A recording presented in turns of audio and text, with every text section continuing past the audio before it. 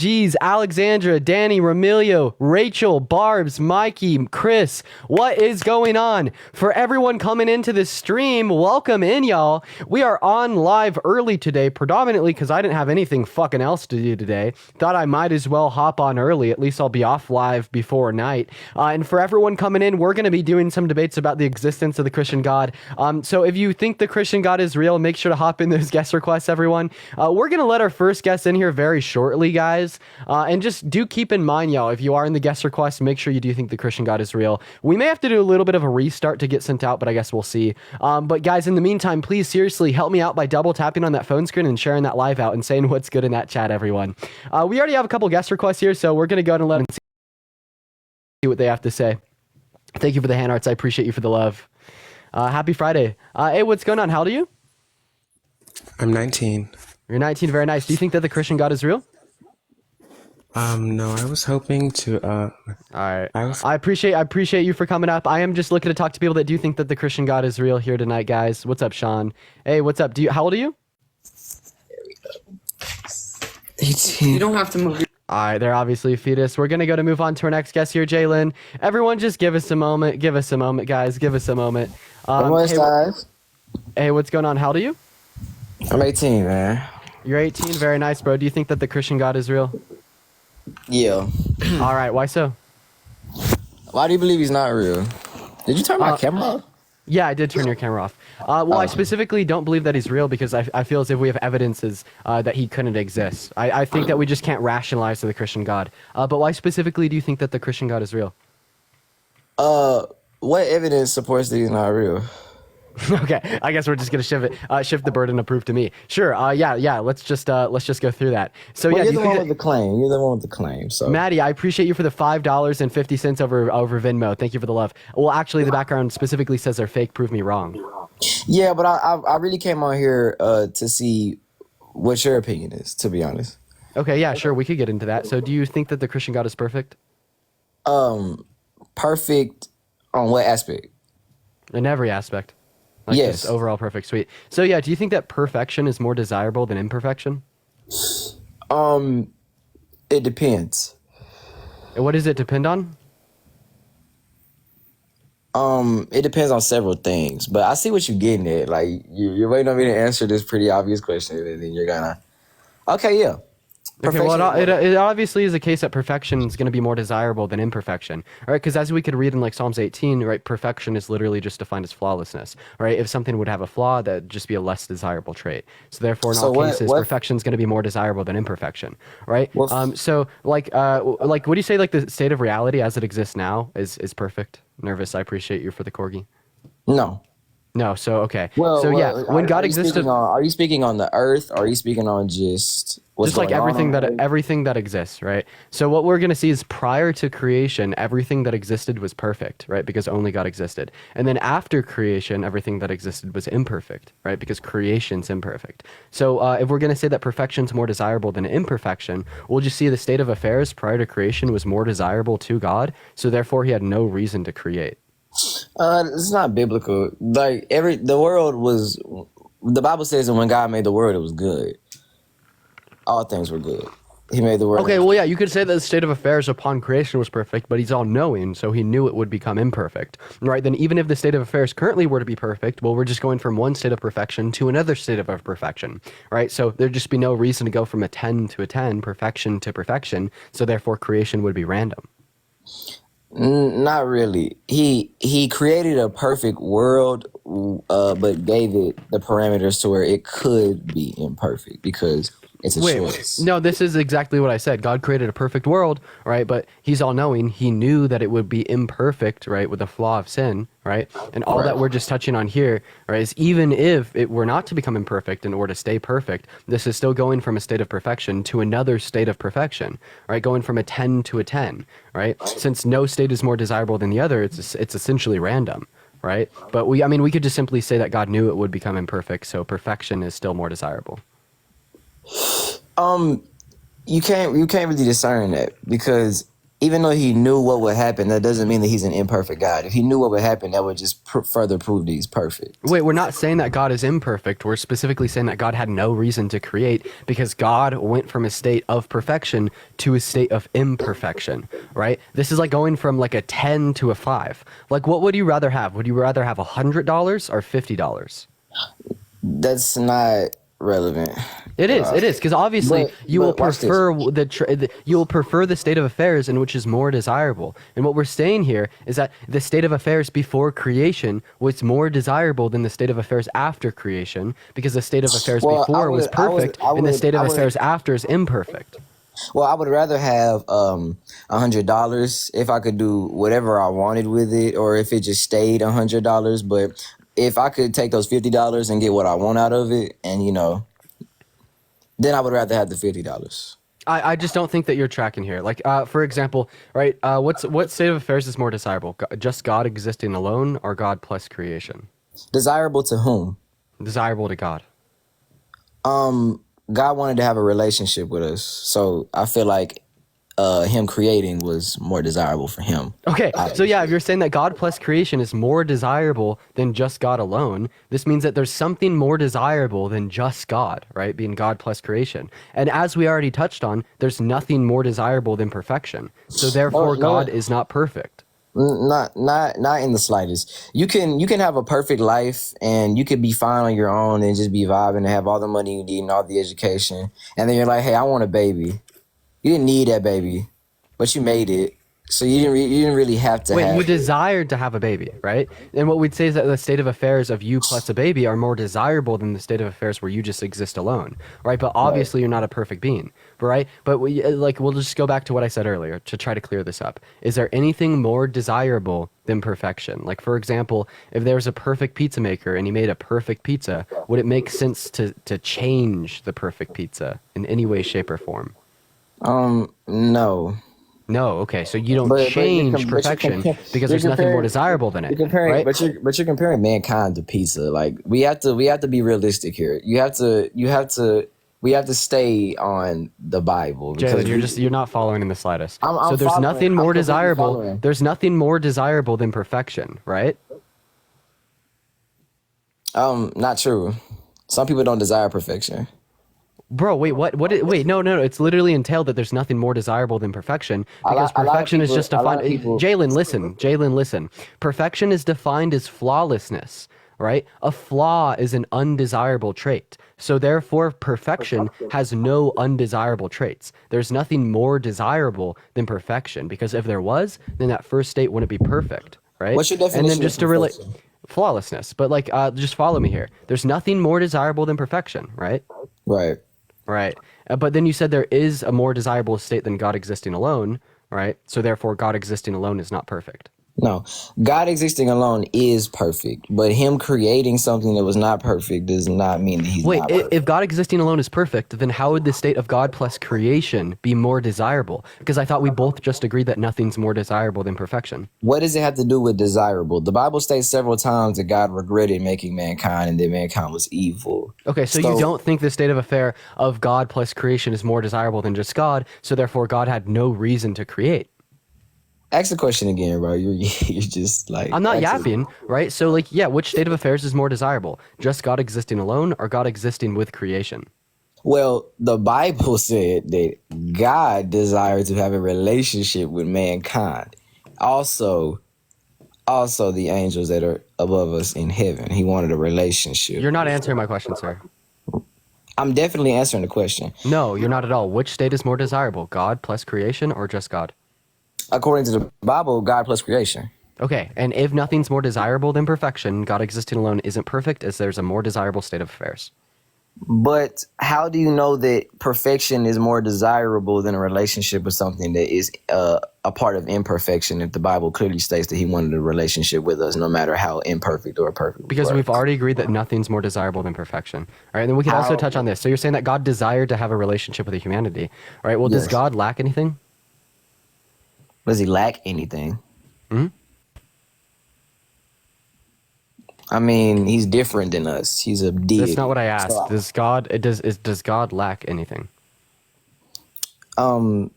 In a human sense, no. Okay, so God doesn't lack anything. So here's my question. All right, what color shirt are you wearing right now? I'm shirtless. I just woke up. Okay. So yeah, so would it like make sense if I were to ask you, do you currently desire to take your shirt off, or does that not make any sense because you already have your shirt off? It wouldn't make any sense because I already have my shirt off. Right. You can't desire something that you don't lack. So therefore, if God desires something such as a relationship with humanity, this means that he must lack that, which would just contradict the notion that God doesn't lack anything. But then additionally, if you're equating desirability with like a better state of affairs, you're just saying that God plus creation is more desirable than just God, and if nothing is more desirable than perfection, God isn't perfect since there's a more desirable state of affairs. Right? You just essentially have to either say that creation is random or this just doesn't make sense. Not really. You can still be content, and you can still be content in all ways with yourself. You can love yourself, nurture yourself. Wait, not really. How are you not following here? Okay, how you're not following here? I'm gonna lay out the premises for you. Can both of us talk? Yeah, but you're just not following here. I just don't think you get the argument. I'm following it. You're saying that he can't lack anything that he does not have, right? And no, that's not the argument in the slightest. You said that there's no way that he can desire something that he doesn't lack. My bad.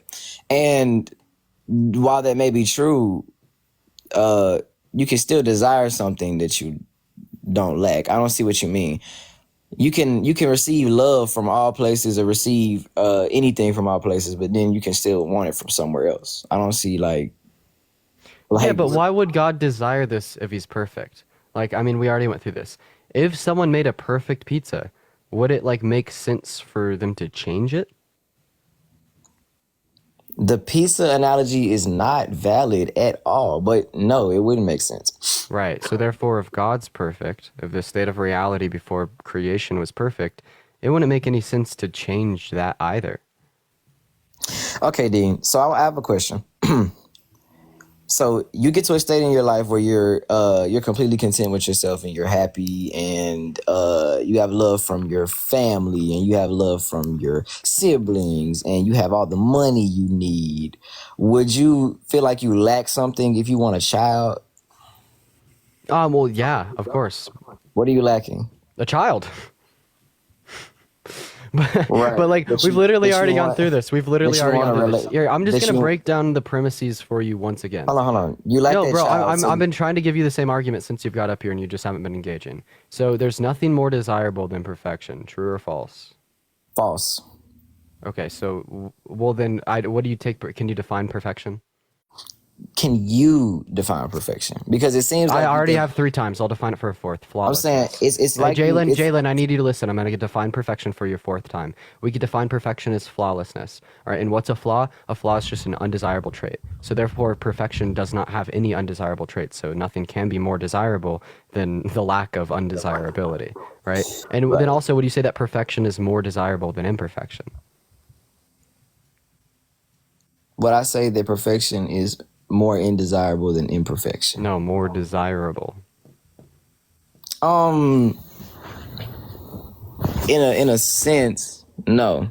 Bro, what? Wait, so you're saying that you could desire something undesirable? Because we're literally just defining perfection as the lack of flaws, and then defining flaws as undesirable traits, right? Ding. So you're saying Have you that never the lack of desired undesirable... something? One second. You're saying that the lack of undesirable traits can be less desirable than the presence of undesirable traits? So you could desire something undesirable?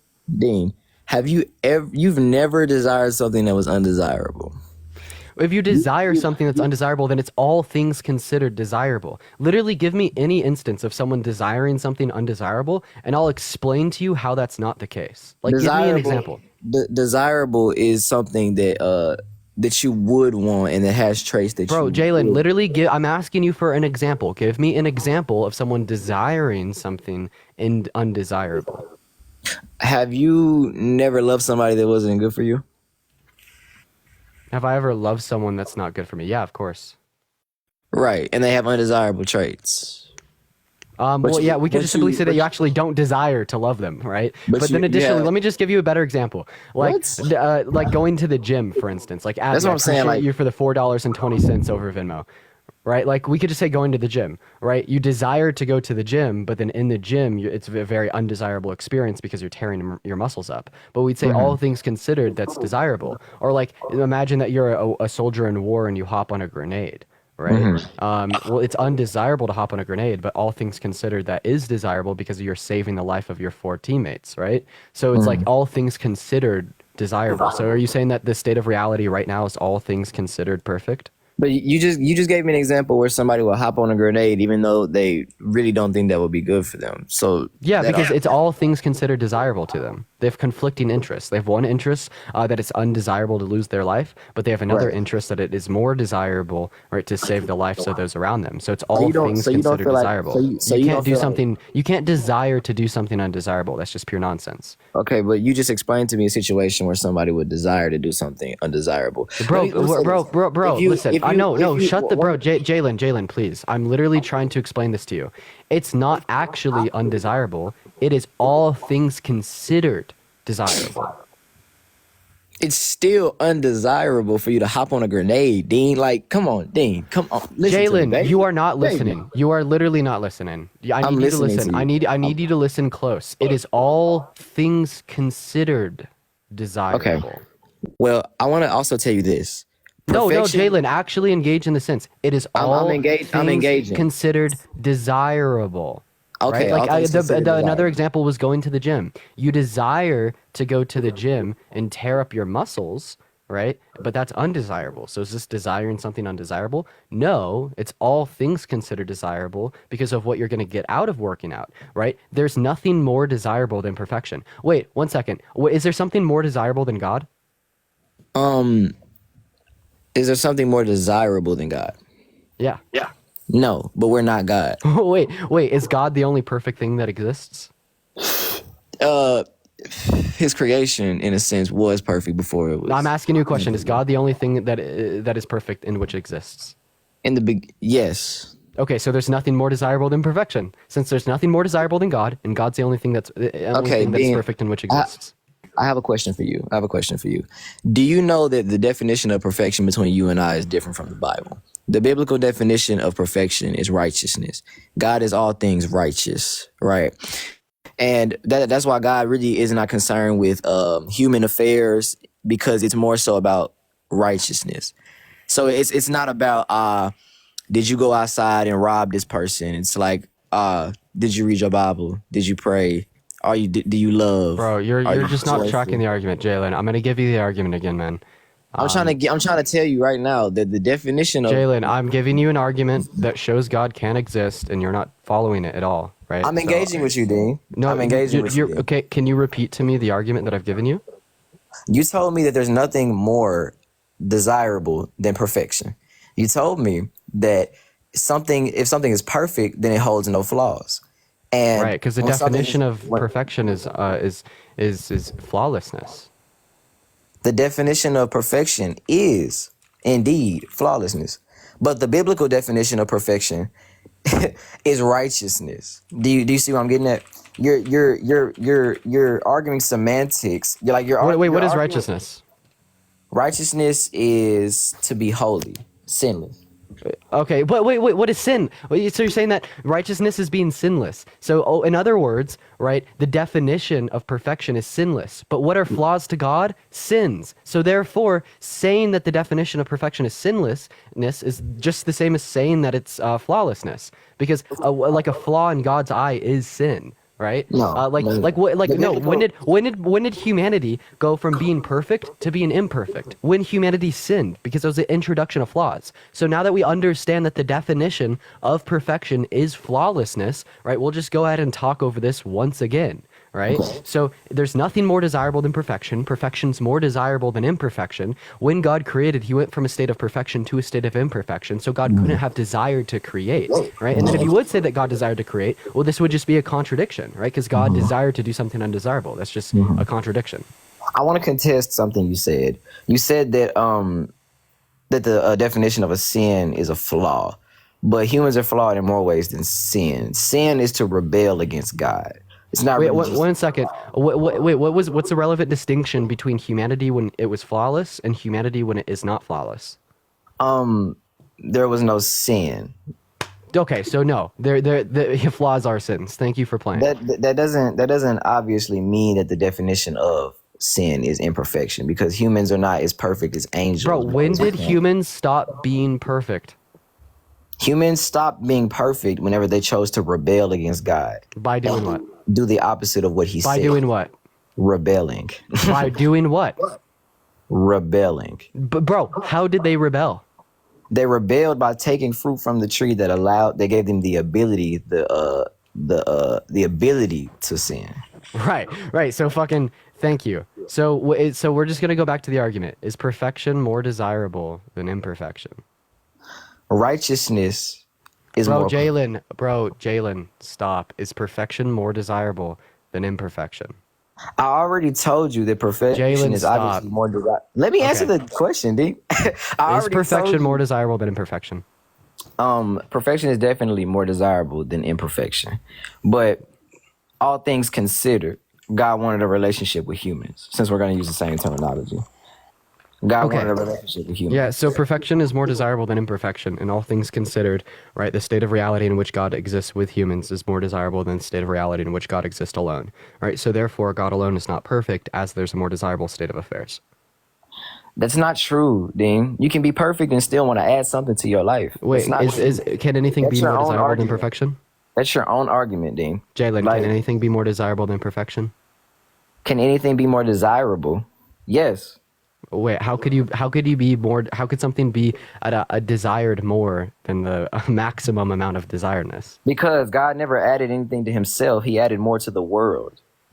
Right, but what we're showing That's here... what you're not understanding. God never felt like, hey, there's something wrong with Jalen, me. I don't think you're getting the argument. So perfection is the absence of undesirable qualities. If something doesn't have any undesirable qualities, it's impossible for there to be something more desired. And I gave you like an example for this, right? So like, let's just imagine we have a perfect pizza maker who makes a perfect pizza. You agreed earlier that it wouldn't make any sense to say that we want to change the perfect pizza, right? Right, but the pizza maker is not changing himself. He's creating a pizza in his image. Wait, that's not relevant. We're literally just talking about the pizza. That is relevant. We're talking about God, Dean. No, Jalen. We're Johnny's pizza, bro. We're talking about God. We are just talking about a pizza right now. It's an analogy here. So okay, well, the analogy has to be relevant, Dean, because you're stating that God. Hey, Jalen, follow me here, right? I'm following, but you don't let me speak, Dean. You're being disrespectful. You're not tracking, right? I'm asking you about a pizza, and then you start talking about God. So we're talking about a pizza. So I'll just go ahead and ask you the question again, sir. Right? Okay. So if a perfect pizza maker makes a perfect pizza, does it make any sense to say that we'd want to change that pizza in any way?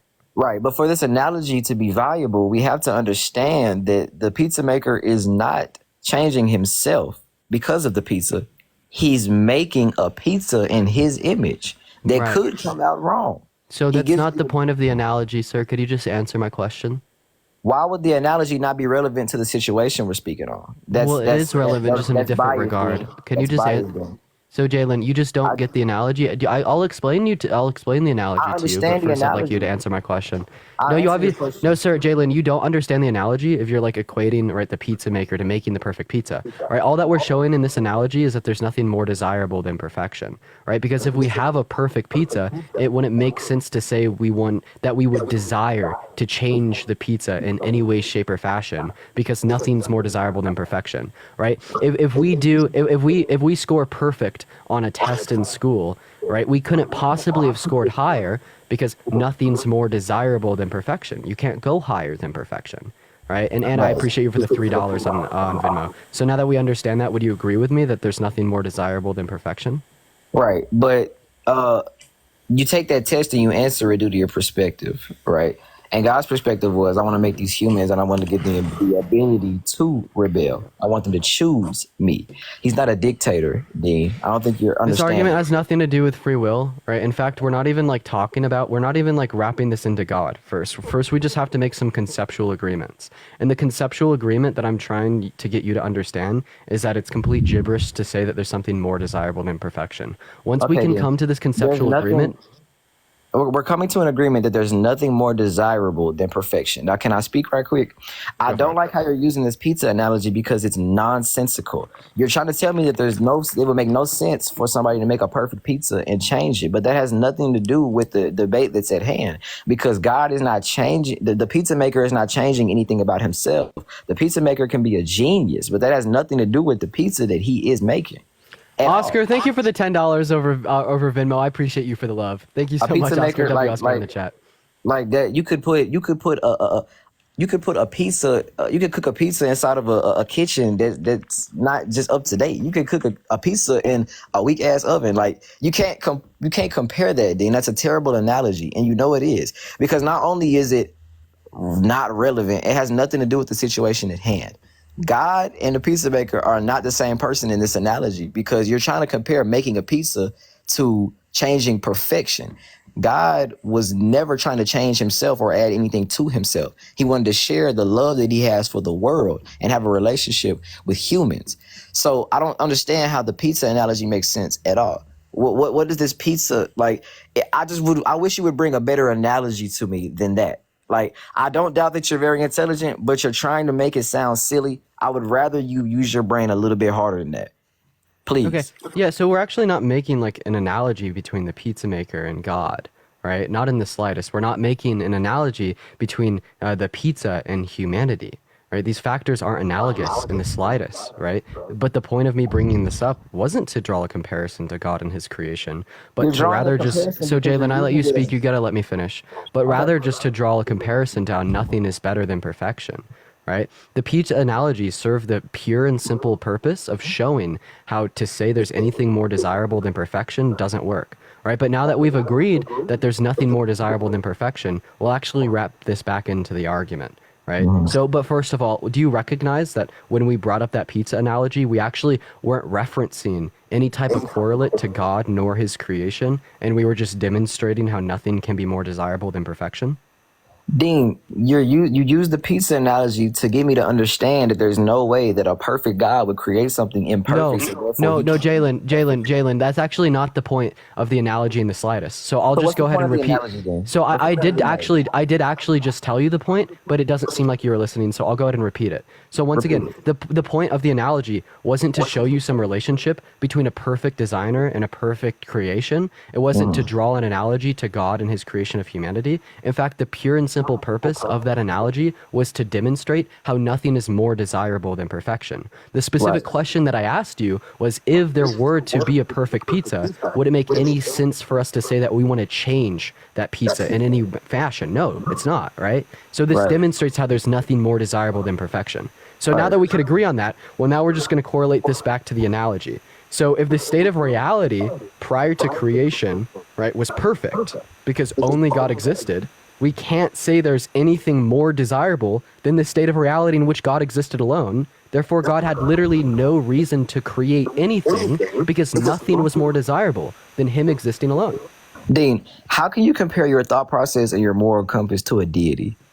Your head is so big, and you just told me that it wasn't an analogy, but you just claimed that it's an analogy. So it's like you're on both sides of your own argument, Dean. Like it's Dean. Wait, you're asking how I compare my thought process? First of all, I'd like to answer your question. So we're not like comparing my thought process to a deity. We're actually just like looking at perfection and how it's defined, because God defines it in the same way. We'll see references to perfection being defined as flawlessness in the context of Psalms 38:18, I believe, right? And basically all we're demonstrating here conceptually that if God is perfect, if this is a trait in which the God possesses, God would possess no reason to create, right? Not to mention that obviously we know that creation is imperfect, right? So this would just mean that we're going from a state of the most desired to a state of less desired. And you can't desire to do something undesirable, and that's just the contradiction. Okay, so I'm going to give you an analogy that might be a little bit better than the pizza one. So do you feel like if you have all these good morals, love, joy, peace, kindness, goodness, faithfulness, gentleness, self-control, those are the fruits of the spirit, by the way, in Galatians 5. But do you feel like if you had these good traits, love, joy, peace, kindness, goodness, faithfulness, gentleness, and self-control, do you feel like you would still have a child if you knew that they might not come out with those same qualities? Do not lie, Dean. Do not lie. Please do not lie. So why would you desire something that's undesirable, Dean, if it's not desirable to desire something that's undesirable? Because having a child would be all things considered desirable. All things, because you want a relationship with it, right? Didn't I just tell yeah, you of that he course. want a relationship with humans, even though he knew they wouldn't be perfect? And But you here's just the told me difference, that it's Jalen. not- I'm not perfect. Huh? I'm not perfect, right? So like But the you can have- analogy, but you can- I'll but you go can ahead have- and just explain it to you. See, like I'm not perfect, right? So like I can desire something undesirable because I myself am not perfect, right? So like basically the point that's being described here, right, is if there is something in which would exist that is more desirable than God existing alone, God existing alone is not perfect, as there's a more desirable state of affairs, and we already agreed that there's nothing more desirable than perfection. Dean, I love you. But if you were perfect in all ways, would you consider having a child that was not as perfect as you? Oh, Please do not. absolutely. Actually, no. I wouldn't consider having anything else because I would already have everything, right? If I was perfect in all ways, listen, follow me here. If I was I'm perfect saying in all, no, not in all Jalen, ways. I mean in a moral sense. okay, so you're muting, you're interrupting me, right? If I was like literally perfect in all ways, right, it would be absolutely incoherent to say that I would desire to do anything, right? Because nothing could possibly be more desirable than my own perfection, right? So we're just gauging, right, two state of realities: the state of reality in which God exists alone, and the state of reality in which God exists with creation. You're saying that God desired to have a relationship with humans, but we've already went through this with a pizza analogy. Right? In the same way you wouldn't want to change the perfect pizza in any way, shape, or form, right? We wouldn't desire to add anything to the pizza, right? We wouldn't desire to add anything to the state of affairs when God existed alone.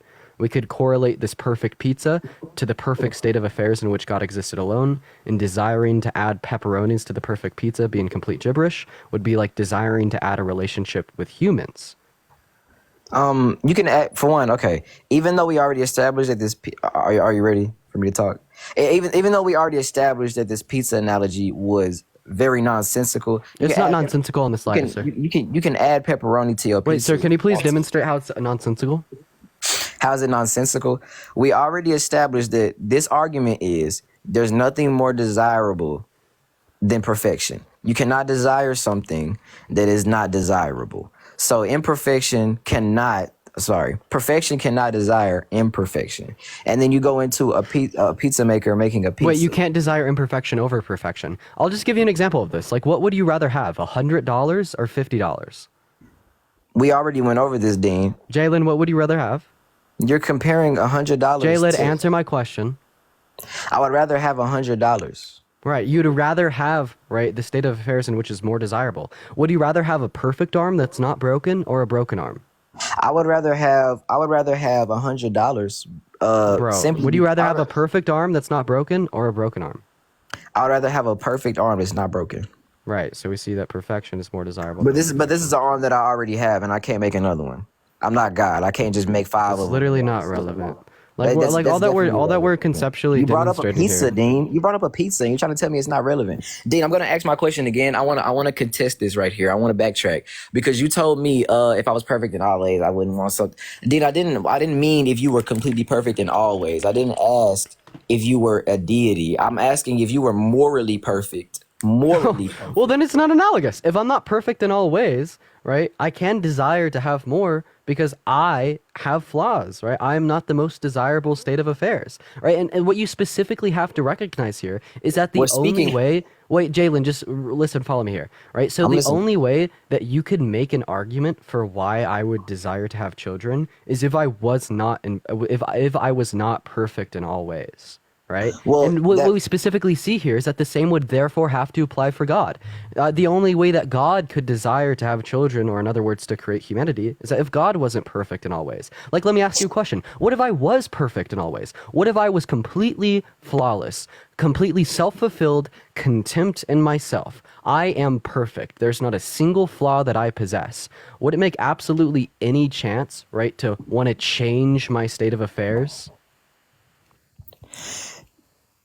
You feel like if you were perfect in all ways, you wouldn't want a child that was imperfect. Right, because if I wanted a child, if I desired to have a child, well, I would currently possess the flaw of not having a child. right? And if I possess a flaw at all, I'm not perfect because the definition of perfection is the lack of flaws. Do you feel like you Max, can I appreciate you for the galaxy. I appreciate you for the love. W Max in the comment section. W Max for the 2 galaxies. For the 3 galaxies. Thank you so much for the love, Max. Thank you so much. Max, we love the galaxies. Max, we love the galaxies. But this is what I want to know. Do you feel like you can contribute a child's shortcomings to their parents? Do you feel like you can contribute Jeffrey Dahmer's behavior to his parents? Do you feel like you can contribute Ted Bundy's behavior to his parents? No, but like the specific argument that I'm not making Oh right my now God. is right the comparison of like humanity's sin to God, right? Where You're like, trying to tell me that you're trying to tell me that if you were morally perfect, that you would still have a child that was immorally perfect. You already established that, and you can't backtrack on that. You already told me that if you were morally perfect, you would consider having a child that was morally imperfect. But that's because you wanted to share the love that you have on the inside for something that might be broken. Yeah, that's not Is that not specifically true? the argument that's being made here, though, right? So like the specific argument that I'm making same here right now thing as doesn't the pizza, concern free though. will or sin. You said what? No, it's not the same with the pizza in the slightest. The point of the pizza analogy was to demonstrate that nothing's more desirable than perfection. All right, now you're just giving an analogy. If you were morally perfect, would you want to have a child that's not morally perfect?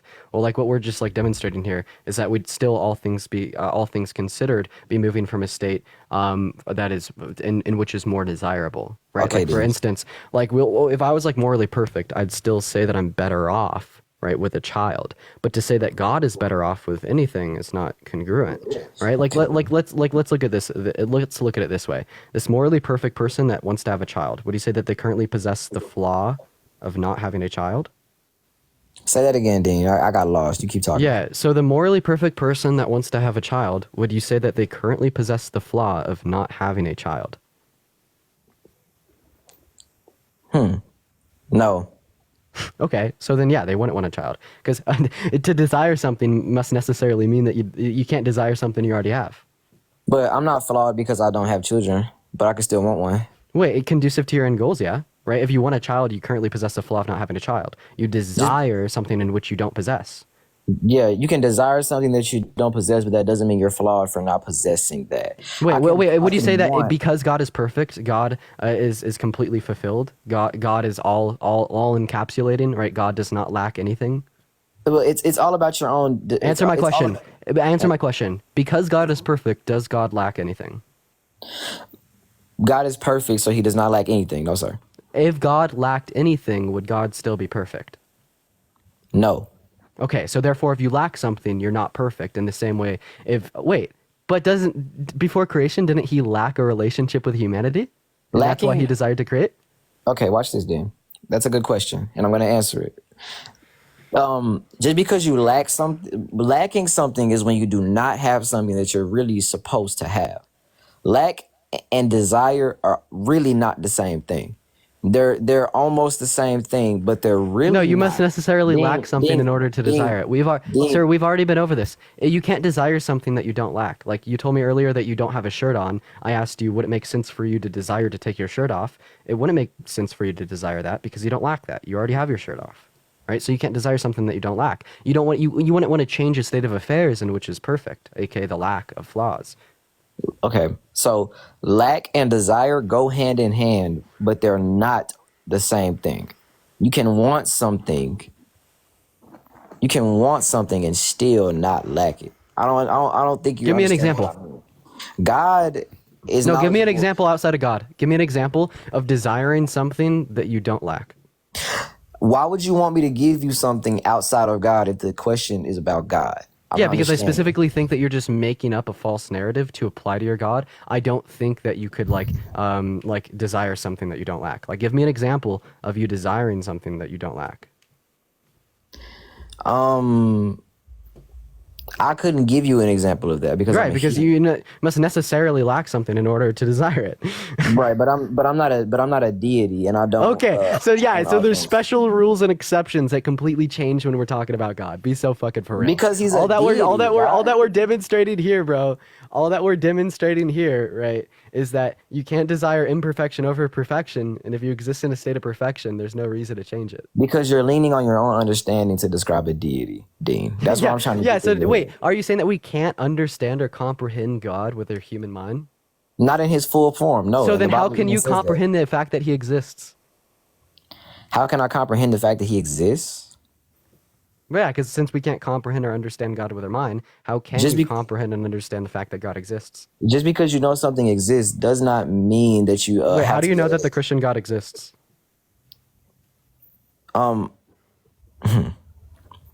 How do I know that the Christian God exists? I have a relationship with him. What's the relevant distinction between you and your relationship with your God, right? And a Muslim's relationship with Allah? So, what makes us jump from subject to subject, Dean? No, we're specifically giving you a comparative analysis. Like when people reference like personal. When people, 1 second, sir. When people reference like their personal relationship with a creator as denoting their existence, well, I obviously think this is flawed because you'd reject the existence of any other god from any other religion of all time. Yet we could still denote the fact that all followers of other religions still like self-report this relationship. So Dean, it seems like did you this just- relationship with God is an unconvincing form of Did you evidence. Dean, did you just ask me if my God, how can I distinct my relationship between my relationship with a Muslim has with God? For one, Muslims serve Allah, Yahweh. That is the God of Israel, the same God that the Christians praise. So I don't understand. No, I don't why think you, so. Right, because prophet had a spiritual encounter with the angel Gabriel, in which he came to revelations that would contradict that of Christianity. Right, Because our religions are different, but in the same way, then Christians they're not the and same God. Muslims, Christians and Muslims serve the same God. No, Most I don't think definitely. so, sir. If Muslims don't believe in Jesus. let's imagine this. Let's imagine this. So, let's just say like I take your car, right, and I paint it red, right? Would you have a different car than you had before? Because it's painted red now. No, it's the same car. It's but like a different version of that car, correct? It's the same car, Dean. It's But the it's same painted. car. It's painted red, right? I don't think that you're following me. If I Dean, paint, if I threw if I paint- paint your car red, you're gonna have like a different version of the car that you had before, since one is red and one is not red. That's a stupid analogy. If I throw paint on your face, are you still Dean? What are you talking about, Dean? Bro, I'm a different dude. You're not tracking me here, right? It's just a different version How of the am I same not car, tracking correct? you? That is a dumb analogy. You know it. Everybody in the chat knows it. If I throw paint on Bro, you, you're still Dean? absolutely dude. If you paint your car red, you're gonna have a different version of the same car, correct? You're gonna have a different representation of the exact same car. Bro, you're okay. You're not following here. You're not following. Dean, here. I'm listening to you. What's going on? Let me just see if Am I could tripping? give you something Dean, better. If I throw Dean, Bro, yeah, if I dude, throw paint on it's your- propositional logic, right? A equals A, right? But in this case, A equals A because the properties of A would be different, right?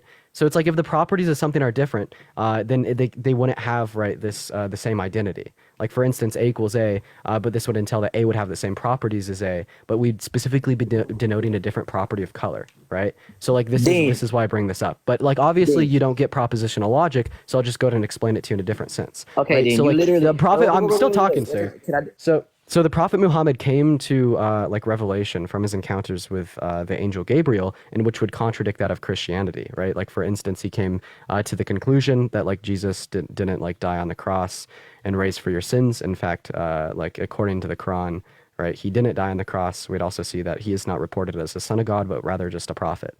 So it obviously is the case that like you would deny, right, the Quran as being accurate and Islam as being true, correct? This is my answer. I don't know why you thought putting me on mute was gonna make me like let you get away. I was just talking, man. No, I just don't know why you thought I was gonna let you get away with that, Dean. I have a red Ford Taurus outside. That is my vehicle. If I put, and you said that A equaling A would have to entail that A has the same properties of A. If my car is blue outside today, it definitely still has the same properties because it's the same exact automobile. What do you mean? It just appears differently. The color would be a difference in property. It's about the perception, not. Bro, this is what just it simple looks like. propositional logic. The color would be a difference in property. The color would be a difference in perception, Dean. It wouldn't be a difference in property. Bro, we Stop are literally lying. denoting the color as a property of the vehicle. We're just denoting that it's a different version of the same It is a car. perception. Okay, well then, hey, if this doesn't change the car at all, then how come you have to update right your records with like with the government, right? You got to go to them and tell you that the color changed. It's a different version of the same car. I mean, like I just don't understand how you're like recognizing that. It's very like. But it's the same car. Bro, I never contended that. We're saying it's different versions of the same car. It's a different perception. It's a different. Dean, there is no Brother, way. you're not. Watch, Listen, no, watch this. contradictions can't be true. I'm Watch just this. trying to explain to you Okay, how I'm Islam listening. cannot. Listen, all that. Here's the point that I'm trying to get across right here. Islam and Christianity cannot be true at the same time, right? And I'll just go ahead and like spell you out why. Because Islam would say that Jesus is not the Son of God, and Christianity would say that Jesus is the Son of God, right? Can these two statements be true at the same time? They can disagree and both be right on some. Wait, point. so you're saying that the claim Jesus is God and that Jesus isn't God can both be true? That's a contradiction. No, what I'm saying is that Christians and Muslims can disagree on whatever they want to disagree about, but Muslims and Christians both agree on what God is. And Bro, dude, you're not answering my question. Can the claim that Jesus is God and Jesus is not God be true at the same time? yes, actually, because you know that the Bible says, because there's a holy. Dean, you can laugh really as much as you want, but you're fake laughing, Dean. No one laughs like that. Look, so look, Yo! so look, Yo! so look, Come on, bro. so listen, Brody, so if listen. you're gonna reject the classical laws of logic, I gotta move on to the next guess. If you're gonna reject the classical laws of logic, I gotta fucking move on. Dude, no fucking way. I was debating with a kid that thought the laws of logic were false. We're gonna go to move on to the next guess. Yes, squared circles can't exist, chat. Squared circles can't exist, everyone. Squared circles can't exist. What's going on? Do you think that the Christian God is real? Hello? I got a question. Go for it, man. What do you think the Christian God is real? Yes, I believe Allah is real. I'm a Muslim. Okay, well, I'm just talking to people that are Christian, but I appreciate you for coming up, man. Oh, my- Have a good rest of your day. Taylor, I appreciate you for the confetti. Let's go to move on to our next guest, ladies and gentlemen. Let's go and see what our next guest has to say. Appreciate you for the confetti. Oh. TMZ, you're driving, man, so I'm going to go to move on to the next guest. Let's go and see what our next guest has to say, y'all. Let's go to move on, y'all. Damn, bro, that was crazy. I can't believe that he just denied. I can't believe that he just, dude, that was the craziest shit anyone's ever said to me on my live. We're going to move on to our next guest, y'all. If we are in the guest request, make sure that we are Christian, chat. We're specifically looking to talk to people that are Christian. Our next individual's loading in. Okay, they're not loading in. Moving on to our next guest here. Let's go and get SL in. By the way, guys, if you're enjoying the content, make sure to hit that follow button. If you want to support me, my Venmo, my PayPal are my bio. What's up, Danny? All right, moving on to our next guest. I don't know why no one's loading in. Oh, what's up, man? Do you think that the Christian God is real? Yes. Okay, yeah. Why so, man? If you look at it from Thanks for the roses, Danny. if you look at it from a perspective of who started the world, it's very hard to say that it started by chance. You know, everything we have, like if you're looking at the fine tuning of how everything is, it's very unlikely that it happened by chance. It can only have been by a creator or a higher power. Okay, so are you saying like since there's like certain properties of the universe that like are necessary to allow for life, and if they were to be different, they couldn't. So therefore, like a deity like fine-tune these properties. But like here's my first contention with this argument. So it's like the same properties that allow life to emerge in the universe are the same properties that allow black holes to emerge in the universe. So what's the issue with me saying that there's a creator that fine-tuned the universe for the existence of black holes? Well, we don't live in black holes. We live on Earth, so it doesn't really matter if there's black holes out there. It doesn't have Right, anything to do. but there's just no difference in these two hypotheses because of the same properties that allow for the emergence of life also allow for the emergence of black holes. So we'll just simply say that like the same hypotheses that would govern right, the fine-tuning argument in the context of humans could also govern a fine-tuning argument in the context of black holes. All right, and then additionally on top of that, well, is God infinite? Does God have infinite capacity for desires? Well, God is God. He's higher than us. He created us. That's like characters in a book asking about the author. Like, we can't ever comprehend what the author is thinking because it's the author and we were created by the author. So we wouldn't Wait, actually hey man, I'm just asking you if God has an infinite capacity for desire. elaborate on that. Can God desire or anything, right? Does God have any limitations on his desires? he desires for all of us to be with him in heaven after we die. That's not the question that I asked you, man. What's the question? You asked, can you desire anything? Yes. And I That's the said question that I yes. asked. Okay, awesome. Yes. So yeah, let's just go ahead and look at this.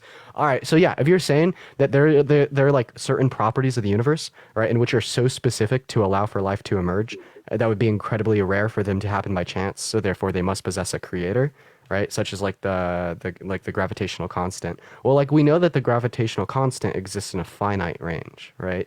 But then when we're looking at the mind of God and his desires, they exist in an infinite range. So what I'm positing here was that if there must be a creator of the gravitational constant, because by chance it'd be so rare for that to occur, can't we just posit the same thing about God's mind? God's mind could have desired anything other than life, right? Like a world full of chewing tobacco or Nickelodeon slime, right? And it just so happened to be the case that he desired for life to emerge. So would you say that we could just run the fine-tuning argument in the context of the mind of God? No.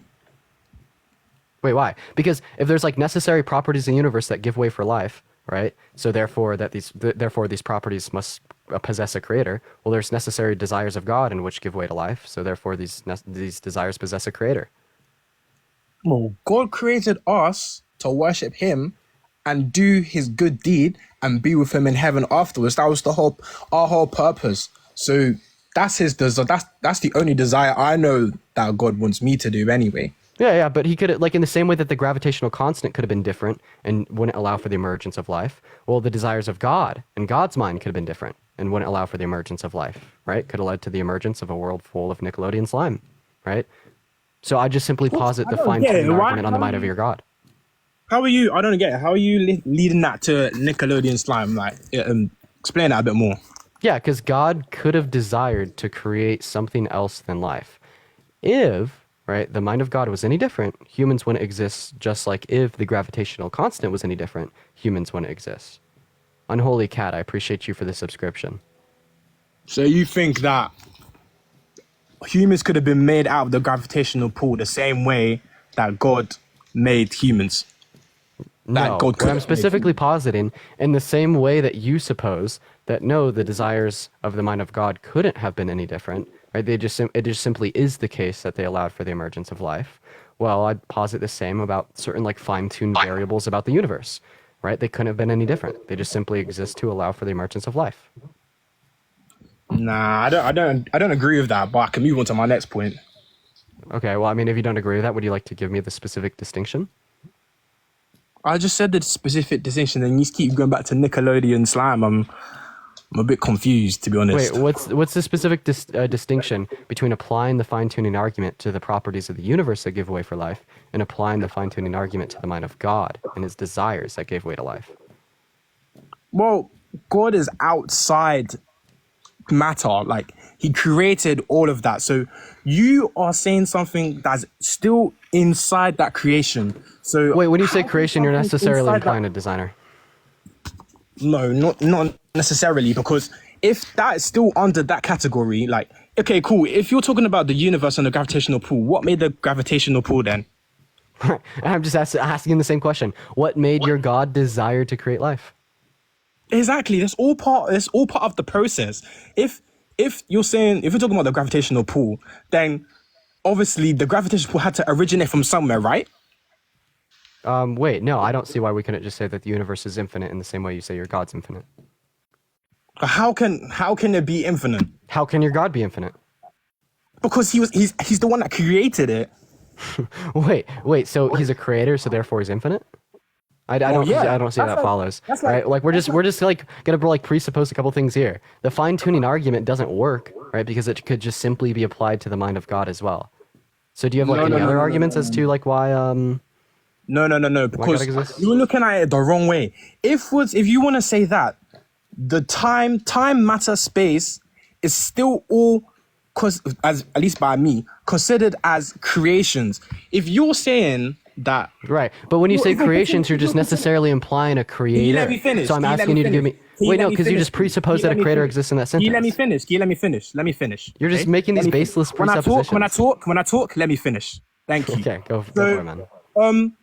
When we talk about God and how he made life, time, matter, and space, they're all creations. And the reason I'm saying that is because if you're putting him in the same category as those 3 or 4 things that I mentioned, then you're already looking at it wrong, because I'm gonna go back to the author analogy. You're not gonna go to an author and be like, oh, well, if the author created this, then that means did the author get created by the book? No, the author was the one that wrote the book. So how could you if you don't put an author in the same category as his characters, how are you going to put God in the same category as life, time, matter, and space? If they're all two, if God made those things, then how can you put them in the same category? It doesn't make sense. Wait, in the same way that you would like put God into the same category of things that you could rationalize, like you rationalize of the fact that you exist, just as you rationalize of the fact that God exists, I can do the same thing, right? We can't test God empirically, but we can test God rationally. And that's all that I'm doing here, right? You said that there's certain parameters of the universe that if they were different, they wouldn't allowed for life to exist, right? Therefore, they must possess a creator. And I'm just showing you how your hypothesis can also be applied to the mind of God. Right? Because if the desires of God were any different than to create life, such as he would desire for a world of Nickelodeon slime or chewing tobacco, life as we know it wouldn't exist. So it seems like the fine-tuning argument can also apply to the mind of God. And then also another response that I've gone over, the same properties that govern the universe that allow for life also govern the universe and allow for black holes or neutrino stars. So in the same way, you could posit the claim that therefore the universe was fine-tuned for life, I could posit the claim that the universe was fine-tuned for black holes or neutrino stars, and we wouldn't see any difference in the persuading power of these statements. Yeah, but I would still say that you're still not looking at it the right way, because if you're not going to put an author in his own book, then you can't be saying all of this, oh yeah, life, time, space, or a gravitational pull could have made it, because you're not... Well, I don't even think that God could have created it in the first place. I don't even think that God could have created it in the first place. Could I run you through why? Yeah, go ahead. Yeah, so do you think God's perfect? Yes. Okay, yeah, is perfection more desirable than imperfection?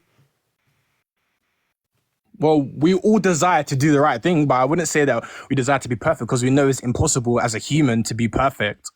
That's not the question that I asked you. I'm just asking you if a state of perfection is more desirable than a state I of answered your question. imperfection. Next question. I don't think you did. I did. Next question. Can you answer it again? Can you make I yourself a answered little it. bit more If clear? you don't understand that, then just say that. But don't say I didn't answer your question, because I did. No, you just said that like humans can't desire to be perfect. Humans can't be perfect. That's not the question that I was asking. I was asking you if a state of affairs in which is perfect is more desirable than a state of affairs in which is imperfect. So you're asking me which one is desirable? More desirable. Is perfection more desirable? It's more than desirable imperfection? to be perfect, but it's Awesome. impossible Perfect. to be perfect. Perfect. So perfection's more desirable than imperfection. All right, and this is exactly why I don't think God could have created, because the state of reality before creation was perfect, because all that existed was God, and then the state of reality after creation is imperfect, because God existed with creation, right? And you can't go from a state of from a state of perfection to a state of imperfection, as perfection is more desirable. So you're basically saying that God desired to do something undesirable, which is gibberish. Then on top of that, even if you say creation is perfect, well then this is just God going from one state of perfection to a second state of perfection, right? Which is essentially like randomness. There's no reason to differentiate between the two states. Are you familiar with the book Genesis? Yeah. Could you tell me what happened with Adam and Eve? Like what particular part of the story? Like how they Just were to created start, by like God? with the fruit and stuff. Yeah, like the story of how they fell into sin by eating the apple off the tree of knowledge because the serpent tempted them. I've heard it all, man. So what's your point here? So if they didn't eat that fruit, God actual intention was for everyone to be perfect, but because they ate that fruit now, they became imperfect.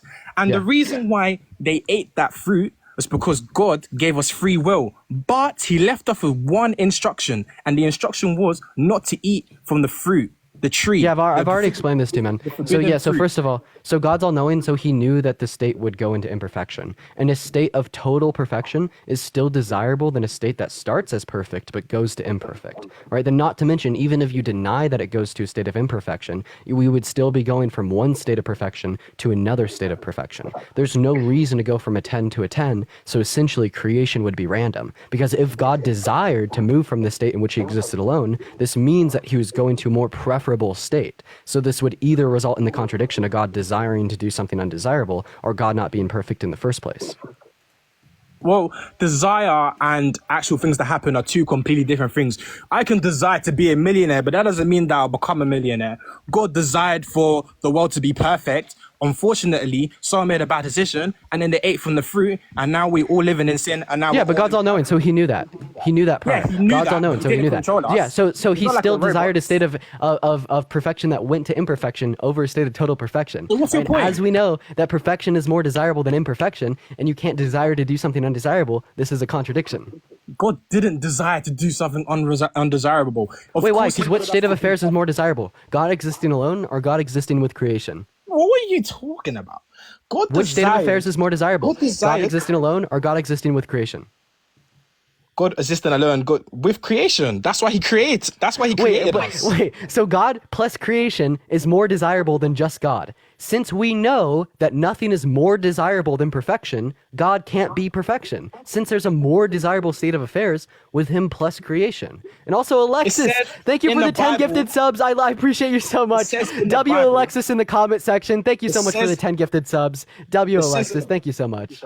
It says in the Bible that in the beginning, God created the heavens and the earth, and it was what? It was good. So of course, God and creation is desirable. I responded because to this God 2 made times. everything. God I've made everything. I've responded to everything this was 2 good. times. What did I respond last time? What do you mean? You've made this claim 2 times, and then I've responded to it 2 times. I did not make this claim. I just Yeah. made this claim now.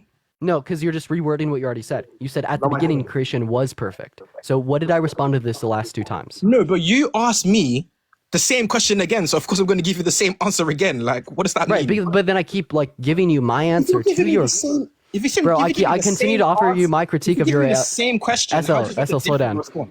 Because I continue to offer you the same critique of your answer. You just don't like it, so you ignore it. But I'll just go ahead and give you the critique one more time. If this just continues to get circular, all right, we'll probably want to move on to something else. So, like, particularly when you say. Because you can't that- hack the fact that you're wrong. No, SL, I'm like literally describing to you why you're wrong and you just won't accept it. But I will describe to you why you're wrong again. Because you're Okay, go ahead. particularly saying that God is going from a state of perfection before creation to a state of perfection when he creates, but because of humans' free will, it fell from a state of perfection. So there's 2 responses to this. The first response is God is all-knowing, so he knew it would go from perfect to imperfect, right? In a state of total perfection, where it never goes to imperfection, is more desirable than a state of perfection that goes to imperfection, right? And then on top of that, even if it were not to go to a state of imperfection and remain perfection, you're essentially saying that God went from one state of perfection to another state of perfection. And there's no reason to go from a 10 to a 10, a 7 to a 7, a 5 to a 5. Therefore, God had no reason to create, right? So essentially, you just have to accept the conclusion that creation is random. Dean. You just said God went from a 10 to a 10. How do you move from a number to the same number? Make it make sense. Please, I'm so confused. When I say God went Please, from a guys 10 in to a chat, 10, you we're guys saying that God listening went to from this one guy, state of bro? perfection to another state of perfection. Bro just said 10 to a 10, 7 to a 7. I'm sorry, but where is the displacement? I'm so like When you I'm can't referencing move from when I'm referencing 7 to a 10, 7. I'll explain it to you. So when I'm referencing like God moving from a 10 to another 10, we're saying God went from a state that was a 10 out of 10, aka perfect, to another state that was a 10 out of 10, aka perfect. Right? And there's And no that's reason. proving him. That's proving that he is. That's proving that he has the ability. If he has the ability to go from perfect to another perfect, does not show that he has the ability to create the earth? Or does like what?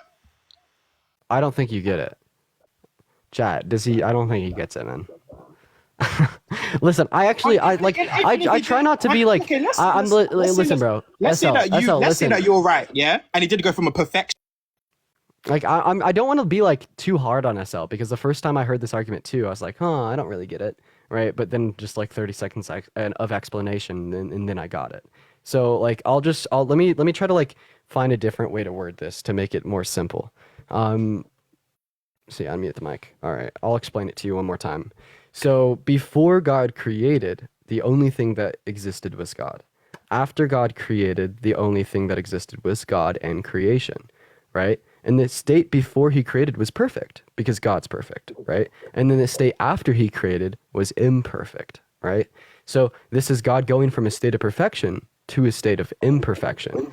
And you can't desire something undesirable, and perfection is more desirable than imperfection. Okay, so which one is it, And then Dean? additionally, Because now you're saying is I'm still talking, right? And then if you posit the claim that he didn't go from a state of perfection to a state of imperfection, and when God created, everything was perfect, right? Well, you're just saying God went from a state of perfection to another state of perfection, right? Going from a 10 to a 10, right? And if that's the case, God would have no reason to desire this, and it would essentially be random, right? So you just have to accept the conclusion that creation was random.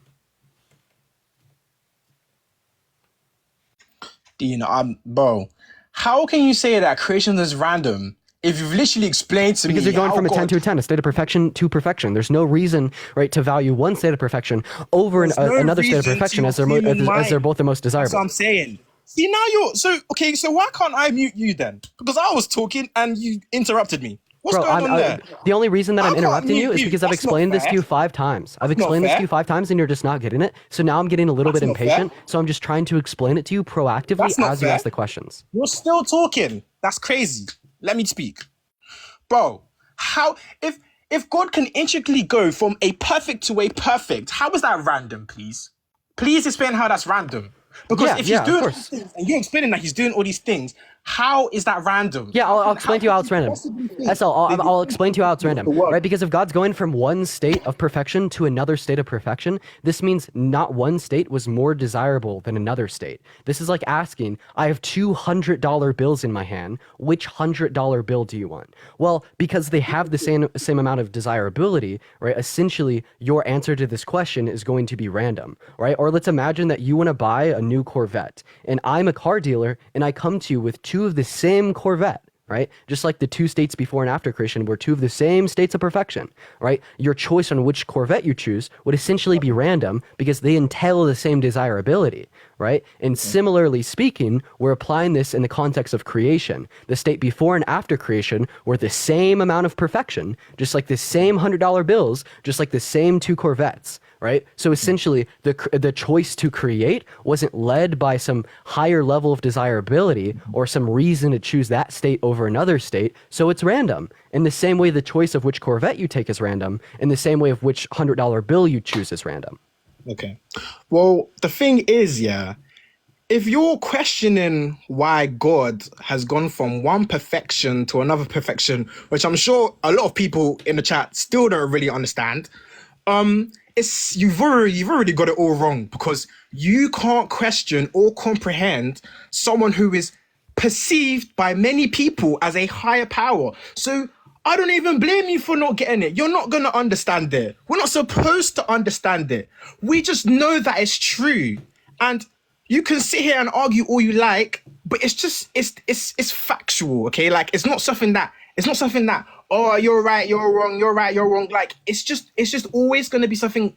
We've got things that I could say that lead towards it, but honestly, I can't prove to you wholeheartedly that God exists, the same way you can't prove to me wholeheartedly that God doesn't exist. Wait, actually, I think I can, and that's exactly what I've been doing. So when you're saying Okay, that we go can ahead. like understand or rationalize of the God, right? I mean, like, this is fine. I think it's a bit of a cop out, but this is fine, right? But like, essentially, like, the point of this is, well, can God make contradictions true? Well, of course not. God is going to be held by the laws of logic. So therefore, if there were to be a contradiction in God's nature, God couldn't exist. And the specific contradiction that I'm showing to you is that, like, you can't desire something undesirable, right? And like, this contradiction is being shown in the fact that God desired a state of imperfection over a state of perfection, right? But then once again, when you say that we can't understand or comprehend God, this is just a really weak cop out, right? So I just simply ask you a question in return. If you can't comprehend or understand a single fact about God, well, then how can you comprehend, how can you understand the fact that God exists? bro, it makes way more sense to believe in a god or a higher power than it does to believe in anything that's just come by chance. Like, how? Yeah, could you specifically bro, demonstrate to could you specifically demonstrate to me how that's the case? So you believe that the so how do you believe the world started? So like like the world, are you talking about like the earth or the universe? Everything. Well, specifically, when I reference the universe, I think that the universe is eternal, right? But if we're just referencing the Big Bang, aka the rapid expansion of the universe, I specifically believe this is the case because we could still observe the rapid expansion of the universe. Like, for instance, we could see galaxies spreading apart in space and time, right, due to redshifting, and this is expansion of the universe. We could also see like the microwave frequencies left over from the rapid expansion of the universe at like the creation, right? So like we know that the Big Bang is true, but more so the question is what came prior to the Big Bang. Because you're a theist, you'd posit that God started the Big Bang, and because I'm not a theist, I'd posit that God didn't start the Big Bang, right? And all that I'm asking you is, can you please give me, right, an argument for why it is more probable that a God started the Big Bang? Because if you look at humans, like the intricacy, like let's say their brain, for example. So you're saying by chance that their brain was perfectly put together. Obviously, it's not everyone. Some people are born with deficiencies and stuff like that. So it's not perfectly put together. Yeah, you can't make the posit, right, that the brain is perfectly put together and then recognize that in some cases it seems to be that it isn't perfectly put together. Yeah, because what did I say at the start, Dean? Adam and Eve, someone ate from the fruit, and then that's when things went downhill. So you believe the story of creation. So I'm going to go ahead and posit this to you. Do you think that incest is is immoral? Yes. Okay, so yeah, I think that this therefore means that God intended humanity to sin, and here's why. So God created Adam and Eve to be fruitful and to multiply. So Adam and Eve had children. Well, how did those children be fruitful and multiply? By fucking each other, by committing incest, right? But because God's all-knowing, right, God knew that incest would be necessary for the fruitful multiplication of humanity. And since incest is morally wrong, this means that God intended them to sin because God could have made it in such a manner where incest was not required for the multiplication of humanity. Dean, if that didn't happen, how do you think you'd be here today? I want to be here. So are you saying that the incest was not immoral because it was required? In creation. Well, it's an internal critique. So are you positing the claim that form of incest So you believe in creation then? It's literally an internal critique, bro. I'm assuming your worldview to critique it. So do you believe that incest wasn't... How did you think you come... If that didn't happen, how do you think you... So please follow the argument. So are you saying that the incest committed by the children of Adam and Eve was not wrong because it was necessary for us to be here today?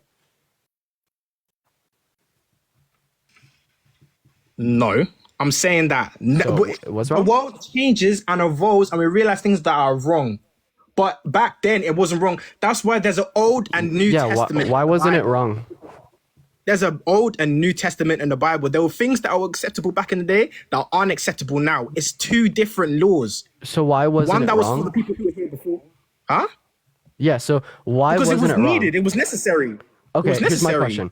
So it wasn't wrong because it was necessary. Here's my question. If Eve didn't want to engage in intercourse with Adam, right, to reproduce, would it have been wrong for Adam to grape Eve? According to your logic, it wouldn't have been wrong for Adam to grape Eve because it was necessary. No, it's not according to my logic because Eve did it. Right, but what we're specifically implying here is that Eve did want to abstain from intercourse. It would have been morally permissible for Adam to grape her as it was necessary. No, it wouldn't. Because so therefore the grape was still wrong even if it was necessary. So what would follow from this is that the incest was still wrong even though it was necessary. No. So if it wasn't wrong because it was necessary, we could also say the same if Adam were to grape Eve, right? It wasn't wrong if it were to occur because it was necessary. Thank you for the ICU. No. In the Bible, Adam and Eve reproduced together. If they were born into perfection. I just want to make it known. I just want to make it known that no, incest actually wasn't necessary for the procreation of humanity because God could have made it otherwise. God's all powerful. He could have just made more people spawn into the planet, so incest wasn't necessary. God meant, right, to make humanity function in such a way where incest was to occur. And because incest was morally wrong, does this mean that God intended them to sin? Yes, because Old Testament, that was the Old Testament way. What does it mean for them to sin? It's a different way. Wait, so then the incest isn't wrong. So what's the difference between the children of incest was Adam and wrong Eve in the Old engaging in Testament. Wait, incest is wrong in the Old Testament. What does Leviticus 18 The Old say? Testament. In the Old Testament. Wait, so was incest not wrong before it was commanded by God? It wasn't. Whoa! I'm going back to you. My question again. How do you think you would be here today if there was no incest? We could get onto that. Oh wait, actually, yeah, that's actually right now. Right. According to like your hypothesis, I wouldn't be here today if there's no incest. But what I'm positing back to you, thank you for the little crown, is this doesn't make it morally permissible due to the first reason that it wasn't necessary. God could have made it otherwise by spawning in more people, and due to the second reason that we could just think in this hypothetical. If Eve didn't consent to Adam, right, and Adam had to grape Eve for us to be here today, we would still say that Adam graping Eve is wrong. So even though that incest was required for us to be here today, right, we would still say that that incest was wrong. And if that incest was wrong, this means that God intended humanity to sin. Your only way out of this is to say that that incest wasn't wrong, right? But like my response to you is, what's the relevant distinction between like someone fucking their cousin or sister today and someone fucking their cousin and sister back then? What makes it not wrong then and morally wrong now? It's the Old Testament and we're living in the New Testament. There's not really. Adam and Eve. I don't understand that distinction. So was it not wrong during the time of the Old Testament? In the Old Testament, there was things that was acceptable then that aren't acceptable now. So incest is called immoral in the Old Testament. Oh my gosh, she's interrupting me again. Go for it, man. But I'm just the point that I'm trying to make here. Interrupting me again. The Old Testament says that incest is wrong. Let me speak. You know, it's crazy because whenever you're talking, I'm quiet or you mute me. But then whenever I'm talking, you just want to interrupt because you have something to say. Dude, the Old Testament says that incest is wrong. Adam and Eve were made into perfection. So if they were made into perfection, how is Eve not going to want to reproduce and be fruitful? Shit! You just gave me a good argument. You just gave me a fucking great argument, right? Adam and Eve were made into perfection, and since God is all-knowing, he had the prior knowledge that incest was necessary. So therefore, incest is perfect under your worldview. Bro, thank you for buffing my argument. You just made that shit 10 times stronger. I didn't say that incest was perfect. God made them into perfection, and it was specifically necessary that they were sister and brother fuckers, right? So therefore, being a sister and brother fuckers is perfect under your worldview. I keep saying this. You're not listening to me. In the Old Testament, and we're living in the New. Right, but SL, like I've said this 4 times, and I don't know why you've run around it. You continue to make this distinction between the Old and New Testament, and you're saying under the Old Testament, incest wasn't wrong. That's a lie. So the book of Leviticus is the 3rd book of the Old Testament, and Leviticus 18 specifically says that incest was wrong. Right? Like, do you want me to read it off to you? Yeah, go on. Yeah, like Leviticus 18:7, right? Do not dishonor your father by having sexual relations with your mother. She is your mother. Do not have relations with her. Do not have relations with your father's wife. That would dishonor your father. Do not have sexual relations with your sister, right? Whether she was born in the same home or elsewhere. Do not have sexual relationships with your son's daughter or your daughter's daughter. This would dishonor you. It specifically says that it's wrong in the Old Testament. Okay. But Adam and Eve, how could you even tell that they're siblings? We're not talking about Adam and Eve fucking. I don't think that's incest. They weren't siblings. We're talking about this. We're talking about the sons and the daughters of Adam and Eve fucking. That's incest.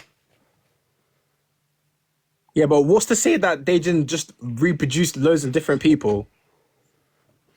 Well, yeah, if you just simply hold to the argument that it doesn't specifically state in the Bible that Adam and Eve were the only 2 humans made by God, well, we could still use this same argument, but on Noah's Ark, right? Like, for instance, we know that Here, follow me here. Like, you're saying that there's other humans made by God, and maybe the children of Adam and Eve didn't have to sleep with their brothers and their sisters to procreate. They would sleep by the other people made by God. Well, like, I guess you could poise that because it doesn't specifically state that Adam and Eve were the only two humans made by God. But we could just simply shift the argument to another context of Noah's Ark. So in the context of Noah's Ark, we do know that Noah and his family were the only humans left alive. So in that specific instance, we would know with certainty that incest would be required, and we couldn't posit some claim like there's other humans made by God outside of the context of the Garden of Eden, as you are doing in the context of Adam and Eve.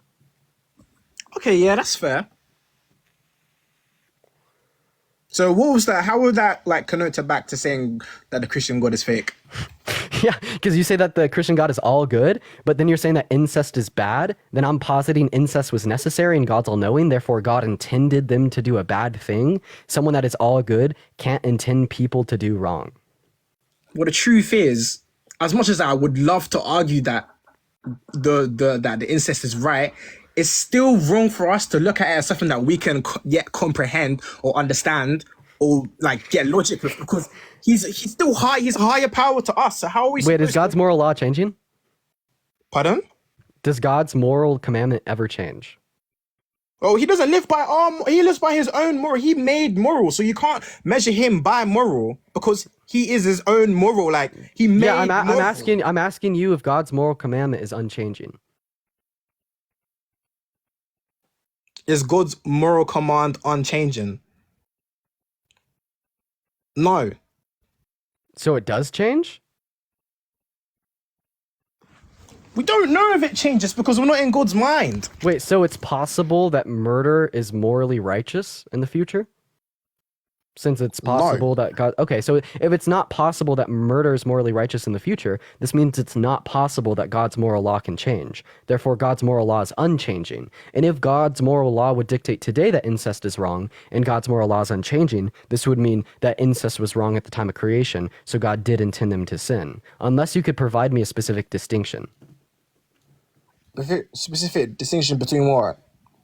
Yeah, why incest was not wrong then, but wrong today. Right, and we can move on to other arguments as well, such as slavery. Do you think that slavery is always wrong? Yeah.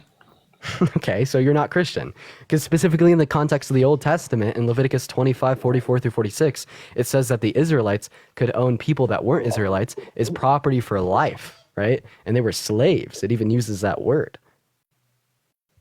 Yeah, because that was a job back then.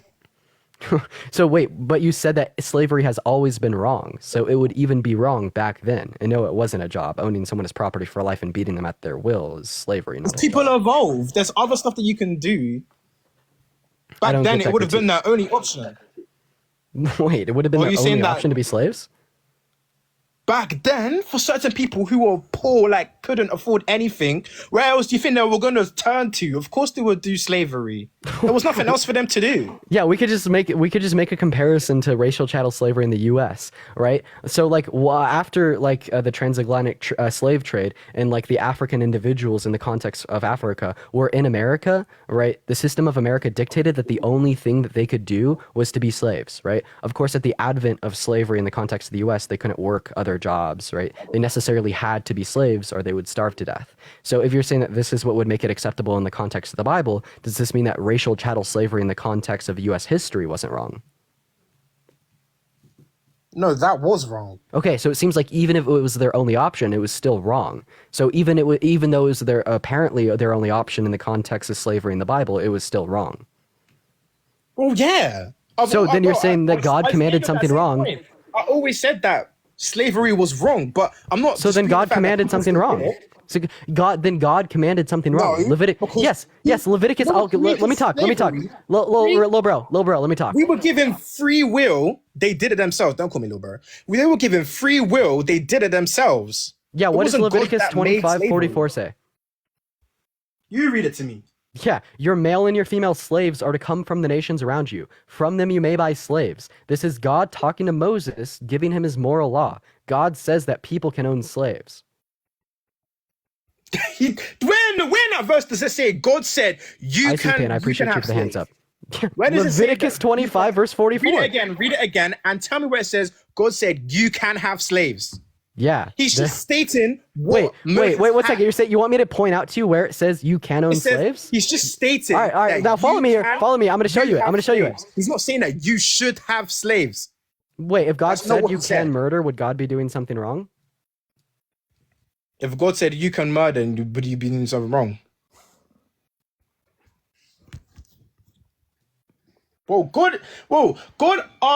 God has told someone, Abraham. He told him to go and give his son as a sacrifice. That was to test. That was to test him if he would follow And I him to the. specifically think this is an example of God doing something wrong. Good job. Did he kill him? Did he kill the son? Did he kill the son? No, he didn't. But Abraham Exactly. Wait, I have a question. If God asked you to kill your son, would you do it? Oh, follow him to the T, because he's God. I don't own my life. He Wait. owns me. Wait, if God asked you to grape a toddler, would you do it? God would not ask me to grape a toddler, bro. Wait, but if he did, right? I didn't ask you if he will. I'm asking you if he did. Sky Well, high, if he I appreciate wouldn't, you there's for no the point gym asking that question. Wait, okay. Well, we'll just replace grape with murder. If God asked you to murder a toddler, very similar to how he asked Adam to murder his son, would you murder a toddler? God only has pure intentions. He would never ask me to do that. Wait, he literally asked fucking Abraham to do this. Right? Then also in 1 Samuel 15:3, God literally commands people to slaughter the Amalekites, including the men, women, and children. The Amalekites. Yeah. Wait, I have a question. Do you think that ethnic cleansing is always wrong? Ethnic cleansing. Yep. What's that? Ethnic cleansing, like particularly like genociding a group of people dependent upon their ethnicity? Well, no, I obviously don't think that's right. So you think that's always wrong, right? So then when God told people to, ethnically cleanse the Amalekites, that was wrong, since that was ethnic cleansing, and ethnic cleansing is always wrong? Well, you're trying to compare murder to war. They're two completely different things. If Wait. you've got enemies and you're at war, you're going to fight them. Yeah, and that's particularly People die ethnic in cleansing. war. People die in He told war. them to slaughter all of the Amalekites, men, women, and children. How's that not ethnic cleansing? He just told them to slaughter these people dependent upon their ethnicity, right? Then also, if you're saying that that is acceptable because it's in war, do you think that the Israelites slaughtering Palestinian women and children today is acceptable since they're in war?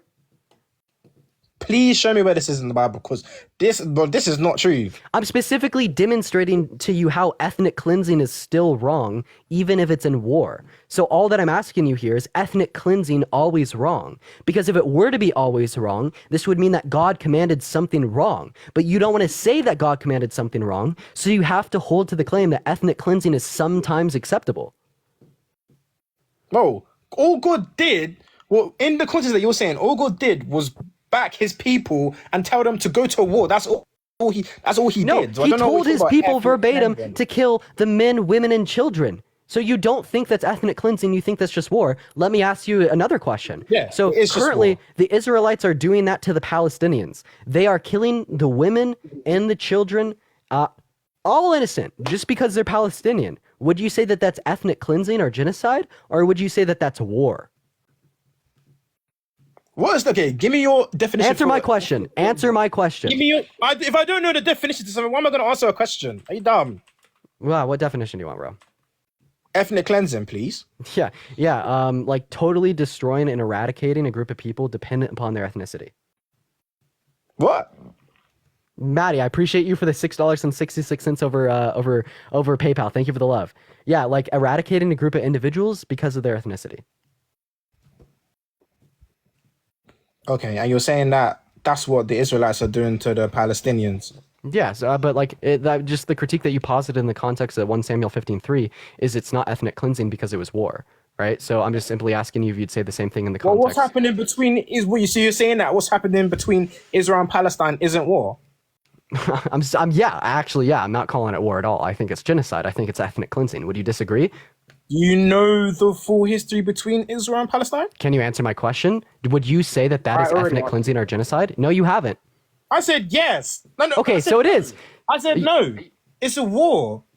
TMZ, I appreciate you for the subscription. Wow. So you don't think that like the Palestinian people are currently being ethnically cleansed? So when the Israelites like intentionally like kill the Palestinian women and children and cut off supply routes to make sure that groups of innocent people don't have access to food and they starve to death, and particularly bombing hospitals, schools, and churches, and drop leaflets on innocent Palestinian people telling them to move to a different location so they don't get bombed, but then they just simply bomb that second location to eradicate the people. That's not genocide. That's not ethnic cleansing, right? This is just war, right? I mean, we'll just have to see when this goes to the international court to see if, like Israel is held liable of legitimate genocide.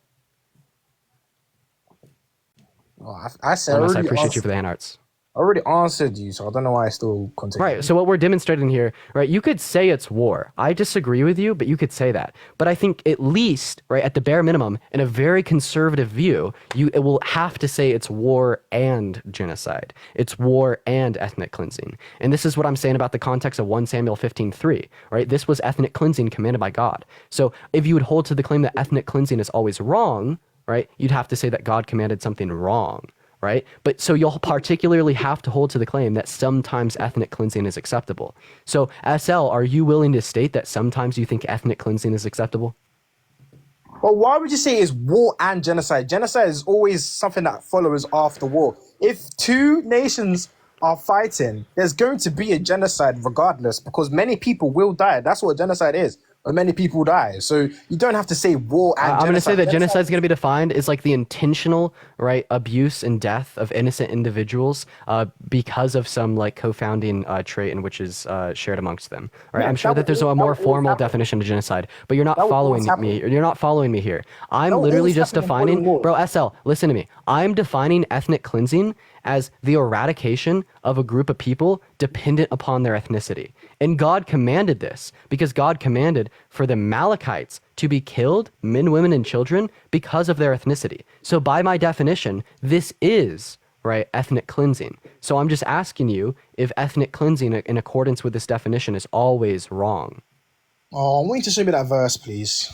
1 Samuel 15:3. Look it up. Show it. Right. So now go and smite Amalek and utterly destroy all that they have. Spare them not, but slay both man, woman, infant, suckling, ox, sheep, camel, and ass. Okay, and do you understand the whole thing in context? Because it's easy for people to pick out stuff from the Bible. That's what a lot of people do that try and be against Christianity do. If you actually put that into context, what is that? What's happened in there? Because it's easy for So anyone to... God is like telling God is telling Saul, right, to gather his people in the numbers of tens and thousands of men from Judah, right, and go slaughter all of the Amalekites, right? But like when we're talking about like adding context to verses such as this, 1 second, SL, when we're talking about adding context to verses such as this, like effectively your goal would be to find context that would justify those actions, such as the idea that the Amalekites were like slaughtering them first, such as the idea that the Amalekites were doing something really wrong. Context for a better understanding. Right? But like for the context of the point that I'm trying to make here, all we need to know is that God commanded the slaughter of a group of people because of their ethnicity. This is all the information that's required for our definition. No, I'm asking for context because you're saying that's because of their ethnicity. Yeah, bro, you give me the context. It's your scripture. Give me the context to justify this. If it's not my fucking scripture. You should be able to give me the context, sir. If you're the one that came up with the evidence, you should also be the one that should be able to say what the context is for that verse. Yeah, essentially. So the context of the verse is, Maddie, I appreciate you for the extension on your sub, right? So like God think that the Amalekite people did really bad things to the Israelite people. So then God commands Saul to lead the Israelite people, aka the men from Judah, to slaughter the Amalekite people. Yeah, so what's the context? That is the context. The context is because God thought the Amalekites did bad things, right, to the Israelite people. So then he commanded Saul to gather his people, right, tens of thousands of men from Judah, to take them into the Amalekite territory and slaughter them, man, woman, infant, and suckling. Right? And what was Amalekites doing to the Israelites? I don't particularly know, nor do I particularly care. It's not relevant, right? Okay, so like dependent upon. Like Dude, if they SL, were to here's do what I'm something- trying to explain to you. So like if they were to dependent- do something bro, to the Israelites without, Maddie, I appreciate without- you for the superpower. If they were to do something to the Israelites without God saying anything, why wouldn't you bring that up? Why So is yeah, it only when the Israelites- if you're when gonna God pause it here, like here's all the instructs them to here's retaliate? literally the claim that I'm trying to make. Yeah, so you could hold to the claim that like the Amalekites did something really, really, really wrong to the Israelites, therefore it's justified. But this is like the conclusion that I'm seeking from you. I'm asking you if sometimes ethnic cleansing is justified, such as the ethnic cleansing of the Amalekite people. The Israelites start were with. attacked unprovoked. So say it. Tell me. So do you think sometimes ethnic cleansing is justified?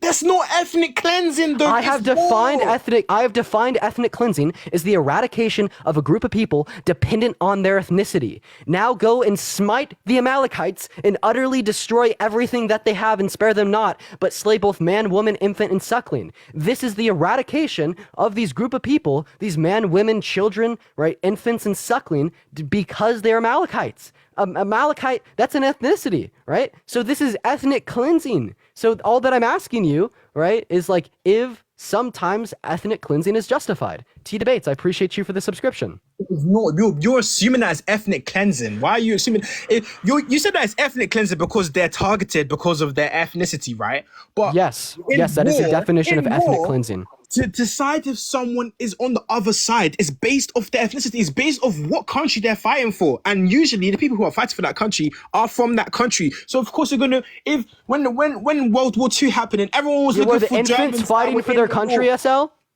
Huh? Were the infants fighting for their country that he commanded to be slaughtered, right? Remember, right? Spare them not, destroy man, woman, infant, and suckling. Were the infants fighting for their country? Right? They also said to slaughter the ox and the sheep. Were the ox and the sheep fighting for their country? It tells them to slaughter the camel and the ass. Were the camel and the donkey fighting for their country? Thank you for the money, gun. I appreciate you for the love. Well, that was also in the Old Testament, and God's wrath is not something to be reckoned with. Right. So you think that sometimes ethnic cleansing is justified? Just say it. Say it out loud. I No, it's legitimately not. want. It's not ethnic cleansing. Wait, SL, I'm going to define ethnic cleansing one last time. Ethnic cleansing is the eradication of a group of people because of their ethnicity. On Maddie, I appreciate you Judgment for Day, that. Marvelous. on Judgment Day, when you face God, You're going to go ahead and go on mute. You're saying it's not ethnic cleansing. Ethnic cleansing is the eradication of a group of people because of their ethnicity, right? That's what God commands. So can you please explain to me how this isn't ethnic cleansing? on Judgment Day, you will be judged for all the souls you've taken astray. Yap. Explain to me how this is not ethnic cleansing. He left, bro. Yo! Yo! Let's fucking go. He's a runner. He's a track star.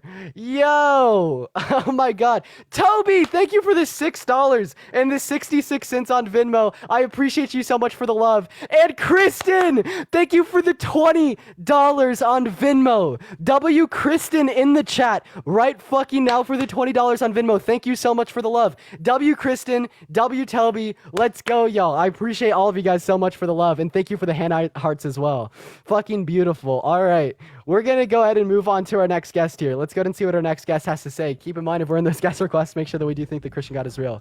What's up, man? Do you think that the Christian God is real? What's up, man? So you're specifically saying Christian God, but look, people think that the Christian God is the Most High. So would it be fair to say, is God real? Well, like the reason that the background specifies the Christian God is because I want to debate with Christians, not like Muslims or Hindus or Buddhists, etc. Thank you for the one gifted sub. So yeah, do you think that the Christian God is real? Well, I come from the stance that the Bible is very convoluted, bastardized, things taken out of it, misconstrued. So I don't even subscribe to the Bible as it is. You just got to kind of look in it yourself and on a personal level. Hey man, with all due respect, do you think that the Christian God is real? Oh yeah. Okay, how could you think that like Jesus is God, but like not follow the Bible? Okay, so God and Jesus being the same. Okay, cool. Let's talk about God existing. Yes. Wait, I'm asking you, do you follow the Christian Bible? No, not to a T. Okay, man. I'm going to move on to the next guest. I don't think that you're Christian. Let's go to move on to our next guest, Mad Cadillac. Like, I'm sure that he could have made some argument. I'm just not worth my time. Like, if you don't follow the Bible, like, oh, shit. Hey, what's going on, man? Do you think that the Christian God is real? Well, I know the Christian God is real, but it's all our gods. Yeah, so why do you know that, or how do you know that the Christian God's real? Let me explain to you why you were talking about what the genocide was about, or supposed genocide. Do you know what those men did to the Israelis? Nope. Do you know what they did? No, what did they do? And why God had them destroyed? Yeah, why? Why so? Because they were sodomizing the prisoners that they took from the war. They were sodomizing the men. So you think it's justified for like you got to understand is that those times there was different hosts, different evils, different principalities over those tribes. Okay, And so yeah, you're just sacrificing positing that it was offerings. justified for them to go in there and ethnically cleanse them. So you think that sometimes Let me ethnic cleansing is ask you justified? something. At war, does the Christian God tell us to sodomize our prisoners? Can you answer my... No, he doesn't. No, he doesn't. That's right, because it's an abomination. And also, at that time, during the Old Testament work, it would also stop the men from being able, because they were demasculated. It would stop them from being able to be in the congregation of the Lord. Did the infant Amalekites sodomize the prisoners? When you do something like that, and you teach it to the younger doctrines, you teach it to the children, those unclean spirits, those foul spirits, stay on them. Wait, so can you teach an To infant the how to sodomize Christian God someone? or to Yahweh. Well, that's the thing, is it was being taught throughout the generations to do that to the infants? Israelis. It was taught perfect. as if it was a doctrine in war. They would teach it to the Maddie, children. I appreciate you for the $4.44 over PayPal. Sweet. But also, so yeah, that goes with the Greek, that goes with Hey, the man, do you pagan mind if I ask gods, you a the question? Dan tribe. Sure, go right ahead. Yeah, so you're just positing that it was justified, right? Like, and this was like the conclusion that I wanted, right? You're saying that the Israelites had good reason to like ethnically cleanse the Amalekites, right? So my simple question to you is, so you think sometimes ethnic cleansing is justified, correct? I think that your form of ethnic cleansing on a people is not the same as the way that we look at it. If you commit abomination, if you teach a doctrine to your children, if you do these things in the eyes of the Most High, you're going to get obliterated. Okay. Plain and simple. Wait, so why do you think this isn't ethnic cleansing? Well, do you think it was a color-based or faction-based? I'm saying it's ethnicity based. Was it by ethnicity? No, it wasn't. It was by the doctrines and teachings. Israel is a speckled bird, meaning that there is not an ethnicity. There is no factions. Sir, in That's what you don't understand. It wasn't because you're taking the context of a teaching of a people. These people, it was a teaching over these people, a religious order that they had done, and also a warring quarter for them. They would actually sodomize their captives. Wait, I'm so sorry. Men, Did the ox and the sheep of the Amalekites sodomize Everything goes. the prisoners? Everything goes. Yeah, that's called ethnic cleansing. In those times, over the host or whichever principality, whatever fallen angel, whatever demigod they were praying to, could then inhabit all of the other animals and things like that. That's why it's an unclean spirit word. This is so Jesse, hey, one second. Jesse, I appreciate you for the $6.66 over. This is a deeper teaching Thank for you so a much, better Jesse. understanding. That's why they would be called hosts. The hosts that were over the Amalekites. So I'm just going to make my point again, and I'd appreciate it if you could listen to me this time, right? So I'm particularly defining ethnic cleansing as like the obliteration. But they weren't one color. So, but it's not They on weren't the just basis one of the color of religion. it's not on the basis of their religion. It's not on the basis of their color. It's on the basis of their ethnicity, aka the fact that they're Amalekites. And we specifically know that they slaughtered all the Amalekites because that's what 1 Samuel 15:3 says, right? But I'm just going to go ahead and try to talk again. I'd appreciate it if you didn't interrupt me the time. Every single time I've tried to speak, you've interrupted me. So here's my point. You're just specifically giving like justification for why the Israelites did this. You're saying the Israelites were justified in doing this because the Amalekites were doing really, really bad things, such as like committing like sodomy onto the Israelite prisoners, right? You also said that these teachings could spread to the youth. This is why they had to slaughter the infants, and the demigods and gods could possess, right, all the animals. So this is why they had to slaughter the animals too, right? But effectively, you're just saying that it was justified. And I understand that you think it's justified, so I'm just asking you a very simple question. This is ethnic cleansing that you are saying is justified. So will you please tell us that you think ethnic cleansing is sometimes okay? What I think doesn't matter in the eyes of the Most High. Sir, why won't you say it? See, chat, look at this. Because he won't say it. He Here's won't the say thing, the I reduction don't- of the claim. You described ethnic cleansing. You I can described give you- why I- it's okay. So please, I want to hear it out of your I can mouth. tell me you that why it ethnic took cleansing is place. not always wrong. I can tell you why it took place. Is But when ethnic God calls cleansing you to do always the wrong, works, sir? you do the works. Is ethnic cleansing always wrong, sir? Is ethnic cleansing always wrong? What your concept of ethnically cleansing is not the same as mine. So this is not an answer to my question. And he left. He left. Well, well, shit. It looks like the live got flagged for hate speech. Okay, moving on to our next guest here. He got fucking booted. Dude, TikTok saved him. TikTok saved him, bro. Also, once again, Jesse, thank you for the $6.66 over Venmo. Let's get a W666 in the chat, y'all. Let's get a W666 in the chat. And then also, guys, you can see my hands. I'm not kicking anyone. What's up, Ryan? Do you think that the Christian God is real? All right, Ryan's not here. We're going to move on to our next guest. Yo, let's go. Brody, thank you for the $6.66 on Venmo. Thank you so much for the love. Jack, thank you for the $6.66. James, thank you for the $6.66. Yo, what is going on? Lexi, thank you for the $6.66. Jado with the $6.66. Callum with the $6.66. W666, W gifters. Let's fucking go, guys. I appreciate y'all for the love. Yo, mister, I appreciate you for the roses. What's up, Nani? Do you think that the Christian God is real? Yeah, hey man. Yes and no, but like, love your lives, love your streams. I'm just here to just point out a single thing, and I'll be out of your hair. When you're talking about ethnic cleansing, what do you mean by it exactly? Because I just want to be clear on that one. Yeah, the eradication of a group of people on the basis of their ethnicity. So, but Yeah, I'm with you with that, but we're talking about the Malachite thing, right? yeah, man, I prefer just to have a debate on if the Christian God exists. But so you said you do or you don't hold to Christianity? Yeah, I am. But my main thing that I want to say before I leave is that ethnic cleansing isn't mainly killing. It is removing an ethnic group from a society and or place. Yeah, they did that by fucking eradicating them from the face of the earth. Oh, yeah. Through force or intimidation. Yeah, I just wanted to make that clear before that. All right, well, I appreciate you for coming, Nani. Thank you so much for the love, Nani. But yeah, they went in there and eradicated them from the face of the planet. That's how they removed them from the particular group. We're going to move on to our next guest here, y'all. Guys, if you want to support me, my Venmo and my PayPal are in my bio, guys. Literally the best way to support me. I get 100% of the proceeds. We're going to move on to the next guest. Why did you kick him? Because he specifically said that he didn't want to debate, and he was just up there to clarify that, and that he loved my lives. And we are just looking for some debates. Moving on to our next guest here, y'all. Let's go ahead and see what Riley has to say. We're just waiting on our next individual to load in here. All right, Riley isn't connecting. We're going to move on to our next guest, Kay. Everyone just allow us a moment. Also, y'all, let's try to get those double taps up. What's up, Kay? Do you think that the Christian God is real? Hey, Lowen, thank you for the $6.66 on Venmo. I appreciate you for the love. I'm doing all right, man. Do you think that the Christian God is real? Yes, I do believe the Christian God is real. All right, Now, what's do up, I man? believe all Christian denominations are correct? No. I believe that there are a lot of false interpretations of Christianity, so I will point that out. All right, so yeah, why do you Me think the Christian God is real, man?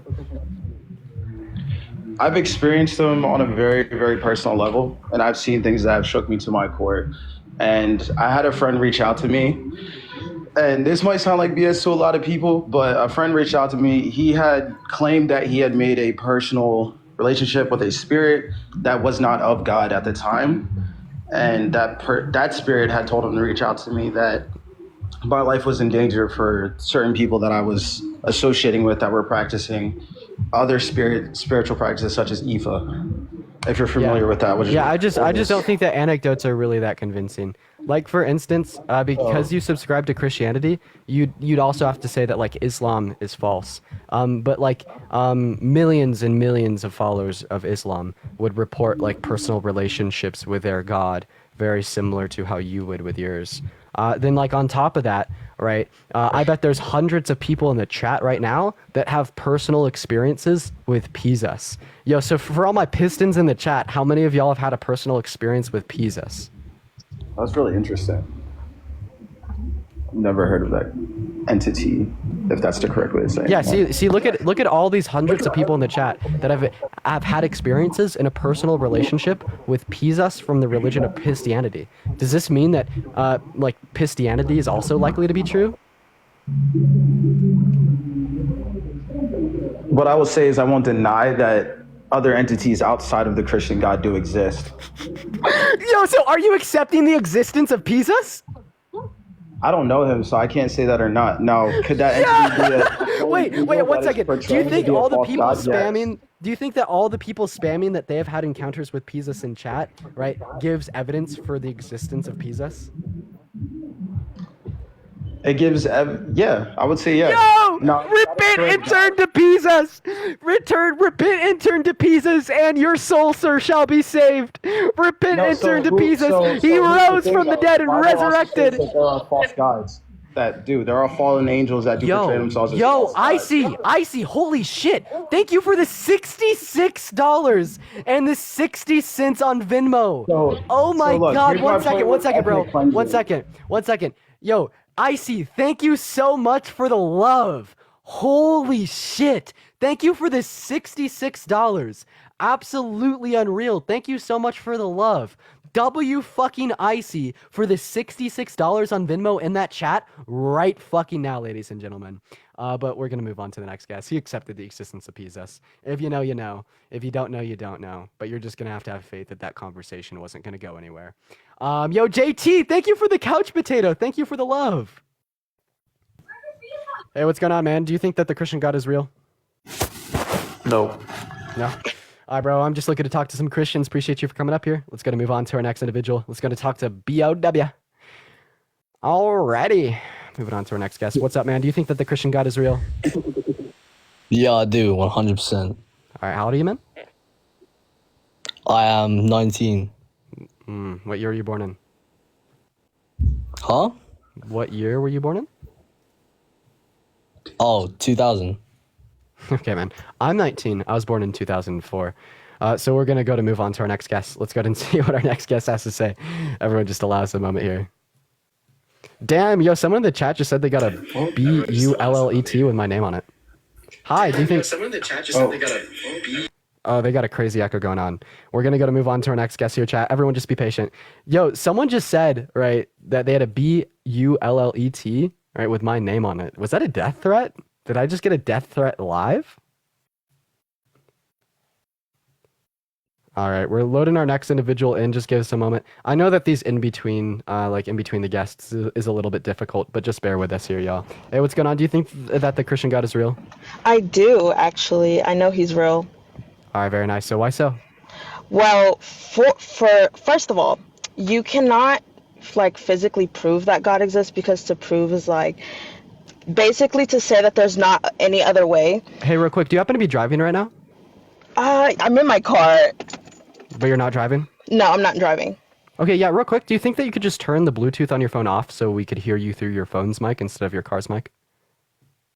Can you hear me better now? Yeah, there you go. All right, go ahead. Okay, great. I was just saying, you can't prove that God exists, because to prove is basically to show that there's not any other way. But we, as humans, we do live our lives based on evidence. So the fact that we have evidence of Jesus and the evidence of his resurrection tells us that God is real. Okay. Yeah, I don't think we have any evidence of Jesus' resurrection. We do, though, because of all what's the evidence? Well, okay, I'm not fully educated in the full Bible, but I do know that in John 8:58, Jesus says, before Abraham was born, I am, which is Jesus claiming to be God, which obviously the Jews thought it was blasphemy. But he also goes by Yahweh, which is the Hebrew verb to be I am who I am. Hey, so I understand that you're saying that Jesus claims to be God, right? Right. And, Jesus claims to have resurrected. So does Paul and John, right? But how do we know that he actually resurrected? What's the evidence for that? There's proof. There's his tomb. He came back. There's literal proof. How is there proof that he doesn't exist? So yeah, if we're talking about like the empty tomb, so first of all, like I don't even think we have any evidence that there's a tomb at all, right? Given that There time is. period, it is most likely when individuals were crucified that they were either left on the cross to decompose, right, or buried in a mass grave. And due to the There fact that this is. is what is most likely to occur, right, it would be irrational to assume that Jesus was put into a tomb. Well, I mean, if I can't get through to you that God is real, then I mean, that's you being judged, but I just put out what I know, and there is a tomb, there is proof, you can go to the place. But if you don't believe it, that's fine. I'm actually just interested in like other people's point of views why you don't believe in it. I mean, that's perfectly fine for you, but I I feel don't like think there's a tomb. So yeah, just to mention, there's no mention, right, of like the location of this tomb, right, in any like writings in the Bible, right. Same would go for writings outside the Bible, like the Apocryphas. When we're looking at like the contemporary writings of like Roman historians or Jewish historians from that time period, they don't mention a tomb in the slightest. And then because it was the most likely scenario that individuals that were crucified were left on the cross to decompose or were buried in a mass grave, we can assume that it was most likely the case that this is also true of Jesus, unless you would have any competing evidence. So yeah, would you have any like evidence that there was a tomb outside of the fact that it says that in the Gospels? I mean, I'm pretty sure there's a physical tomb that people go visit. Like I said, I'm not fully educated on everything, but I mean, that's really all I have to say. I just wanted to hear your side and just wanted to say what I Yeah, had to say, do but you mind if I ask you some questions? sure. I don't know if I can answer them all, but Yeah, do you think that slavery has always been wrong? I Hey, Hodge Dog, thank you so much for the galaxy. I appreciate you for the love. I do think slavery is wrong. Okay, do you think it's always been wrong? I mean, yes.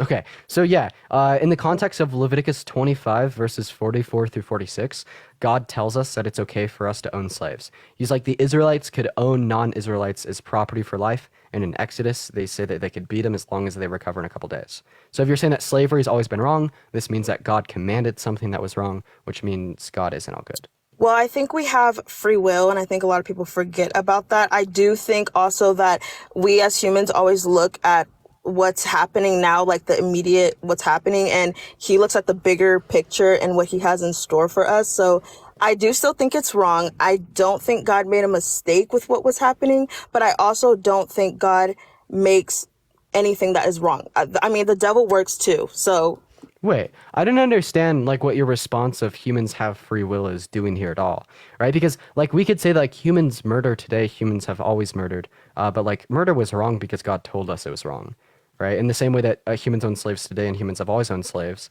Well, like God particularly says that it was okay for them to own slaves. So we're not talking about the actions of humans owning slaves. We're more so talking about the command of God telling them that that was morally permissible. where does it say that at? In Leviticus 25, particularly verse 44, it says, your male and your female slaves are to come from the nations around you. From them you may buy slaves. And then it goes on to define slave as a slave as a human that was owned as property by a master for the entirety of their life. Right? They could even be given to children as inherited property. And then in Exodus 21, verses 20 through 21, it says that the owners of those slaves could beat them as long as they recover in a handful of days because they were their property. Right. I didn't know that, but I don't know. I think like I don't know. I don't really know how to respond to that right now, but I still think it's wrong, but I don't think that like God made a mistake. So I mean when I am more educated on that, I would love to talk about that, but Do you think that ethnic cleansing is always wrong? yes. Okay, so in 1 Samuel 15:3, God commands, right, the men of Judas to go slaughter all of the Amalekites, men, women, and children. And this is ethnic cleansing. So do you think that God commanded something wrong since ethnic cleansing is always wrong? No, I don't think he did anything wrong. Okay, so ethnic cleansing is not always wrong. So sometimes ethnic cleansing is okay? No, I think it's wrong, but I don't think what God said to do was wrong. Okay, so then sometimes ethnic cleansing is okay because God said to do ethnic cleansing. No. He absolutely did.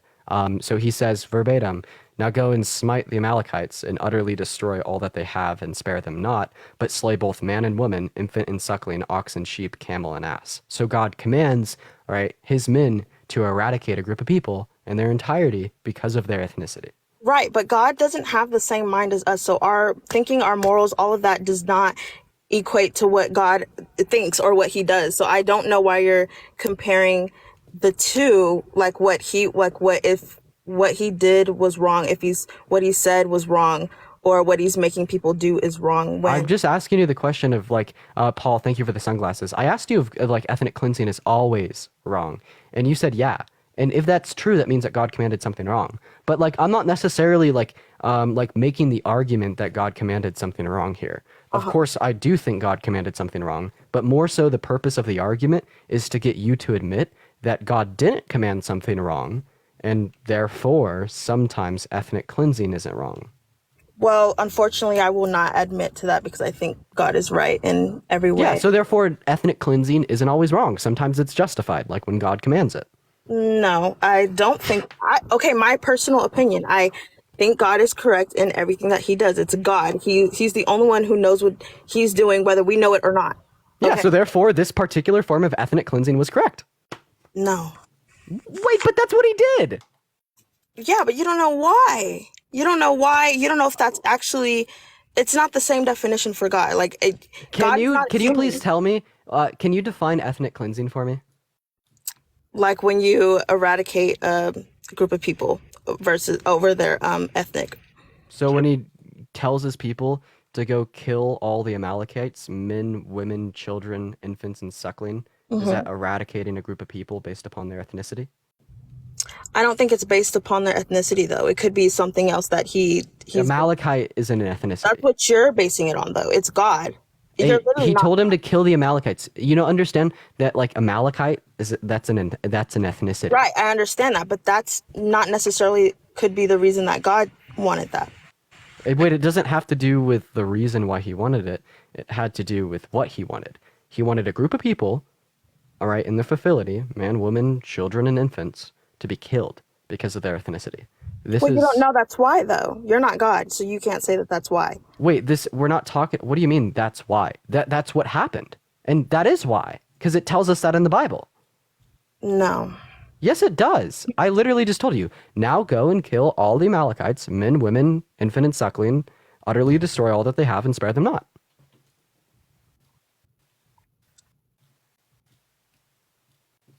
Well, I don't know. I mean, I told you I'm not like fully educated on the subject, but it's my belief, and I understand where you're coming from. If like I understand why you think that way, and hopefully I can like better equip myself to answer these types of questions in the future. But I mean, that's just what I believe. But I mean, I don't really have anything else to say. But all right. Well, hey, I appreciate you for your time. Of course. Thanks. All right. Guys, we're going to move on to the next guest. Y'all, everyone right now, copy that fucking link. Share the live. Double tap on that phone screen. If you hear my voice, let's start going up in likes. We're at 160 right now. Let's fucking go up. We're going to try to get this live to blow up. What I'm recognizing is about 2 hours into every live, the live just stops sending out. So spam the likes, spam the shares. I'm going to do a quick poll too. Let me know if these debates have been some Dean W's or some Dean L's. If they've been some Dean W's, respond to it with a smiley face. If they've been some Dean L's, respond to it with a sad face. We're just going to try to do everything in our power, right, to get this live sent out to more people by engaging with it, by spamming the comments, spamming the shares, spamming the likes. And also, guys, if you want to support me, my Venmo and my PayPal are in my bio. Hey, I get 100% of the proceeds. You'll get a notification at the top of my screen with your name attached. I could even read a message that you attach out loud. It's like essentially a YouTube super chat, the best way to get a hold of me and also the best way to support me. But y'all check out that poll. Let me know what you think, but let's go to move on to our next guest here. Let's go ahead and see what our next guest, Mike, has to say here, ladies and gentlemen.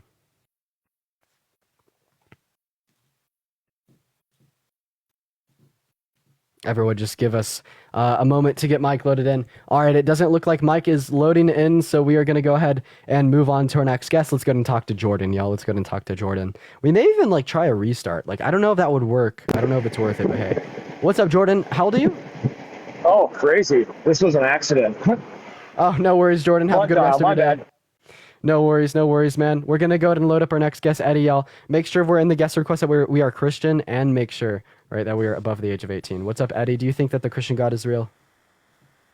Yeah, I think so. All right, how old are you, man? I'm 17. You're 17? All right, bro. You got to be at least 18 to be in TikTok Live. We're going to move on to our next guest. Let's go and get Vic up in here. Yeah, I'm thinking we may do a restart and just go for another hour, or maybe we just fucking, hustle it out. I don't know what to do. This is why we need to, like, go on another account, bro. Hello. Hey, what's going on? How old are you? I am 25. 25, very nice. Yeah, so do you think that the Christian God is real? Yes. All right, why so? Because that's just what I was raised on, and that is my belief. Right, but I'm asking you for the evidence for this belief.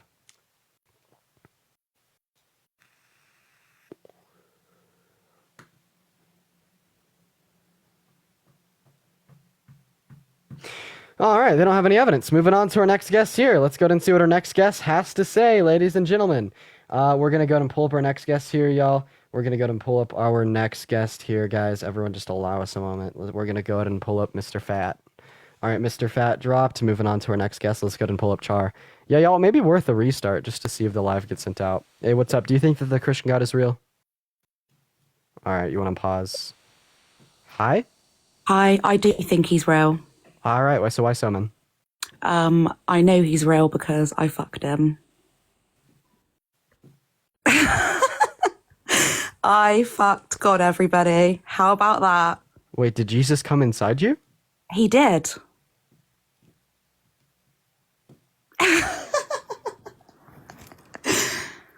When was this?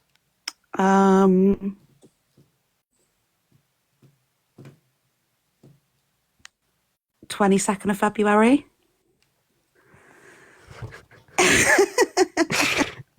Okay, we're gonna go ahead and move on to someone a little bit more serious. Oh man, oh Lord, hey, what's going on, man? Do you think that the Christian God is real? Oh yeah, most definitely. All right, why so, man?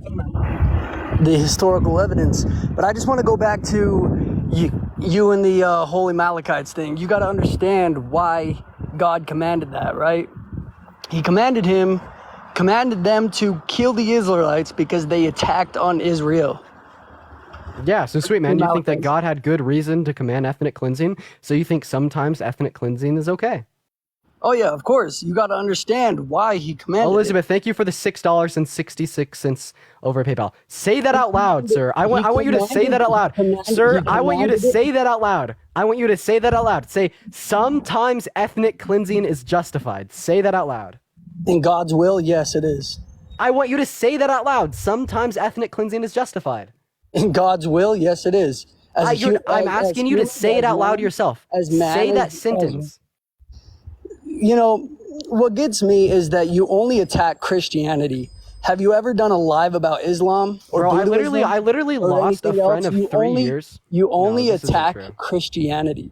No, not true at all. I 100%. lost a Everything- friend of 3 years because they were a Muslim and I shit on Islam and they said I was so disrespectful that they couldn't even talk to me anymore. I mean, you can say that, but everything that you post on your videos, everything that you have in your chat represents Satan. Everything that you represent is to mock Jesus Christ, is to blaspheme, right? And you got to understand. Wait, you got to understand that I don't think that I'm mocking Jesus Christ because I don't think that Jesus Christ exists. I don't think that God is real. Okay, so what about the historical evidence? Everything. Yeah, what historical evidence indicates that Jesus resurrected from the dead? God said, "Let it be written." The word of God will be written. Give me the historical evidence that Jesus resurrected from the dead. But this is your guys' battle that you go against too, is that it's you cherry pick on a few things. And then you also... Max, thank you for the $6.66 on Venmo. Let's get a W, Max, a W666 in the chat. Let's go, y'all. I appreciate you for the love. How do you feel about Max sending me $6.66? Like the 666. How do you feel about that? I rebuke it. You rebuke it? Wait. Yes. So say that you rebuke Max and his $6.66? Yeah, you got to understand what that number stands for. And you guys... but like W Max and W666, right? You promote it. No, that's a big L. You promote that stuff. Wait, no, I just got a donation from one of my viewers. Okay, congratulations. And I had to thank That's them the way you for make your showing money. love. W666. Sure. Hey. Why would you rebuke my donation for Max? Lisa, thank you for the $6.66 on Venmo. W Lisa, W66 in the chat. $6.67. Why can't it be $5.55? Why can't it be $10? Lisa just sent me $6.66. Yeah, but why are they sending that exact number? You got to understand why they're sending that number is because you guys are showing love. No, you guys are glorifying Satan. You guys sit there and glorify Satan. How can you glorify something that's not real? Plus, do you Oh, rebuke Satan Lisa? is real. Is there good and evil? Is there good and evil? Of course, in accordance with my Okay. preference. However, the Okay. existence of Hold good on, and let evil me doesn't ask you a necessarily question. You dictate said- the you existence said of you a God, believe- nor does it dictate the existence of a Satan. Imagine Oh, a God. Muslim uses the It same certainly argument does. against you. Imagine a Muslim said that there Okay. exists good and evil, so therefore there exists Allah, and that's why I'm a Muslim. But Michelle with the Allah- $6.66 Allah is also on a form of Venmo, Satan. Elisa with the $6.66 on Venmo, W Allah- Lisa, W Alyssa, and W Michelle in the chat for the $6.66. Do you rebuke these donations I'm getting? Hannah with the $6.66 Hey, on I Venmo. W congratulate- Hannah, hey, I W666. congratulate you for making money, but I rebuke the number. The number is of the beast. You got to understand also. Tyson with the $6.66 on Venmo. Yo, Alexis with the $6.66 on Venmo. W Tyson Keep to W making that money, Alexis. buddy. Keep making that money. That's good. Listen, and I'm a Christian rap artist, and everything that I rap upon Q-Top? is in my lyrics, and Q-Top? I actually mentioned that right there. Q-Top? Is that all you want is money? Q-Top? All you want is gold. Okay, there's more. Shane, thank you for the $6.66 on Venmo. W Shane, W666. Listen. I'm thanking my donors. I for know, supporting my I know, stream. but it's also on a disrespectful point where I'm trying to get something across, and you interrupt me. I unfortunately, I'm not- when I you get know. a dono, I will have to interrupt you because that's just my supporters showing love. But Okay, and I totally get Yo, that. you're I blabbering, totally bro. get Make that. your point. Make your point, bro. My You're point, blabbering. no, listen, my point, I'm blabbering. Everything I've said is straight truth. Listen, no, you just stopped the talking whole for some thing reason. is- I don't know why. Listen, the whole thing is because you keep talking and then I have to continue my talking. If you would just be quiet for a minute and let me finish what I have to say, maybe I wouldn't continue to. I'll be quiet unless I get a dono. Okay, listen. Austin with the $6.66 on Venmo. Continue. Question for you, Dean. Question for you, Dean. And listen, bro, you're born in the 2000s. You're just indoctrinated on a bunch of stuff. And you, right now, we live in the world of Satan, and Satan is very strong trying to deceive many. Okay? And so, listen, you believe in Jesus, right? You believe that he was a real person. Yeah, I do. Okay. So you believe that he was a real person. Why do you believe that he was a real person? Tashika, thank you so much for the hand arts. Because we particularly have evidence for this. Like we could reference like the writings of Thales. We could reference the writing. We could reference. Sir, please. We could reference the writings of Talos. We could reference the writings of Josephus. We could reference the writings of Tacitus. We could reference the writings of Mara Besepon. Chelsea, thank you for the $6.66 on Venmo. W There's Chelsea. writings of saying that Jesus died. So I'm just gonna go ahead and finish talking now. Like we could particularly reference like historical contemporary writings from Roman historians, Jewish historians that would all like align in the sense that they would denote the existence of a man named Jesus, right? But what we particularly don't have any historical evidence for, right, is this divine nature or supposed divine nature of Jesus, and that's what I'm talking about, right? So like, where is the historical evidence for Jesus resurrecting from the dead? And Rebecca, thank you for the $6.66 on Venmo. W666. W Rebecca. I rebuke Rave for rebuking 666. But go ahead and unmute that mic, man, and let's hear your response.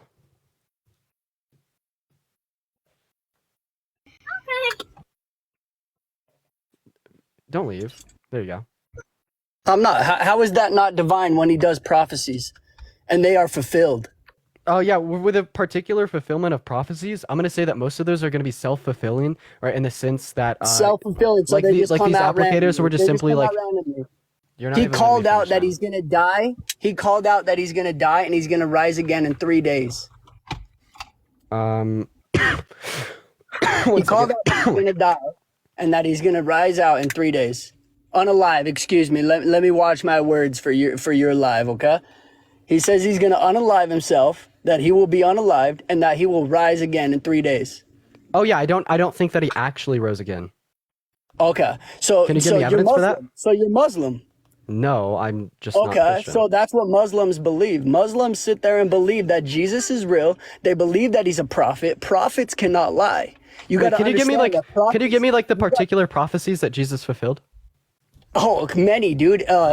Joshua, thank you for the $6.66 on Venmo. W Joshua, Listen. W666. You got to understand. You got to understand that Muslims believe that Jesus was real, that he was a prophet, right? If they believe that he was a prophet, prophets cannot lie. That's what they're going to continue to say, is that he is a prophet. Jesus was a prophet. He was never the Messiah.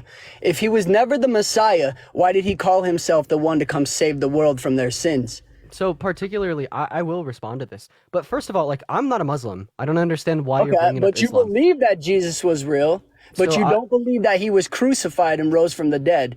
So in a sense, you are Muslim. Brooke, thank you for the because guess what? $6.66 Sure, you may on not Venmo. I believe appreciate in you for the Allah. love, Brooke. You may not believe in Allah, but that's what they believe, is that Jesus was a real person and that he did die, but he did not resurrect. Wait, does this mean that Jewish individuals are Muslim since they also don't believe that he resurrected? Yeah, their thoughts are being led by Satan. You got to understand, John 3:16 says, "Whoever thou believes in me shall not perish." Right. So in that sense, if you don't believe, can I ask you a question? Is God no, perfect? hold on. If you don't believe in Jesus, that he died and resurrected and he died for our sins and our transgressions, that you are not fully believing in him as God. Jesus is God. I appreciate you for the subscription. Wait, so would you say that there's more Muslims than Christians in the world? Acts 7:59, when Stephen got stoned, Stephen cried out and said, "God, Lord Jesus," right? He's calling upon God and says, "Lord Jesus, take my spirit." So you tell me right there that Jesus is not God when he calls out upon God, but calls him by the name of Jesus Christ. Yeah, I'm particularly saying that Jesus isn't God because I don't think that the Christian God could exist, right? For like this reason. Like, let me go in and give you the argument. So do you think that like God is perfect? Also, you went on pause. If you can't see me, I can't hear you. So you'll have to be able to come back on the TikTok app. There you go. Do you think that God is perfect? Oh yeah, 100% God's perfect. All right, so sweet. Is anything more desirable than perfection? See, and Parker says the same exact thing. You got to understand, like, this is where you guys kind of twist things up, okay? Our desires and our will, everything that is not God's will. And you got to understand why he made imperfection is because it allows true love. It allows true change. If he was to create us and make us into whatever he wants and that we don't sin, that we don't have true love, then we are just nothing but robots. So I don't think nothing but robots. Yeah, so given the fact that you're bringing up like humans and their free will and why God didn't make them perfect, like you obviously don't understand the argument, because the argument Yeah, do you understand that Samantha, thank you so much for the $6.66 on Venmo. Samantha, W66 in the chat. Sir, I'm letting you finish. Can you let me finish? I mean, sure. All right, yeah, I appreciate that. So like, yeah, so I'm particularly giving you like an argument for why the Christian God couldn't exist. And the reason that you're bringing up like the creation of humanity as having free will, yada, yada, yada, that makes me like know that you don't understand the argument, right? Because this particular argument doesn't concern... You and Parker always say... So Brave, this particular... Brave, sir, hey, sir, I need you to stop interrupting me. So this particular argument... Thousands of times, buddy. And I will continue to. So, sir, this particular... so you have more of a bigger right than I do. Yes. You're more important. Okay. Yes, it is my life. I love your ego, buddy. I love your ego. It's not an ego. It's just my life. Oh, it is. You guys think... You and Parker just think you're so smart and that you're so high... I'm going to have to go put you on a mute, and I'm going to go ahead and continue what I'm saying. So this makes me think that you don't understand the argument because you're bringing up like humanity and their free will as a response to it. But this argument doesn't concern humanity nor their free will. So effectively, here's the argument. So God is perfect, and there's nothing more desirable than perfection, and perfection is more desirable than imperfection. Right? So there's two things that we could say here. Right? Prior to creation, all in which existed was perfect, and after creation, like the state of reality was imperfect. Right? And as perfection is more desirable than perfection, this means that a state of God existing alone is more desirable than a state of God existing with humanity. Therefore, God had no reason to create. If you'd like to make the argument that when he created, everything was also perfect, well, this just means that God went from one state of perfection to another state of perfection, right? But this would just essentially reduce down to his choice of creation being random, right? Because these states were identical and how perfect they were. Like, for instance, if I walked up to you with $200 bills and I asked you which $100 bill would you prefer, you just choose one at random because they're identical. If I was a car salesman and you were looking to buy a car and I walked up to you with two identical cars, well, you just choose a car at random since they're identical, right? So it's either the case that the Christian God can exist because you can't desire something undesirable, or creation was random.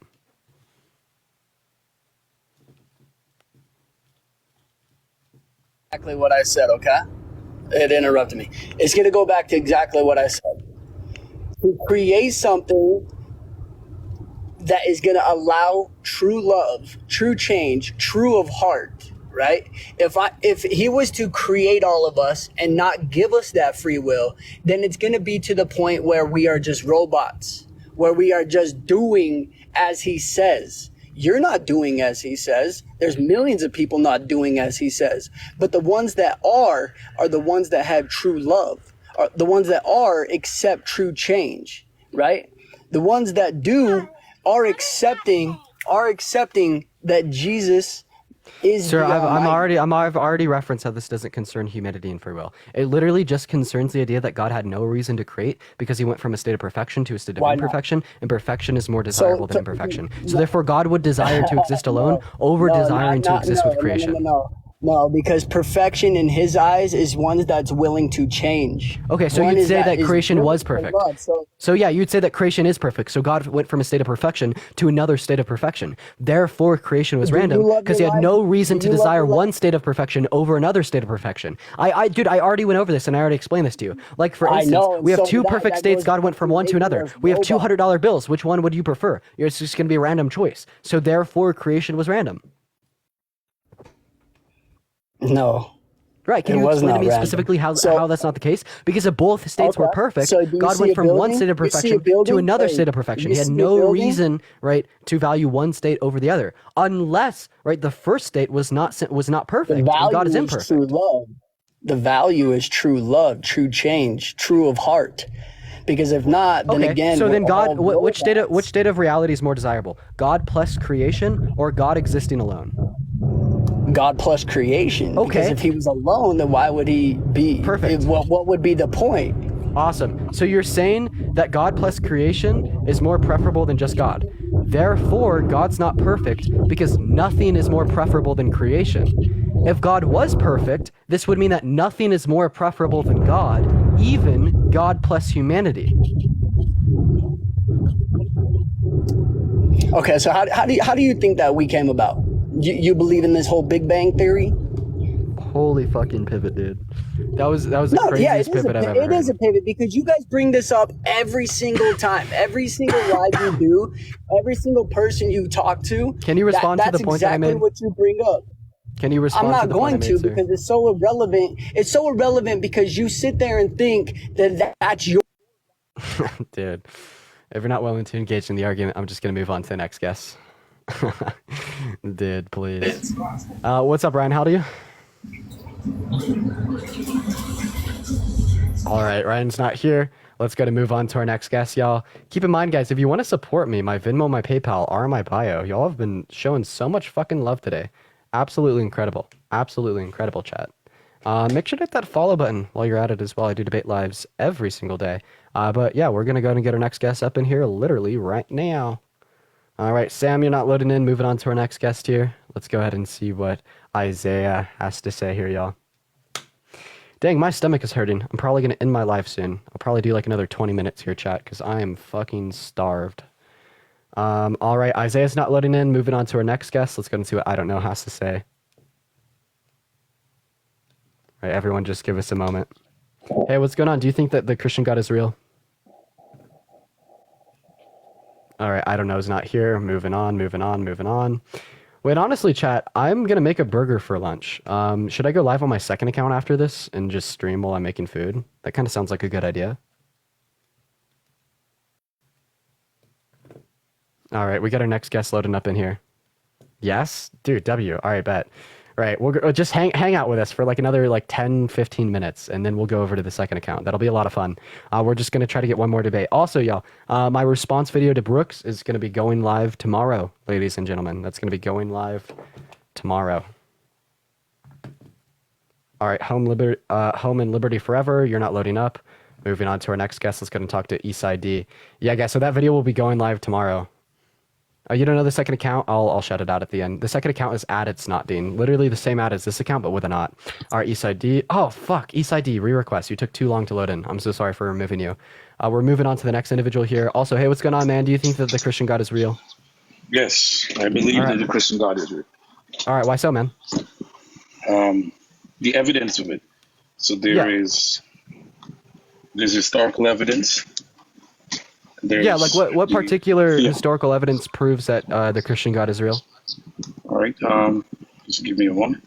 So here's the first thing before we move forward. Would you believe that the Bible, the Word of God, is axiomatic? No. All right. So, are you? Before I go into my points, I need to know: do you believe? Are you an atheist, an agnostic? I'm an Well, agnostic. clearly you're and- not a believer. So I'm an You're an agnostic. agnostic. So, All right. so you said that there's historical evidence that proves that that the Christian God is real. Can you give me that historical evidence?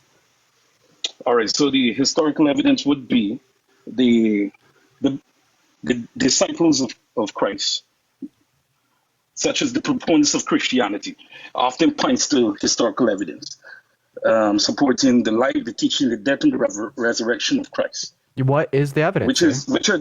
Which would be documented in the New Testament. So there are many. There. How do we know that the New Testament is accurate?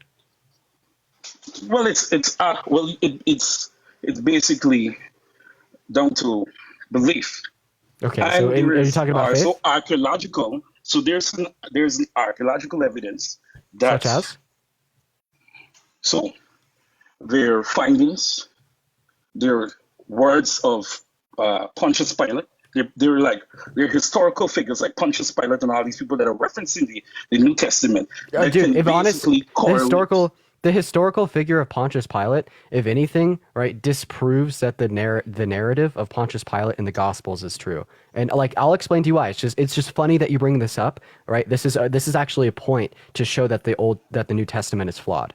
So historically speaking, we know this figure of Pontius Pilate to be a very ruthless, bloodthirsty dictator who unalived people for any reason or no reason at all. But then in the context of the New Testament, we see him as a very soft, more caring, empathetic, I don't really know if I want to kill Jesus type of guy that ships him off to other emperors and gets him back and really doesn't want to unalive him, right? So then he sets up a choice for the Jewish people to choose if they want to save Jesus or that other individual, which leads them to choose the other individual, so he crucifies Jesus. But this narrative of Pontius Pilate is not ruthless, it's not bloodthirsty, it's not harsh, right? Which makes me think that this was a Roman impact on the writing of the New Testament to shift blame for the crucifixion of Jesus from the Romans, right, to the Jewish people. Because after all, how the story is told in the New Testament was that the Jewish people were that they chose to crucify Jesus over the other individual. So, like, when we start talking about historical evidence, such as Pontius Pilate and his existence and who he was, that does not help the Christian narrative in the slightest. But I'm guessing that's not the, evidence that you were pointing towards. You also brought up something about archaeological evidence. What archaeological evidence exists to support the idea that Jesus is God? All right, so Pontius Pilate, you got to look at the position that he held when he was ruthless as to the position that he held when he dealt with the crucifixion of Christ. Historically speaking, we only have evidence of him being ruthless. We have no evidence of him being I don't really want to kill people type of guy. Yeah, but that's it. We have evidence in the Bible that speaks to his much more diplomatic approach. Right, but what I'm specifically saying is that's indicative of Roman influence. Right, and then on the broader scale, just because on the broader scale, you're trying to tie it in to the Bible, trying to paint Pontius Pilate or the Romans in a much more sympathetic light, and I tend to disagree with it because the Bible also spoke how they were very ruthless in nature, but the position that he held within Jerusalem caused him that he could not. The Romans in themselves led credence to Jewish law and Jewish practices. Bro, because you're accepting the Bible is an account of historical evidence, and what I'm simply saying is how do you know that the Bible is accurate? All right, Answer so let's my go question. to the other historical. Sir, so there are other historical sources. There are other. How do you know that the Bible is accurate in its prescription as of Jesus as God? Because there are other there like I said, there are archaeological evidence. What's the that tend to archaeological prove the evidence? I'm Bible. calling you out. I'm calling All you right. out. What's the archaeological evidence? All right. So we'll go to the entirety of the Bible, and we're dealing with the New Testament in itself. That's my question to you. Are we going to The deal with archaeological because evidence that you are shows saying Jesus is God. you are Sir. saying that Bro, the just New Testament dude. is flawed. Okay, sir. So I'm dealing with the entire Bible. So they're of recent, they have found. Sir, stop talking, sir.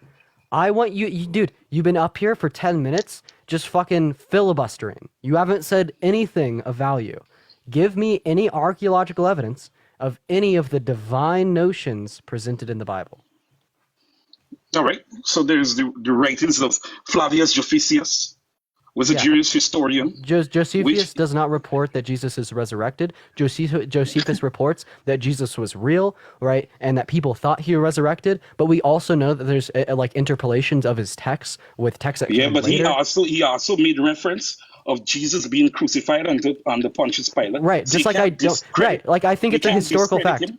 Right, here's my position. If there's a all right, so do you believe? Jared, stop interrupting me. Here's my position. Here's what we know about Jesus historically speaking. We know that Jesus was a Galilean Jew, right, that died at about the age of 33 or 66 by execution via the means of crucifixion by a Roman emperor by the name of Pontius Pilate, right? That is what we know about Jesus. We could also maybe use, right, like a notion of embarrassment to like dictate that his like baptism by John was true, right? But what we're specifically denying here are the divine claims.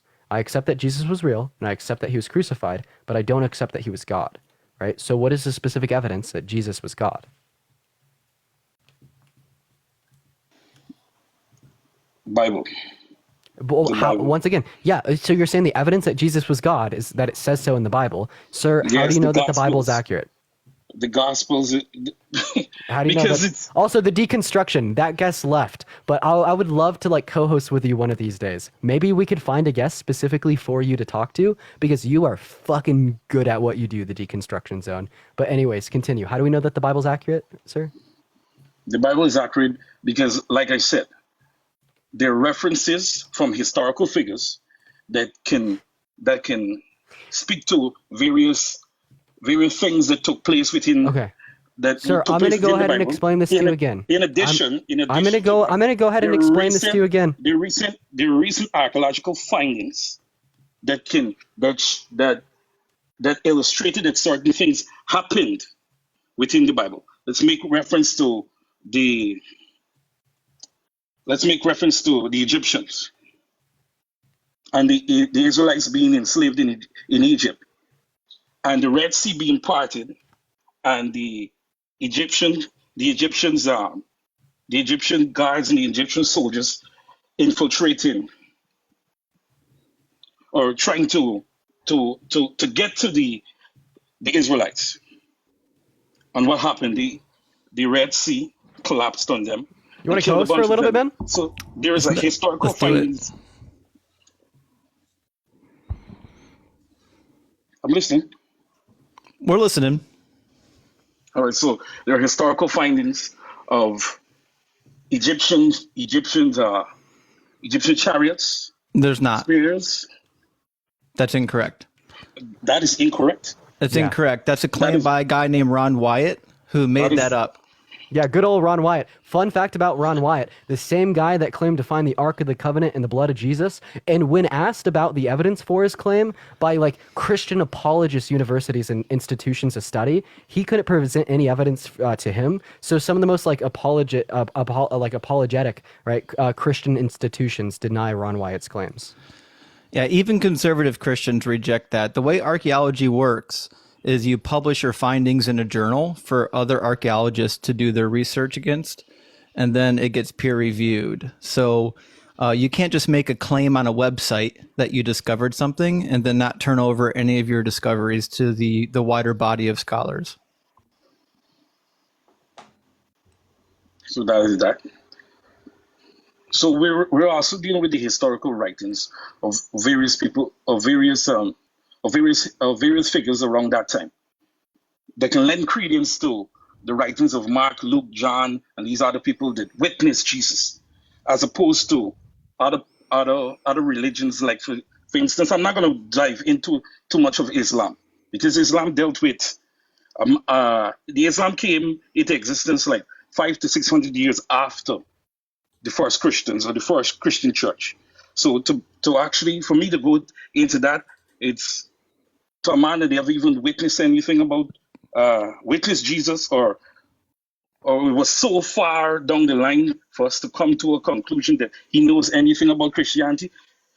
The Muslim faith and anything about Christianity, it's hard for me to come to that conclusion. No, this is why. So in order for us to... Well, we reject both of them. They're both false. All right, so in order for us, this is Christians. We have a faith-based belief. We believe in the word of God as being true. Yeah, do you think that faith is a reliable standard of dictating what's true and false about reality?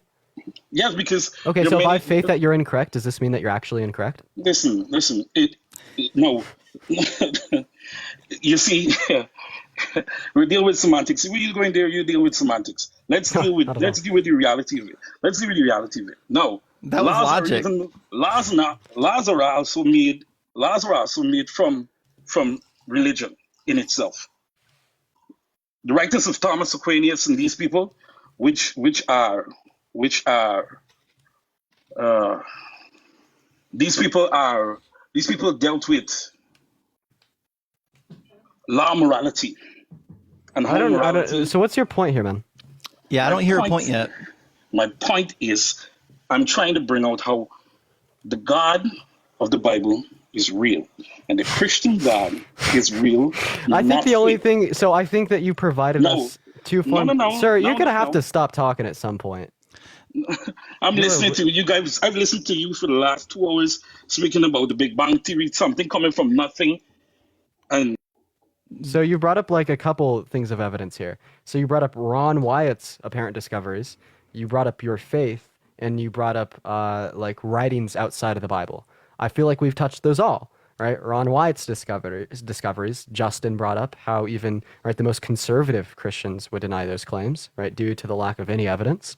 About the other writings outside of the Bible, well, I don't think any of those writings would specifically touch on the idea that there's evidence he resurrected, but just rather that people thought that. Not to mention the interpolation of the texts and the context of Josephus. Then we're talking about your faith. Well, faith is not a reliable standard for dictating what's true and false. Right, and we could go over a couple reasons why that would be the case. But if those are your only three forms of evidence, I don't think we have anything else to really go over, unless you'd like to bring up any other points. Those are my points. You got to understand that in order to believe or to know that the Christian God is real, it stems directly from faith. Okay, yeah. If I have faith that you're a murderer, should you go to jail? So the belief. Sir, if I have faith that you're a murderer, should you go to jail? Of course not. Wait, why? because it's not real. It's not factual. It's not real in its true sense. He's not listening to himself. No. You see how you guys explain faith is, and how I believe that faith is two different things. Now the Bible faith isn't real, nor is it factual. The substance of things hoped for and the evidence of things not seen. Wait, would you say that faith is logical or illogical?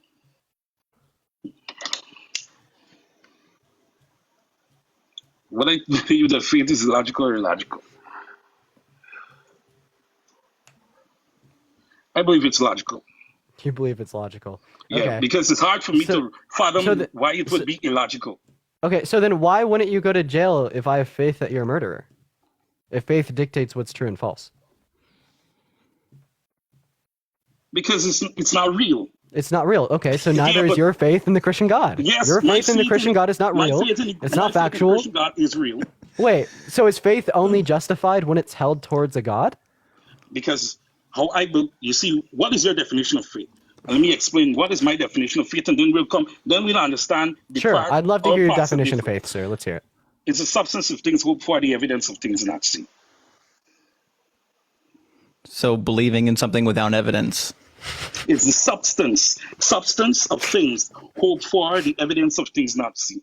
Well, that's the problem in Christianity. The word substance is meaningless unless you know what that substance is. If I said The substance is the deity God. if I said that there's substance on my floor, it would be incumbent on me to tell you what that is. Did my dog pee on the floor? Did I spill a drink? What is it? So when you say substance, you need to actually define what substance is. See,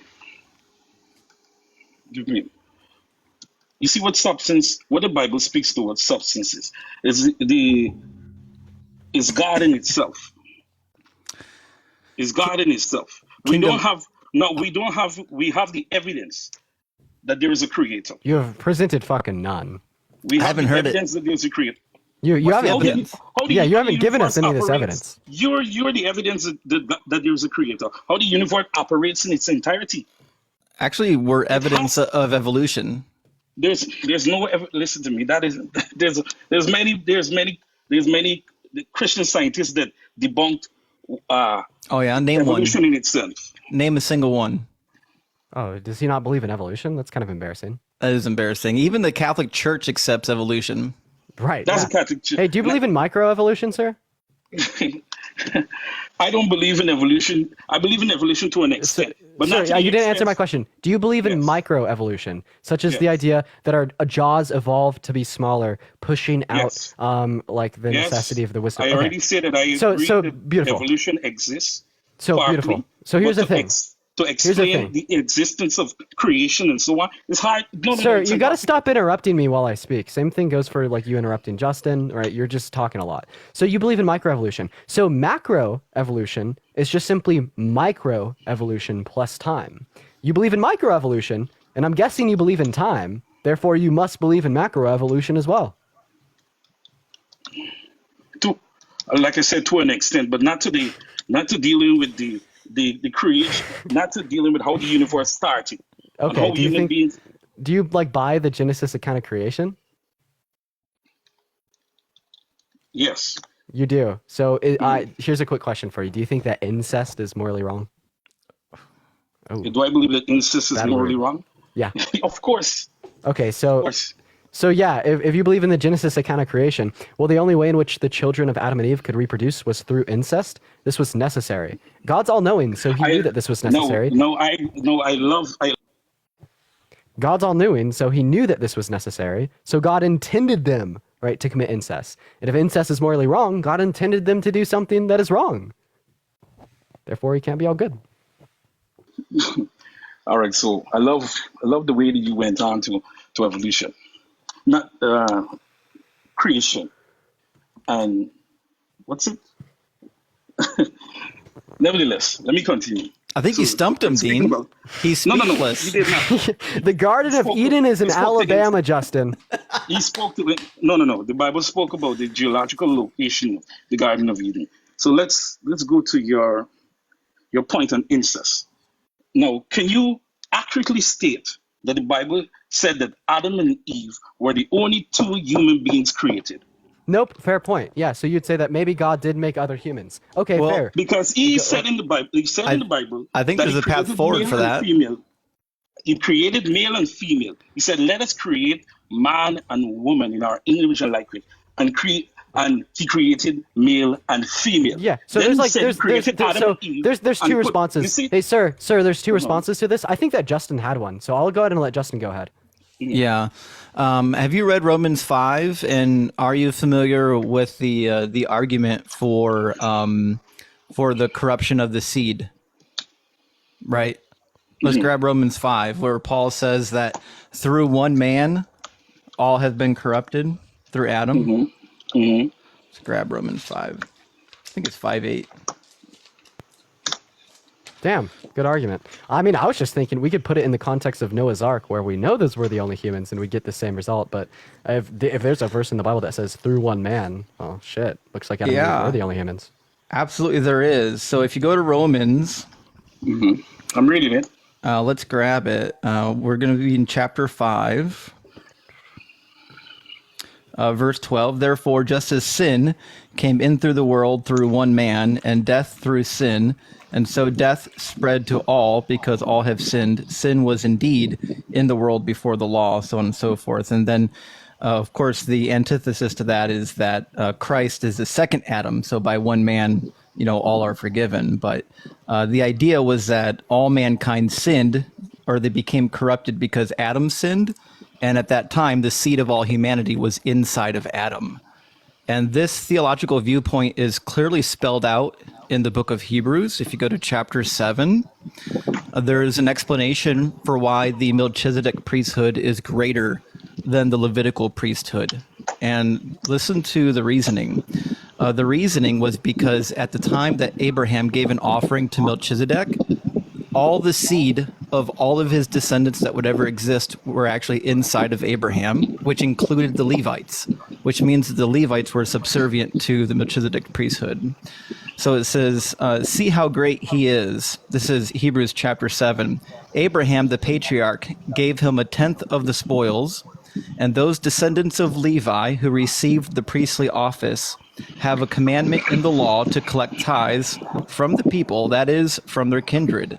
Through these also are descendants of Abraham. But this man, who does not belong to their ancestry, collected the tithes from Abraham and blessed him who had received the promises. And so, because the seed were still in him, in verse 9, it says, one might even say that Levi himself, who received tithes, paid tithes through Abraham to Melchizedek, for he was still in the loins of his ancestor when Melchizedek met him. And that's kind of the reasoning behind the corruption of all mankind, because all mankind was in Adam when he became corrupted, and so all seed of mankind became corrupted. So all of mankind can't be corrupted through the fall of Adam and Eve if there were other mankind already on the planet that didn't come from Adam and Eve. Troy, thank you for the $15 on Venmo. I appreciate your support. W. Troy in the chat.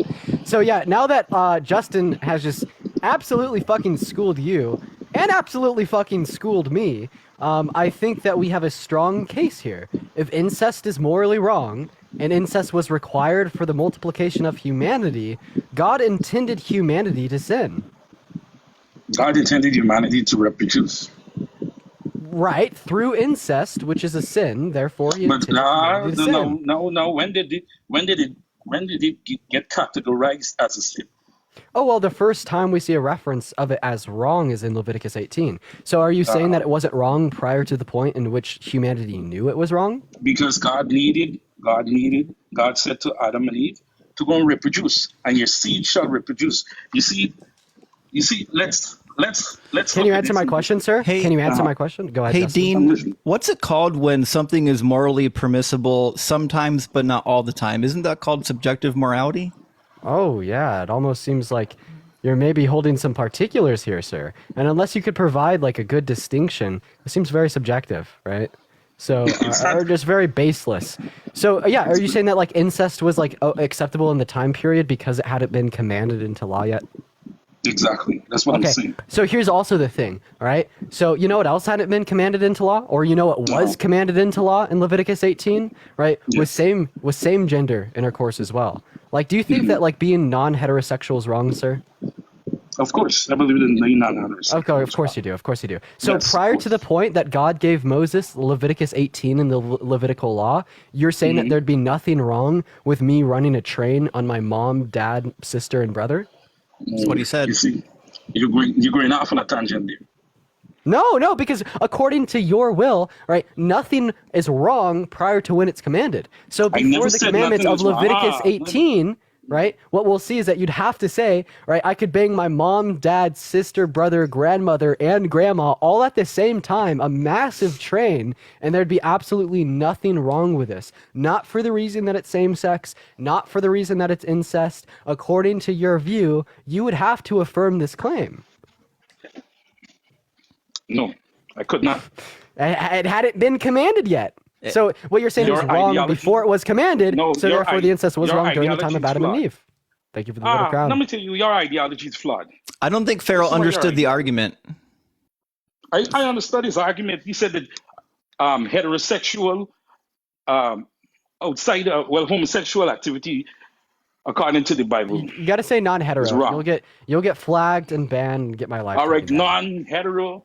heterosexual activity is No. considered wrong. Pharaoh, that's not the basis According to the of his Bible. argument. The basis of his argument is on the statement that you made. You made the statement that having relations with your near kin was okay because it happened before the law was given to Moses, right? Yes. Okay. So it became immoral once the law was given. Yes. So by that same factor, the other sexual relation laws in the book of Leviticus, chapter 18 through 20, those things would be okay as well until the law was given. It wasn't acceptable. Why? Why wasn't it? It wasn't acceptable. When did because God say that it wasn't acceptable? It went against nature. It went against nature. Because if God had intended it from the beginning, he would have made it so from the beginning. That's a pivot now. See, the argument not a against pivot. the argument against nature is a pivot. We're asking you, is something wrong before God told you it was wrong? Because innately you would know that it is wrong. I'm not singling out same-sex relations. I'm saying all of the relations in Leviticus 18 and 20. There's like 30 different laws on who you can and cannot put your pee-pee in, okay? Yes, yes. Either they're all okay until the law was given or they're all not. No, mankind. All right, so let me go to this. Mankind became sinful in nature. And God wanted to make a clear distinction as to what is an abomination and what are sinful acts, and what he would not accept. So this is why prior to that, it was always seen to God as unacceptable, but to man it was acceptable because they had no guidelines. Okay, so having sex with your sister was unacceptable always. It was unacceptable to God. Okay, but you just said it was you just said it was unacceptable always. No, it's a mistake I made just now. I made a mistake. I made a mistake just now. You said was it unacceptable? God's rapturing his Wi-Fi. I was about to say he's half raptured. For creed purposes, for creation purposes, I can say that God didn't intend it to be wrong. But at some point Pharaoh, in time, I think God's working against you because you keep breaking up. No one can hear you. Are you hearing me better now? For the moment. Are you hearing me better now? I can. Wi-Fi Gospel, join. Wi-Fi Gospel, you just swiped in here. Join the fucking live. You have been commenting under all of my videos saying that I've been dodging and pivoting from you in a debate on Christianity, so much so that you even posted a video on it and botted it thousands of views and thousands of likes, calling me out to debate, and you've botted the last 2 posts I've made in the entirety of their comment sections and filled them with thousands of messages saying, debate Wi-Fi Gospel. Why are you running from Wi-Fi Gospel? Accept my request to join and debate me. Anyways, continue. Yes. Can you repeat exactly what you asked? Mr. Deconstruction Zone, can you Hey, thanks, repeat what you Breezy. asked? Good to see you, Breezy. Yeah, so back to the point that Dean made, because Dean made an excellent point, right?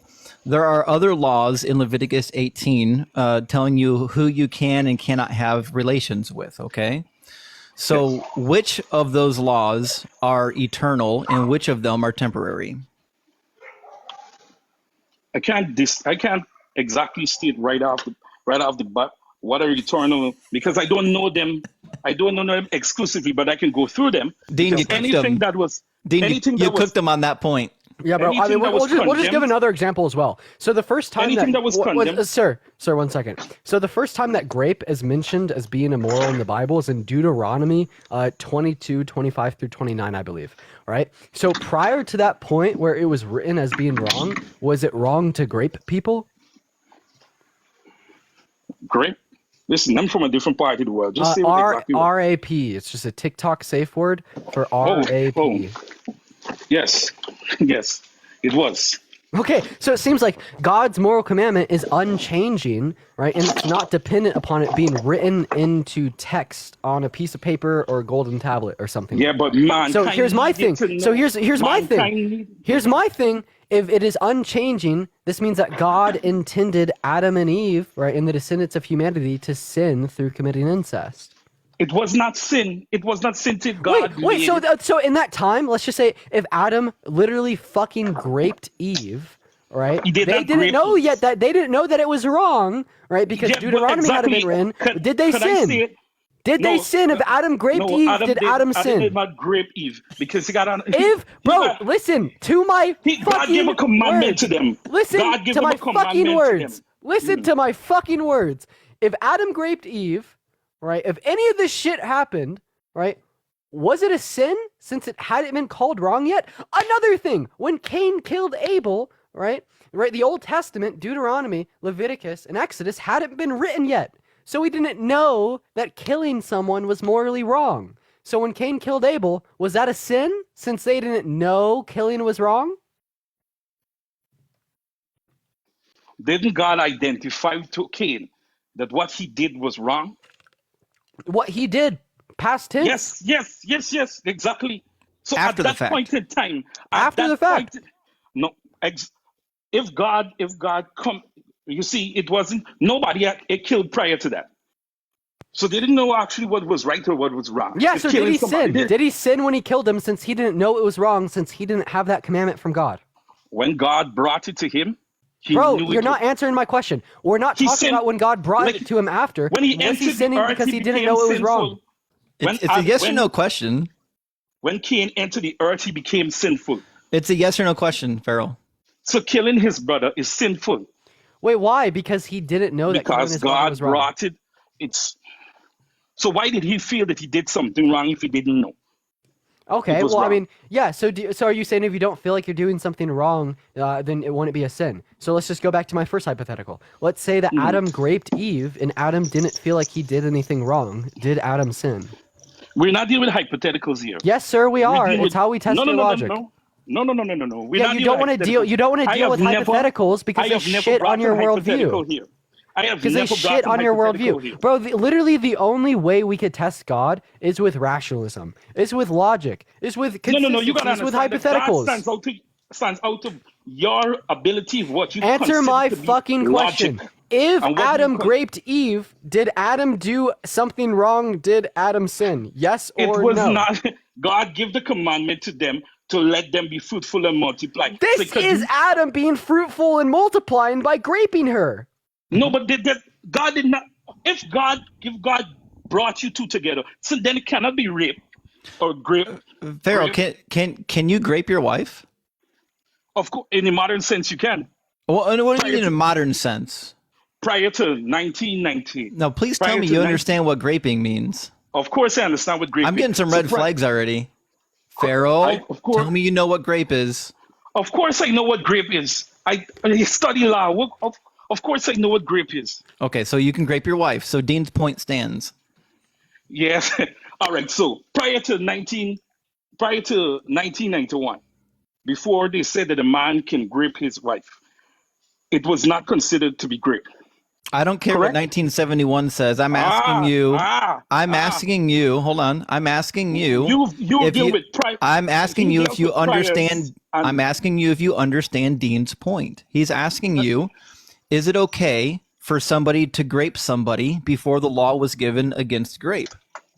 I'm telling you that it was.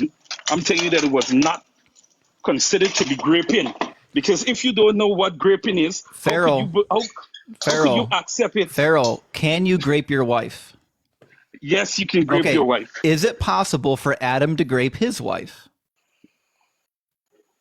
It was possible if it ever happened. I'm asking you if But it's did- possible. It's but yes did- or no. but did- okay, but did so he have so knowledge so of it? hey, I know you're excited, but we got to do one point at a time, okay? Mm-hmm. If it's possible for Adam to grape his wife, is it immoral for him to grape his wife because no law had been given? Yes. Okay, so there's your answer, Dean. He says it's immoral, and I'm trying to figure out why he keeps picking and choosing which laws of God are eternal All right. and which ones Let are me- temporary. Let me ask you. Let me ask you this So- question. Let me. Farrell, just before you start talking again, because you kind of like to talk a lot, I just kind of want to clear up where we're at right now. So you said that the incest committed by the children of Adam and Eve was not wrong because God hadn't commanded it to be wrong yet. And then we've asked you a bunch of questions that would follow from that, such as same-sex intercourse. Was that acceptable prior to that same Levitical law? You said no. Then we went on to, right? He didn't know that that was wrong, as God had not commanded murder to be wrong. So did he sin? You said, yeah, he still did something wrong. And now we're talking about if Adam were to grape Eve, did he do something wrong? Did he sin? Because it hadn't been commanded to be wrong, right? Because Deuteronomy 25 hadn't been dropped yet, right? The devs didn't, drop the new release. So, and you said, no, that was still wrong. So if we're going to hold consistent here, you'd have to say the incest experienced by the children of Adam and Eve was also still wrong, unless you could provide another distinction. But obviously your current argument is not doing it for you, sir.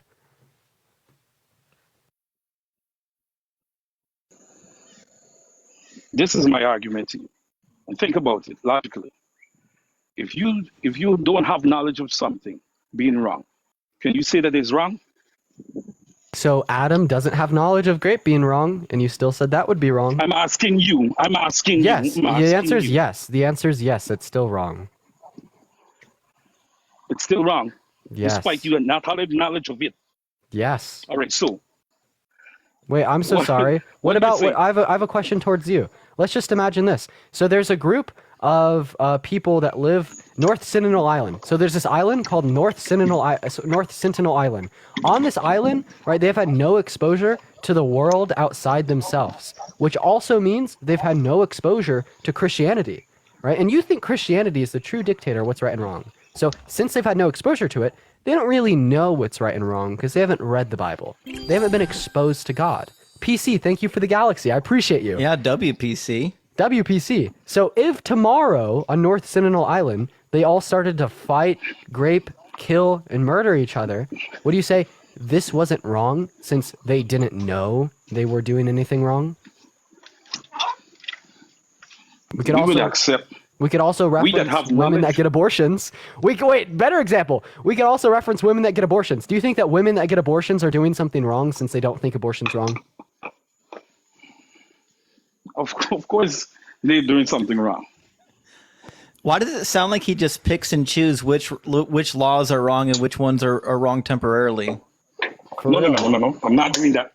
I'm not doing that at all. Because you're speaking to laws that are not within Leviticus. Would abortion not fall under the prohibition against murder? I'm not saying that it doesn't. I'm not saying that it doesn't, but he's speaking to, all right, so he's speaking to Human, thank you for the galaxy. I appreciate you for the love. He's speaking to some hypotheticals. Hey, Dubs in the chat for human. WPC. So prior to, let me ask you this. He's all over the place. Justin, let me ask you this, Justin. I asked him the question. I need to ask you the question as well. If you don't know that something is wrong, would you say that it's still wrong if you did it? Well, I don't know what Dean's point of view is, but my point of view, I'm a subjective moralist. I don't believe in objective morals. In fact, I don't believe that morals even exist. I think morals are a human construct. I think that we can measure the actions that people take in their outcomes. Like we know some things have bad outcomes and some things have good outcomes. Some things have neutral outcomes. And so I don't say that something is wrong or something is right. Thank you for the galaxy. Thank you so much, Dubs. Rachel. Rachel, go ahead. Sorry, Justin. No, you're okay. So my particular opinion is not whether or not something is moral. My opinion is whether or not something has a negative or a positive outcome for the individual and for society at large. All right, so let's deal with homosexuality. You got to say being non-hetero, sir. All right, you're gonna get my live taken. I'm sorry. Yeah, don't get them banned. I'm sorry. So let's deal with being non-hetero. Would you consider that being fruitful for society? Wait, and like what sense of the word here? So are you like making the... No, I'm asking Justin because we deal with subjective morality. So would you believe that is beneficial for society? Yes. Explain why. Can you demonstrate a reason why it wouldn't be? Because as far as I'm concerned, reproduction. As far as I'm concerned, reproduction. As far as we'll get the reproduction. As far as I'm concerned, anybody who's in a loving relationship with somebody else, they're contributing to society just as much as any heteronormative couple. Reproduction is a separate topic altogether, right? And I just want to ask you a question. Do you think that infertility is morally wrong, since if you're infertile, you can't reproduce? Yep. Of course not. I believe that it's not. Of course. So you're saying that? So wait, I want to bring up the graph. Listen. Graph at, man? Listen. Farrell, my mother is my mother's postmenopausal. Is it wrong for her to get married? Yeah, we see that. Of course. We see that being wait. I gotta being do one second. Being non-hetero leads to no reproduction, in the same way that being infertile leads to no reproduction. And you're specifically saying that being non-hetero is morally wrong because it leads to reproduction, but being infertile is not morally wrong regardless of the fact that it leads to no reproduction. Infertility is a biological thing. Right, but so is being non-hetero. It's not biological. No, that's fucking cap. That's fucking cap. It's natural. When we're talking about being non-hetero, there's a couple things here. So first of all, right, we could talk about like the biological predispositions in which would make someone non-hetero. We could simply refer to the fact that if you're non-hetero, you have a larger interior commissure, which is the nerve lining between the hemispheres of your brain, right? We that also have varying traits of the AI NH3 subsection of the hypothalamus, such as different dendritic densities, different neuronic substructures, different levels of neurohormones, such as FSH. They also have different associations along the genetic code, such as the XQ23 chromosome. You could find all of these references from the Netherlands Institute for Brain Research, the Center for Neurodoctrine Studies at the University of Pittsburgh in Massachusetts, and the Center for Neurochronology at UCLA. Then to bring up his point right here with the non-hetero animals, we observe non-heterosexual animals in the context of over 3,000 animal species. 10% of moose will only engage in same-sex relations. We see same-sex penguin couples, right, literally adopting, right, like younger penguins to raise as their own, right? We see babonos, who are very genetically similar to us, do the same, right? This exists in the state of nature, and it always has and always will. Are you finished? Are you finished with your? All right. So let me go on to. I'm telling you that being infertile is biological, and hetero is a choice. Yeah, it's not. It's not a choice. I just disputed the shit out of it. It's not a choice. It's a choice. You're telling me stuff. The same scientific. I just gave you so much you make evidence. Reference to, it wasn't. Look, the same scientific institutions you make reference to make so many flaws that they like today. They considered people that look like me to be what? Less than human? Bro, what? No. What the fuck are you talking about? Yes. Race is unrelated to heteronormative relationships. I'm telling you flaws with these scientific findings. Name one institution of medicine and science that would hold to racist ideologies such as the one that you just named. All right. Just give me a moment, because I know there is a scientific society that categorizes people that look like me less than human. Hey, I hear this a lot. Everyone in the chat who's not part of the cis community, put a 1 in the chat if you didn't choose to be gay. You just always were. I want to see it. So fucking for real, bro. Jasmine, thank you for the $3 on Venmo. And we could just look at this with ease. I didn't choose to be straight. We got 27 of them, 55 of them, 69 of them, 81 of them. We got 87, 119, 185, 193. How much more proof? How much more proof do you need, Farrell? 250 people. Yeah, bro. And it's like we already. We're going off to different points. Hey, man. 330. Damn. Holy shit. Yeah, I think that's enough evidence, Farrell. That's a significant data point. That is. Right, but I brought up like that is subjective Farrell, as well, right? Hey, Farrell, if it's a choice, hey, I have a choice.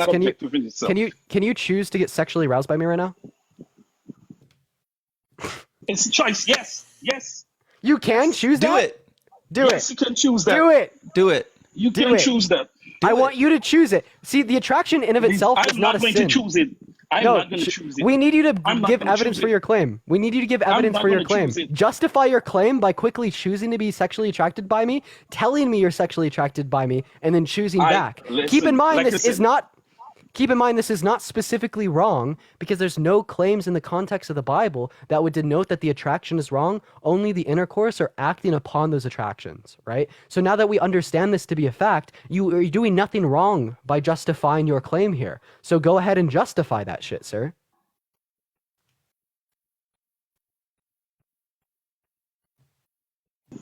It is a choice for me to get aroused by it. Choose it right now. Tell me you're sexually It's attracted a to me and choice. choose back. It is a choice. Did prove your fucking claim by choosing it. Get attracted to me right now. Choose that shit and then turn back. I would not. Oh, are you saying that all sexual attractions are a choice? Of course, all sexual Okay, so attractions. yeah, so you're saying that all choice. Some people are attracted to chickens. Can you choose to get sexually aroused by a chicken? It's a choice again. I want you to It's a say choice. that you could choose that. It's a choice. I want you to say that you, Farrell, could choose that. That I can choose to get sexually aroused by a chicken. Yup. I want you to say that out loud, sir. It's not my choice. Farrell, let me ask you a question. What type of women are you attracted to? I'm attracted to women. No, what type? Women. What type? There's no I have no type. I have no type. Oh, don't lie to me. Tall women, short women, big booty, small booty. What's your thing? Well, you see, I'm from a different part of the world. So when we say type, we go with texture. What's your favorite feature on a woman? My favorite feature on a woman, lips. Did you decide that lips were your favorite feature, or did you just realize it one day? Yes. Okay. What was your decision-making process? I was told to be because my environment where I grew up. What the fuck people are does more texture mean? people are more attracted to bigger booties, to big ass, and all these different things. And I deviated from that and found lips much more attractive. So. Well, have you ever had a crush on someone that hasn't liked you back? Of course. Wait, why didn't you just choose to stop having a crush on them? I just stopped. I cared nothing. Wait, have you ever gone through a breakup and been really sad? Nah. Have you ever been in a relationship? Nah. I'm about to be married. What kind of question? I'm about to be married. So. Oh, could you choose in the next 5 milliseconds to stop being attracted to your fiance? Of course. Bro, if she was here right now, dude, she'd be pissed. Go tell her that. Go fucking. Is she nearby? Is she on TikTok? You know where to find her. She is on TikTok. You would never find her. All right, here's a defeater. I really didn't want it to come to this, Farrell. I'm not gonna lie, bro. I really didn't want it to come to this. I hope you don't concede on this. Some people are attracted to toddlers. Can you choose to be attracted to a toddler right now? Yo, that's ridiculous. Can you do it though? I would not. Can you do it? It goes against my nature. It goes against everything that We're not asking if you think you should. We're asking you if it's possible. I don't know what you're trying to. I don't know what you guys trying to bring. Farrell, it's a logical It's not yes me. or no. Do you have the ability to do so? Yeah, but after this, we gotta fucking boot him because I don't want my life to get taken down. I really don't. All right, not me. All right, not you. Therefore, attractions aren't a let me choice. answer. Get fucked, buddy. All right, I fucking hell. That was inching on some very scary territory there. That was inching on some very scary territory. Honestly, I was gonna get off like 30 minutes ago, but I'm kind of having fun, so I'm down. I'm down to stand for like one more with you. Let's make it happen. Fuck yeah. Here, let's see here. Who are we gonna bring up, guys? Make sure if we are in the guest request that we are Christian. We're gonna go and bring up our next guest literally right fucking now. Let's go and see what our next guest has to say. By the way, guys, make sure to double tap on that phone screen if you want to support myself or Justin. Feel free. Do you have a Hello. Test? Goodbye. That's a You got deep an echo right there. Yeah, that was quite the echo. Moving on to our next guest here, chat. Let's go ahead and see what our next Christian has to say. Let's go to get Peep up in here. Wi-Fi gospel? Bro, I wish. He's running. Peep? Hi, Peep. Are you a Christian? I am. Okay, so why do you think that the Christian God is real, sir? Because I've read scriptures and came to my conclusion. Okay, like particularly scripture that reference Jesus as being God. Well, how do you know that the scripture is accurate in their prescription of Jesus as God? Historical evidences. Like manuscripts dating back, Greek manuscripts. Dating back to when? Off the top of my head, I couldn't give you a date. Dude, the earliest Greek manuscripts date back to what, like 75 AD? And that's a postcard. That's P53, and it's tiny. It's like the size of the palm of my hand. It's got like 6 or 7 words on it. There's thousands of manuscripts. How do you know that the manuscripts are accurate, sir? Have you read them? I sure haven't. I don't know Greek. He's looking to Google right now. He's Googling it. Sir, when you're on pause, we can't hear you. Yeah. In order for us to be able to hear you, we got to be able to see you. Yeah, I see people shouting the Dead Sea Scrolls in the comments. The Dead Sea Scrolls, unfortunately, are just Old Testament documents. There's no New Testament manuscripts there. Right. I think he might actually be running. I don't know. I guess we'll just give it a couple Kinda seconds. looks that way. Here. Yeah, bro. I don't think that like a Christian. Yeah, he ran. I don't think that a Christian coming up here using like historical evidence as their defense would do quite well against you on your own or me on your own. But then we got the fucking duo going on, dude. They're cooked. We're gonna cook them. Absolute toast on the historical evidences for God. We're gonna go and bring up our next guest, y'all. Make sure if we are in the guest request that we're Christian. Hi, sir. Are you a Christian? Do you think that the Christian God is real? Of course. All right. Why so, man? Because, wait, you want my personal experience? Not really. Not fucking really. We'll just clear that up but easily. if we go, since you're a Christian, you deny that Islam is true, right? There's millions of followers of Islam that report similar personal experiences as you. Therefore, it is obviously the case that personal experiences are not a reliable standard of evidence of a God existing or a God not. No, but it is though, because Christianity, yeah, if you look at it, if you want to find God, you have to find him for yourself. There's no evidence out there. So if you seek him with faith, well, that's the end of the conversation. He just said there's no evidence.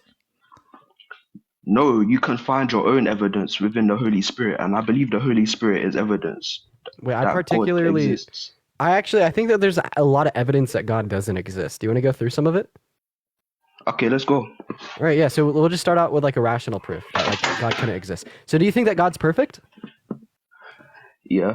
Right. So is perfection like the most desired state of affairs? Like, can anything be more desirable than perfection? No. No. So fucking perfect. You just ran yourself straight into a wall. When God existed alone, the state of affairs was perfection. Nothing more desirable could have existed. So therefore, God had no reason to create, as whatever he would create would be less desirable. Yeah. Right. God had no fucking reason to create. So God had no. He did. So was this just random? Was creation random, sir? No, it wasn't random. He chose to.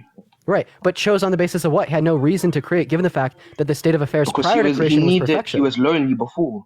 Oh wait, would you say that God plus creation is more preferable than just God? Yeah, because he wanted to create mankind. Okay, remember how earlier we agreed that perfection is the most desired state of affairs? Yeah. Okay, so you're saying that God plus creation is more desired than just God, correct? Yeah. So there's state of affairs that are more desirable than God, so therefore God's not perfect. No, but God is God, so he has the ability to choose. It's not random. You're not following here. This isn't even about the creation anymore. You said God plus creation is more desirable than God existing alone. We also define perfection as a most desired state of affairs. We can't assign perfection to God as there's a more desirable state of affairs than God, and that more desirable state of affairs is God plus creation. If God was perfect, there wouldn't be a more desired state of affairs. Yeah, but we can't comprehend God because he is outside everything. He's outside. We could understand certain attributes of him, such as the idea that Psalms tells us he is perfect, and such as the idea that Psalms define perfection as flawlessness, and we can just reason that there's nothing more desirable than perfection. Yes, and if you're saying that there is something more desirable than God existing alone, then God, by definition, cannot be perfect. We can define certain attributes, but we can't define all of them. And the one about perfection, we can't define that. It's just something that is gonna have to be unknown. But there are other attributes of God that we can. But you agree define, that nothing such is as more love. desirable than perfection, right? Yes. Okay, if nothing's more desirable than perfection, then nothing is more desirable than a perfect state of affairs, correct? Yes. All right. And when God existed alone, was that a perfect state of affairs? Yes. All right. So therefore, nothing could be more desirable than God existing alone. Yes, but he chose to create mankind. So then God plus Yes, creation but- is not more desirable than God existing alone. So It was God more had desirable literally to no him. reason to create. So God went from he desired an undesirable state of affairs. That's a contradiction. God couldn't have done that. Therefore, God's either not perfect or God He chose didn't it, do then this. how is it undesirable? Because there's not a state of affairs in which is more desirable than God existing alone. Think of it this way. So if I make a pizza and this pizza is perfect, right? Would we say that we'd want to change this pizza in any way, shape, or form? No. No, because perfect things don't require change. So the state of affairs before God created was perfect. We already agreed on that. So would it make sense to say that we would want to change the perfect state of affairs where God existed alone? No. But let's say Perfect. So there was God there's didn't literally see perfection. literally fucking no reason for God to create. It actually would be illogical and incomprehensible for God to desire or God to have reason to create. Okay, is that your only reason you don't believe in him? It's literally a contradiction.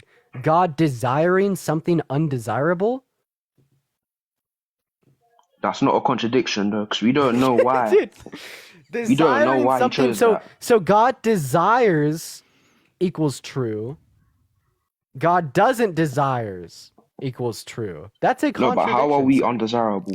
I don't think you're understanding. What he's saying is that one of two things must be true based on your answer to the question. Either God is imperfect or he desired something that was imperfect.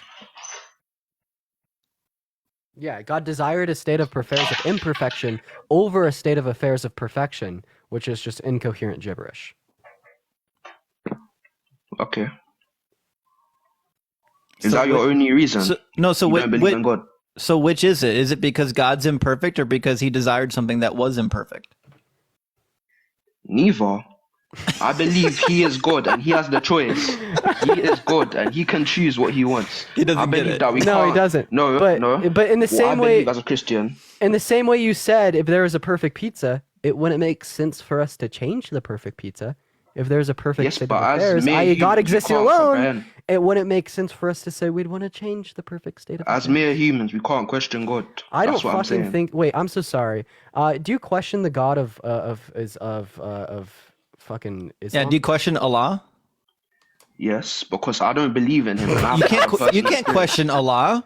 You cannot question Allah. Yeah, this fucking defense that we can't understand, we can't question God, it falls apart when we start to recognize that Christians literally do this all the time in the context of the other religions. Like, you would specifically deny the God of Islam, or like deny like the way in which Jews would conceive a God to be, right? Based upon you questioning their God. But if like a Muslim told you, well, you can't question God, it is what it is, they're beyond your comprehension, you would reject that and find reason to question God. So that's just what we're doing right now, but to you, right? And I just think this is a very weak cop-out, sir.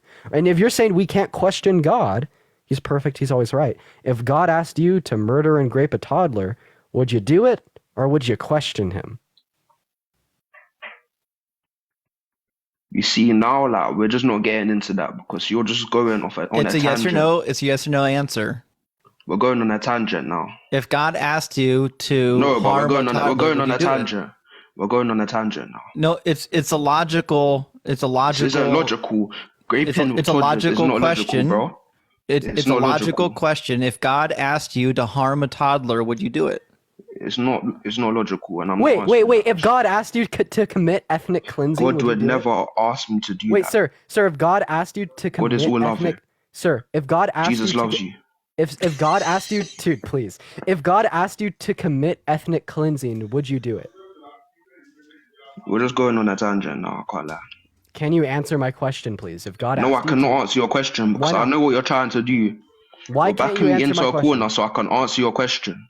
Okay, I'm not answering it. So here's my question. One second, sir. Let's make this a little bit more formal. Here's my question. If God asked you to commit ethnic cleansing, would you do it? Right? And your answer is I'm not going to answer that. So I specifically want to know why you will not answer this question. Because you are backing me into a corner. You're making me fall into your trap. Yeah, no fucking shit. That's what a debate is. Smart That's guy. how logical traps You're work. gonna use my answer against me because you're gonna be like, no, Sure thing, I what's will. it called? That's the whole point. Ethnic cleansing is bad. Oh, wait, so then God commanded something bad. 1 Samuel 15:3. Now go and smite the Amalekites and utterly destroy all that they have and spare them not, but slay both man, woman, infant, suckling, ox, sheep, camel, and ass. God specifically commands ethnic cleansing because we could define ethnic cleansing as the eradication of a group of individuals based upon their ethnicity. The Amalekites, that's an ethnicity. So God commanded something bad, therefore God is not all good.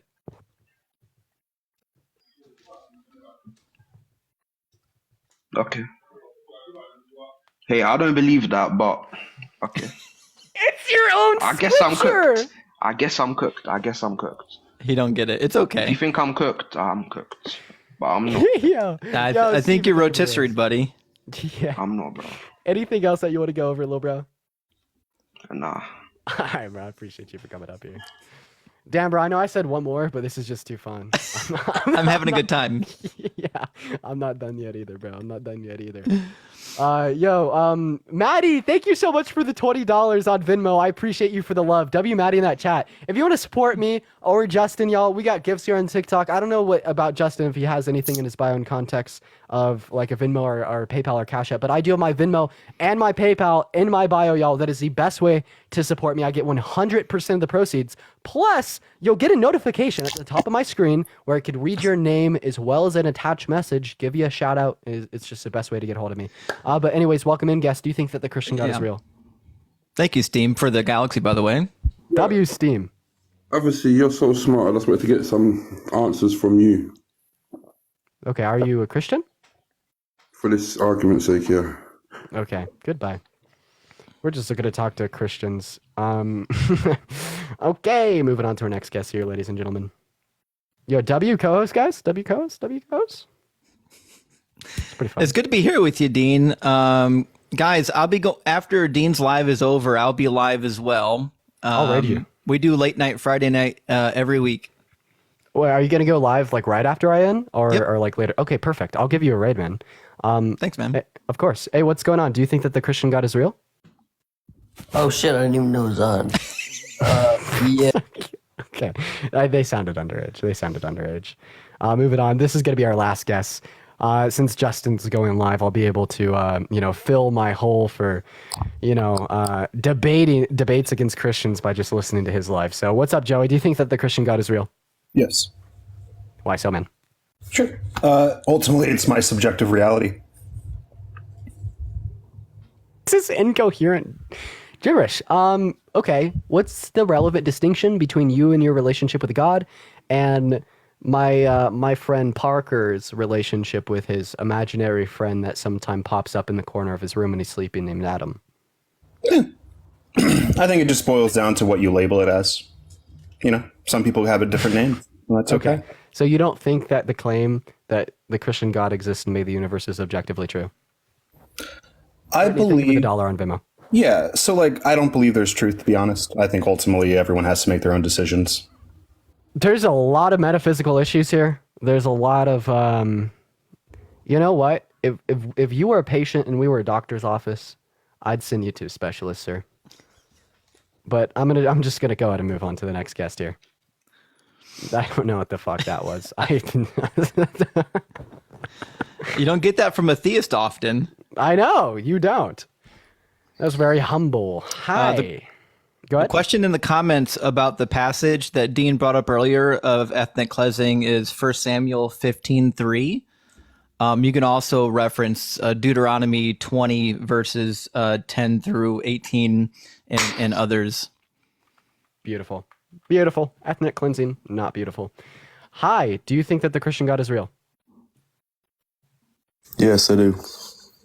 Why so, man? Do you? No. Do you believe in God? No, you don't believe in God. No. Why so? We have many reasons, but first, would you like to prove us wrong? Like, why do you think that the Christian God exists? Give me your main reason why you don't believe in God. All right, you want to go through the arguments, bro? Well, simply living. Do you believe in things without what were you saying about evidence? perfection of God? Why would God create? God No, created. God created Adam. Do you believe in? Do you believe in things? Go, yeah, go. Do you believe in things without evidence? Do I believe in things without evidence? I don't answer yes or no questions. Thank you very much. Who the fuck is this guy? You're a waste. Kid thinks he's Drake. Do I believe that's how conversations work? Kid thinks he's Drake, bro. You're not famous, lil bro. Pipe down. Pipe down. I don't bro. You're answer not famous. yes or no questions because it's just not. It's not valid, huh? Okay. Yeah, that's how questions work. Okay, we don't believe in God because we don't believe in things without evidence. And Yeah, but evidence of a God.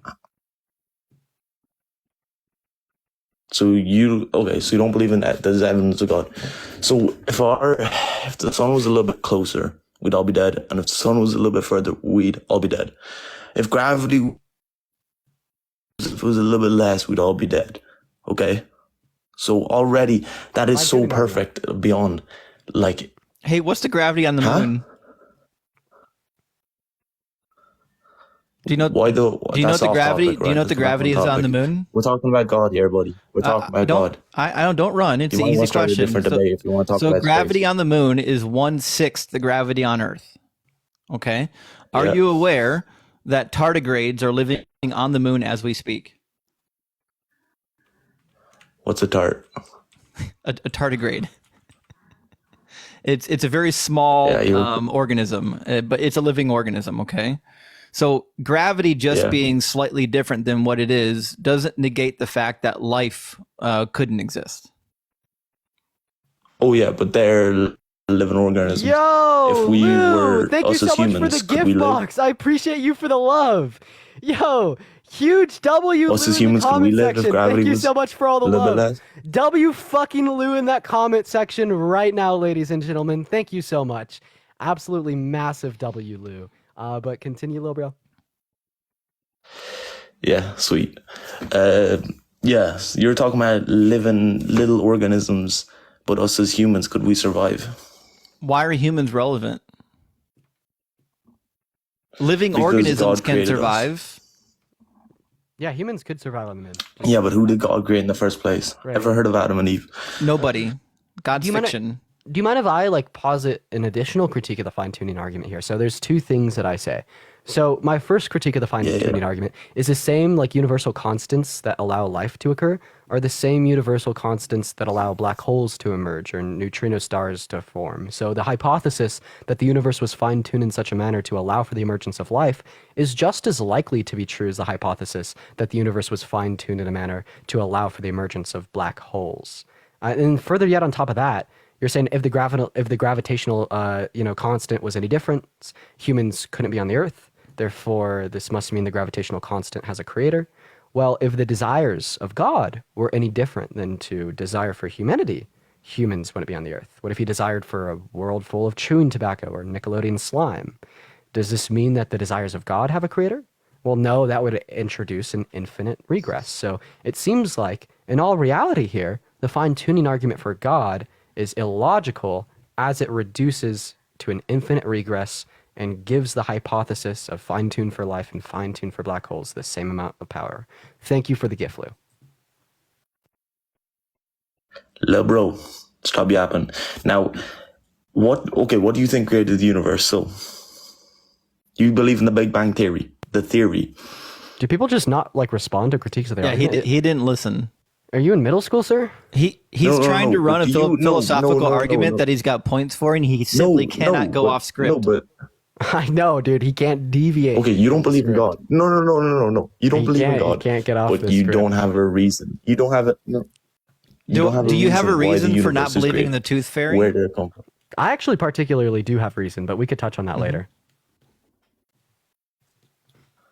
Later, why not now, huh? Why do you have to pull up we could go random into it bullshit? right now, because I kind of like listening to you yap and try to give your evidence for God, but then when I go in with the evidence for Yeah, but the you're existence that yapping. God doesn't exist, It just gets a little bit more boring. But I guess we could go ahead and do that. We'll start off with. I just want to know. Okay. Okay. Go ahead. Okay. Yeah, we'll start off with like an introductory issue, right? So it's just an extension of the problem of evil, right? Do you think that the state of reality would be better, all things considered, if people didn't get cancer? If everyone didn't get cancer. No, let's just say one person. It'd be great. I had a friend named Andy who died of cancer a couple weeks back. Do you think that the reality would be better off, all things considered, if Andy never died from cancer? Everyone has a purpose in life. Everyone has battles. It's not what I God, asked. If you're going to have a conversation, you have to engage in the line of questioning. I am. You're not. I'm saying, Andy probably had a fulfilling life. So reality would not be better off if he didn't die from cancer. Okay, so like, would you say that we live in like the most preferable version of reality? Reality wouldn't be better, all things considered, if anything was different. Guess what? God didn't create this perfect universe. He created Adam and Eve, okay? And what happened in the story of Adam and Eve? They were tricked to eat the apple off the tree, which split into a world of many different things, where the devil had created his own things. I understand the story of Everything is not creation. I've heard it perfect in our 1,000 world. times. That's why. But see, the story, the problem Yeah. of evil, right, recognizes free will, recognizes that the reason that there's evil apparently is because of humans. I mean, I think that God set the consequence for sin, which I think is a bit irrational. But more so, it's stating, right, that reality would not be better, right, if no one did any evil, because that it would be at the cost of free will. And that is a worse version of reality. And that's when we say all things considered.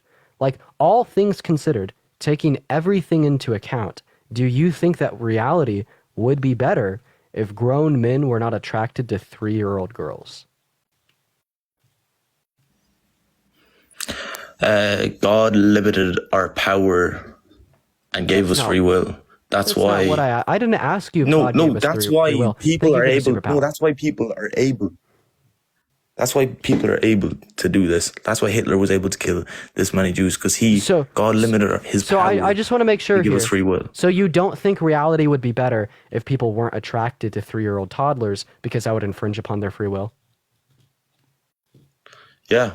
Okay, so yeah, reality wouldn't be better if people weren't attracted to toddlers. Wait, Jesus fucking Christ. Simply Living thinks it's a better world for people to be attracted to toddlers. That's wild. No. I know. And there's some other points that we could touch on here that don't even concern free will, such as like humans starving to death. So last year, right, 3.8 million children starved to death. So why doesn't God just change our biological functions or created them differently so people didn't require to eat food to stay alive? Right? This would prevent millions of unnecessary deaths caused by suffering. Okay, well, there'll be a second comment, but we'll talk about that later, as you'd say. But people starving to death, yeah. So you could ask the same question about why did God let black people be slaves? Why did Hitler? No, because those particular issues concern free will. The issue of starvation does not concern free will. If we were not able to starve, we would still have free will. And this is specifically why we would mention it as a pretty good argument. Yeah, but why would God just make us not be able to starve? Like, what's the point? Yeah, what's the point? I don't know. To prevent millions of unnecessary deaths every year. In fact, I would say because God doesn't do this, we don't live in the most preferable version of reality, so God's not all good. He causes unnecessary suffering by constructing humans' biological systems in such a way where we die if we don't eat food, right? And this causes millions of deaths per year. An all good God wouldn't do this. Yeah, but if you think about it, what's the point of life? Like, why would he create something that is just not worth, like, humans don't really have to do anything then. If you think about it, they don't really have to work. They don't have to they don't have to do anything out of their comfort zone. Wait, so you're saying that it's a good thing these children starve to death? No, what you're saying right now is that there should be 3 million children a year starving to death. What the fuck? That's what he said. You think that it's God's fault that people are starving? Absolutely. I absolutely think tell me how it's not God's fault that people are starving. Tell me eat how it is because not God's fault that people are starving. because there's like people live in countries, right? Yeah. And there's people with money in this country that can feed those children, but there's these countries have to take care of their own countries. But if they all came together, they could pay for it. People are hoarding the food, and people are hoarding the money. This issue could be solved. This issue could be solved. You know how it could be if solved? all the people in the world came together. It could be solved it's not by really having constant. arable land on every inch of the planet that doesn't have endless droughts. Right. And then additionally, we have a response to the last thing that you said as well. So you said the reason that people starve to death is not because of God, but rather because there's super rich people that either hoard the food or hoard the money that unintentionally result in the deaths of these millions of children. So I'm just going to present you a hypothetical to show how this would still be God's fault. So here's a hypothetical.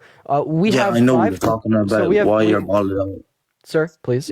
We have 5 children that we need to figure out how to feed for the next year. Right? So the first way we could feed them is by giving them the lump sum of food and commanding them to distribute it equally amongst themselves, allowing for everyone to stay alive. But we know that the oldest, most powerful child will hoard all the food for himself, resulting in the deaths of the other 4 children. Okay, there's the first way. The second way we could, feed these 5 children is by rationing out the food to them individually each day, right? So which option would we prefer here?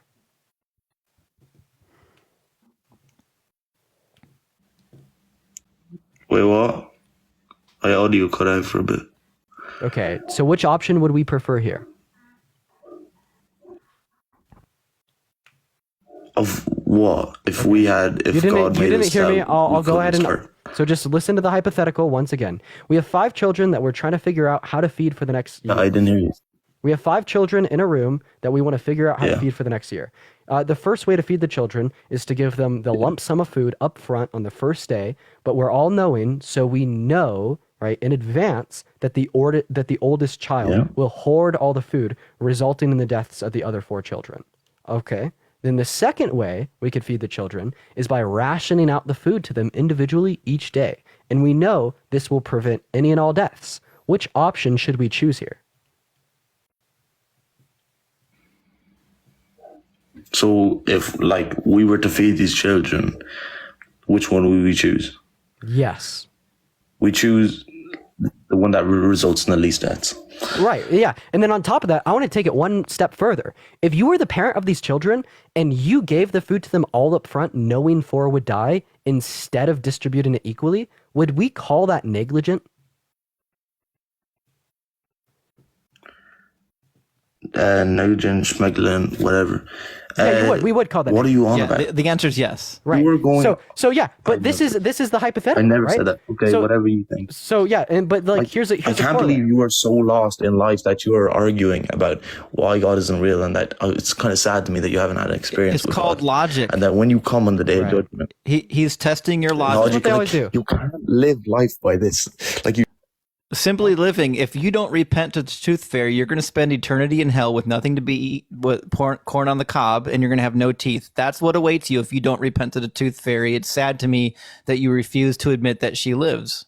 Right. And then additionally, I understand that you just went straight to Judgment Day and telling us to repent because you were fucking losing. But now I'm going to go ahead and tell you the correlation here. So you specifically said that it would be wrong, it would be negligent to give the 5 children the lump sum of food up front, knowing that 4 would die instead of rationing it out individually. Well, this is exactly what God does, right? God gives us the lump sum of food in the context of our crops, the trees, the animals, right? And then commands us to share it equally, right? To be fair and not sin.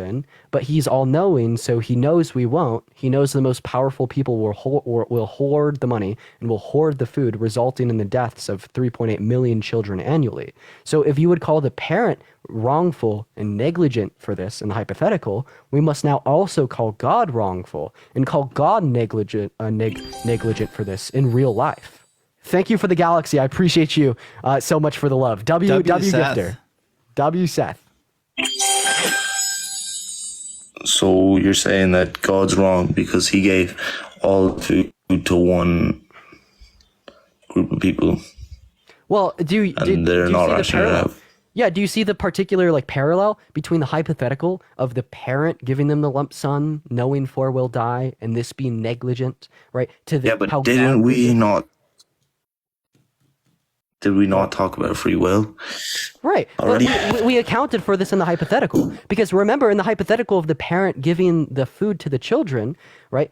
The parent recognizes that those children have free will, but commands them to share it equally. But the parent also knows they won't respect that command, and the most powerful ones will take the food, right? You agreed that this is wrong, this is negligent in comparison to the alternative of rationing out the food individually, saving all 5 lives, right? And in the same sense, God recognizes that everyone on earth has free will, so he gives us the lump sum of food in the context of trees, crops, and animals, commands us to share it equally by being virtuous, by not sinning. He's all-knowing, he knows we won't do that. He knows the most powerful people will hoard it, resulting in the deaths of 3.8 million children annually. So once again, I'll say it again, right? In the same way we would call the parent in the hypothetical wrongful and negligent for this, we must now also apply these same things to God because there's no distinction between the hypothetical I gave you and your version of reality where God actually does do this. Okay, so God knows, right? But the people on earth also know that it's wrong. Okay, so they know. In the same way that the children knew, but yet the parent was still negligent. God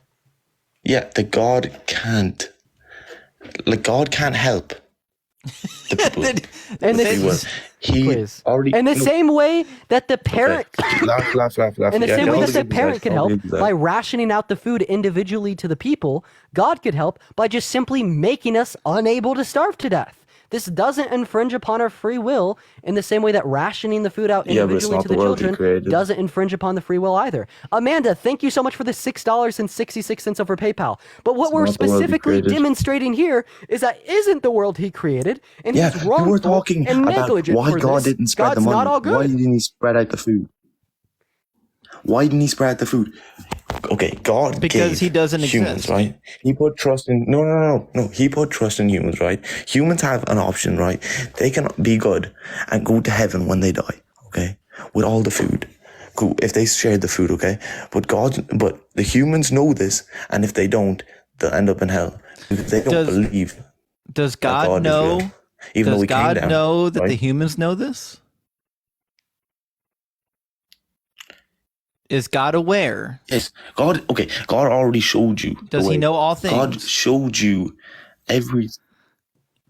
Just answer the question. No Does amount of God evidence know? will- Does God know that humans are going to hoard the food?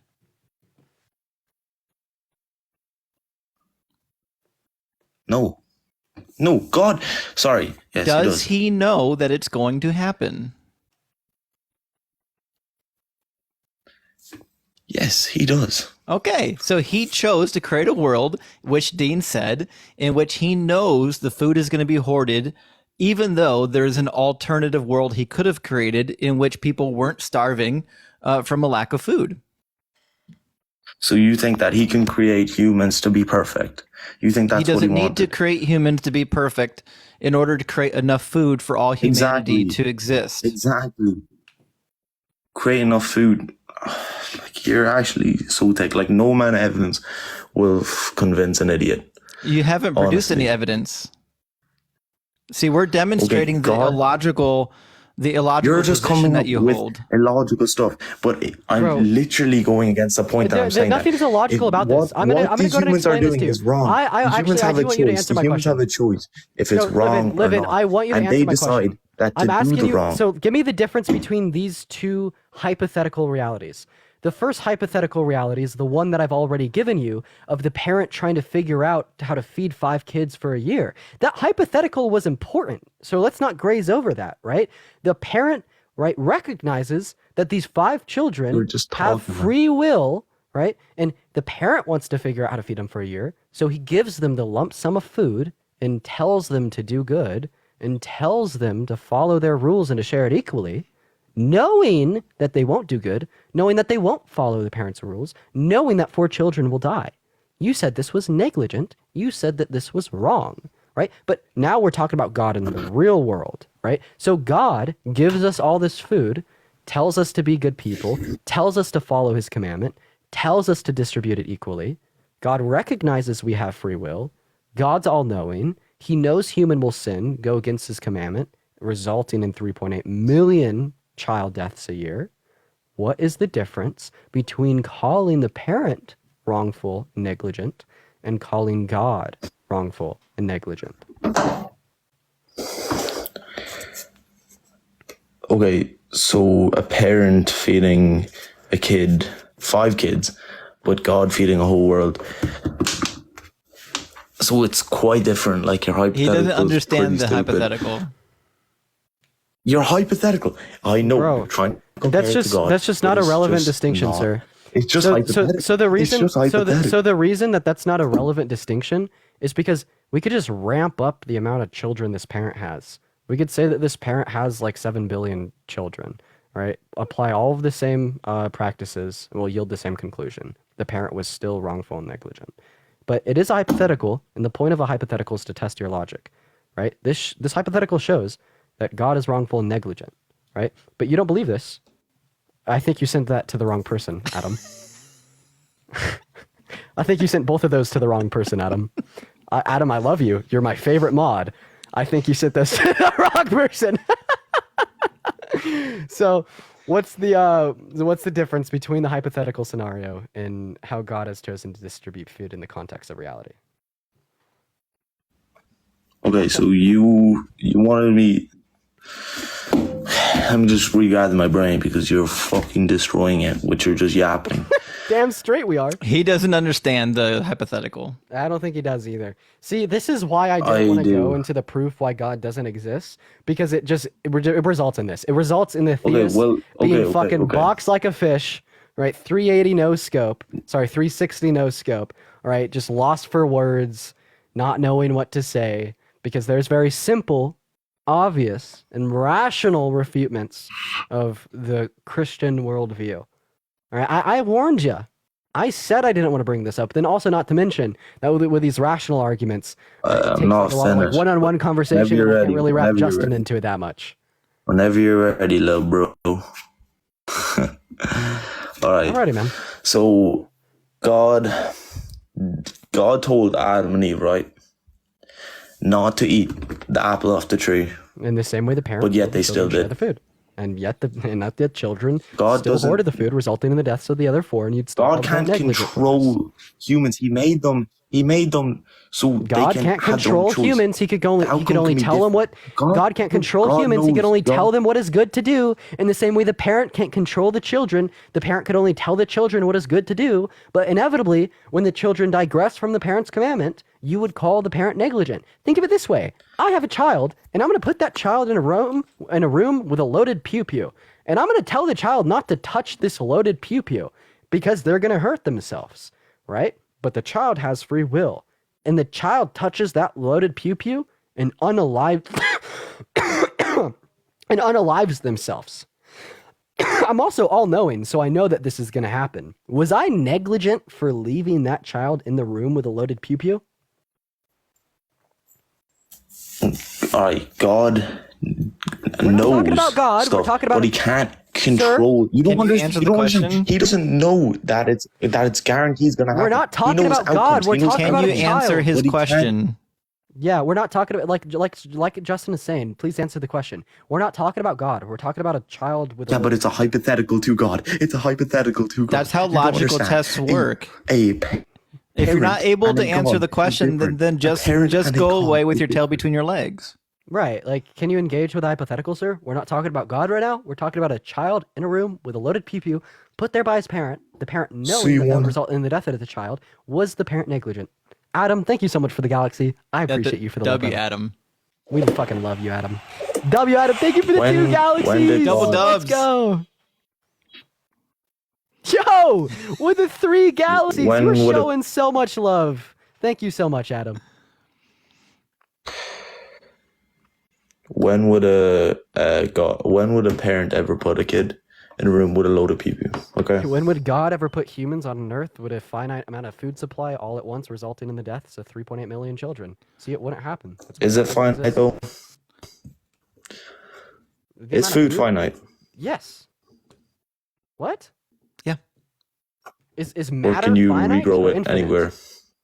Livin, is matter finite or infinite?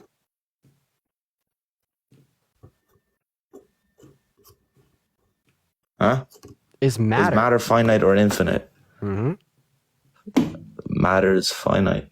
Okay, is food comprised of matter? Sure, the whole world is gonna end, and it's gonna be the downfall of humans. It's gonna He can't stay on topic. He really He can't. He can't make it happen. He can't make it happen. When I was Justin. in junior high, So my old teacher man, used to shut say, up. Old man, "Justin, shut stay up, on man. task." You just come in and laugh. Bro, Justin has barely spoken You were this whole losing time. at the start, and he had to come in and save your ass. No, Just no, shut no. up. You asked for my evidence why Right. God doesn't exist, so I've been laying it on you. No, we But were actually you know what? talking, and You then have you were some like, fucking "No, qualms with actually, Justin. I I'm gonna go and let actually- Justin school actually, you real I have quick. a lot of studies I'm gonna on this. sit back. I'm gonna mute my mic. I'm gonna let Justin fucking school you. Yeah, so Simply Living, my favorite thing Yeah, to same. talk about is the biblical God. It's literally my favorite thing to talk. I talk about it 3 nights a week. Can you give me your best evidence for why Jesus is the Messiah, or God, or whatever you think he is? Why is Jesus God? Okay, Why is so he anything? when Jesus I came don't know to what you Earth, believe okay? about him yet. All right. When Jesus came to Earth, okay, and he showed and he spread the word, right, of God, and he done miracles, okay. In one of his miracles, when he healed a crippled man, he freed the crippled man of all of his sins. And what we know is that only God can do that. I'm not asking for your theology. So, I'm therefore- asking for your evidence. Yeah, I'm telling you. No, Therefore, you're giving me a theology, Jesus is not God, an evidence. because only God can. No, you're giving me a theology based on a book that you read. I'm asking you for the evidence. What theology? And yes, the evidence is in the book. Okay, so the Bible is the evidence that Jesus is what? Yes. God. Okay, so Jim Jones claimed that he was Jesus based on the evidence of the Bible. He was the second coming of Jesus. Is Jim Jones the second coming of Jesus? No, he's not. Okay, cool. So the interpretation of the book is a little bit subjective. That's why we ask for evidence, not for theology, right? So what is your evidence that Jesus is either the Messiah or God? Because remember, the whole idea behind Jesus is that he's the messianic figure that the Old Testament predicted. Do you agree with that? Say that again. Do you agree that Jesus is supposed to be the Messiah first? Jesus is the Messiah. Great, yeah. And how do you know that he's the Messiah? Because the Bible. Right, but what about the Bible tells you he's the Messiah? I can't remember the verse right now, but Okay, so in the Bible. If I told you that I'm the Messiah, how would you John- know?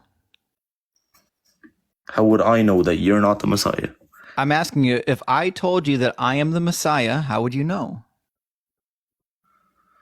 I know that you're not because you didn't come down from God, and before miracles, you cannot perform. Can miracles. you show me in the Old Testament where there's a prophecy about the Messiah coming and performing miracles? The Old Testament. Right, what passage? Because I distinctly remember a passage from Deuteronomy 13 that warns you against people coming to do such things. Deuteronomy 13:1. If prophets or those who divine by dreams appear among you and promise omens or portents, and the omens and portents declared by them take place, and they say, let us follow other gods whom you have not known, and let us serve them, you must not heed the words of those prophets or those who divine by dreams, for Yahweh your God is testing you to know whether indeed you love Yahweh your God with all your heart and all your soul. So just performing signs is not actually the litmus test. The litmus test is whether or not you were able to fulfill the messianic prophecies. Are you aware that Matthew lists about 20 different prophecies and John lists about 10? By the way, man, we can't hear you when you're on pause. Like, you have to be able to see us for us to be able to hear you. Just putting that one out there. Yeah. Yeah, Okay. man. All right. So which messianic prophecy did Jesus fulfill? Jesus, he turned water into wine. That's not a messianic prophecy. And in fact, I've done that many times on my own live. You turned water into wine. I sure have. Show us now. I don't have Real any water water. or wine in my hands, or else I could show you, but that's kind of irrelevant. I'm asking you for the passage that says the Messiah will turn water into wine. My guess is you've never read a single page of the Old Testament. Well, why do you read so much into God? So if you don't know To God, and you don't even if you don't believe. know Like, what's what the the point? messianic expectation is, how do you know that Jesus is the Messiah? Why do you read so much into God when you don't believe? Answer my question and then I'll answer yours. You're just asking stupid questions, honestly. I'm asking you a legitimate question. You only ask questions against God, and you just don't open your mind. No, I was a Christian for 25 years. Dean was a Christian as well. 17 here. So it's not like I was born an atheist and I just decided that I was going to argue against God. In fact, I was so sold out for God that I spent many years of my life and thousands of dollars on higher education to go through Bible college and seminary so that I could bring people closer to God. And through my studies of the Bible, it became obvious that the Bible is unreliable and that Jesus absolutely in no way, shape, or form could have been the Messiah. Yeah, deconstruction fucking sucks, man. It's a harsh reality, but it's true. Just because you desire God to exist doesn't mean God exists. There's a lot of testament. There's the Old Testament. There's the New Testament. Both kind of. And you go haven't against read each other either, in both apparently. ways. Okay, so there's Christian, Orthodox. And If you haven't read Protestants. either testaments, how do you know that Jesus is the Messiah? There's Christians, Protestants, and Orthodox, and in If you haven't both read either testaments, how do you know that Jesus is the Messiah? because I've heard stories. Oh, I've heard stories that Jim Jones was the Messiah. Does that make it true? You look like a Pop-Tart. Do you know who Jim Jones is? Oh, it's like banging my head against the wall talking to you. I must be going. This is where he's cooked. He's done. He can't. As soon as you start talking about the Bible, he's cooked because he doesn't know anything in the Bible. He left. Yo, fucking cooked. Justin W in the chat right now, ladies and gentlemen. They're never Right prepared now. to talk about the Bible. They never are. Never, bro. Well, yo, honestly, I'm gonna end my stream. I know that you said that you were gonna go live. If you want to go live, like literally right now, I could raid you. Yeah, let's switch over. I'll drop and I'll get it started. Thanks, man. Of course, bro. I'll send them over in a minute. Thank you so much for the co-host. It was awesome. We should do Absolutely. this I had a again. great time, man. Of course. W Peace for out. Dean, guys. W Justin, y'all. W Justin. All right, guys. So Justin is going to be starting his own stream shortly. So I'm going to send y'all over to Justin's stream as soon as I see him live. So don't leave yet. First of all, y'all, this was the first, live I've done talking to people about why they think the Christian God exists and really getting into it ever. I typically do this on Parker's stream. I never do it on my own, but I got to fucking say, today's stream was awesome. But yo, if someone will comment Justin's it is the.deconstruction.zone. If someone will comment that, I'll be able to pin it, so I'll be able to send you all over there for a raid. If you're one of the 2,000 people that watched today and you enjoyed the content, go over to Justin's stream. So, all right, we got it here. Let's just go ahead and get this pinned. So his is the deconstruction zone. I want you guys to head over to Justin's stream here and spam Dean raid in his chat. I want to try to get at least 1,000 people over there. So if you're not like planning on watching him for too long, right? Maybe just head over there for the raid and then leave if you don't really feel like watching. But I think the point that I'm trying to get across here is at least go show him some love. Let's try to boost his numbers. So head over to at the Deconstruction Zone on TikTok right now. His at is pinned as well as I'm showing it live on the screen. I'm going to start shouting out people that spam Dean Raid. Yo, shout out Skits and Blitz, shout out Snail Sludge, shout out A and Ellie, shout out Beth and P, shout out all of you beautiful people that are going over to his stream. We got 337 over there. Let's try to get that number higher. There's still 1.7 thousand people in there. Go over to his stream right now at the Construction Zone and show him some love. Now it's at 400. More people, keep going. If you're still here, what are you doing? If you're still here, what are you doing? Head over to the Deconstruction Zone. All right, y'all. Shout out everyone spamming Dean Raid. I'm going to go to an in chat, go show him some love at the Deconstruction Zone. I'll be hanging out over there too. Spam Dean Raid in his chat. Love y'all.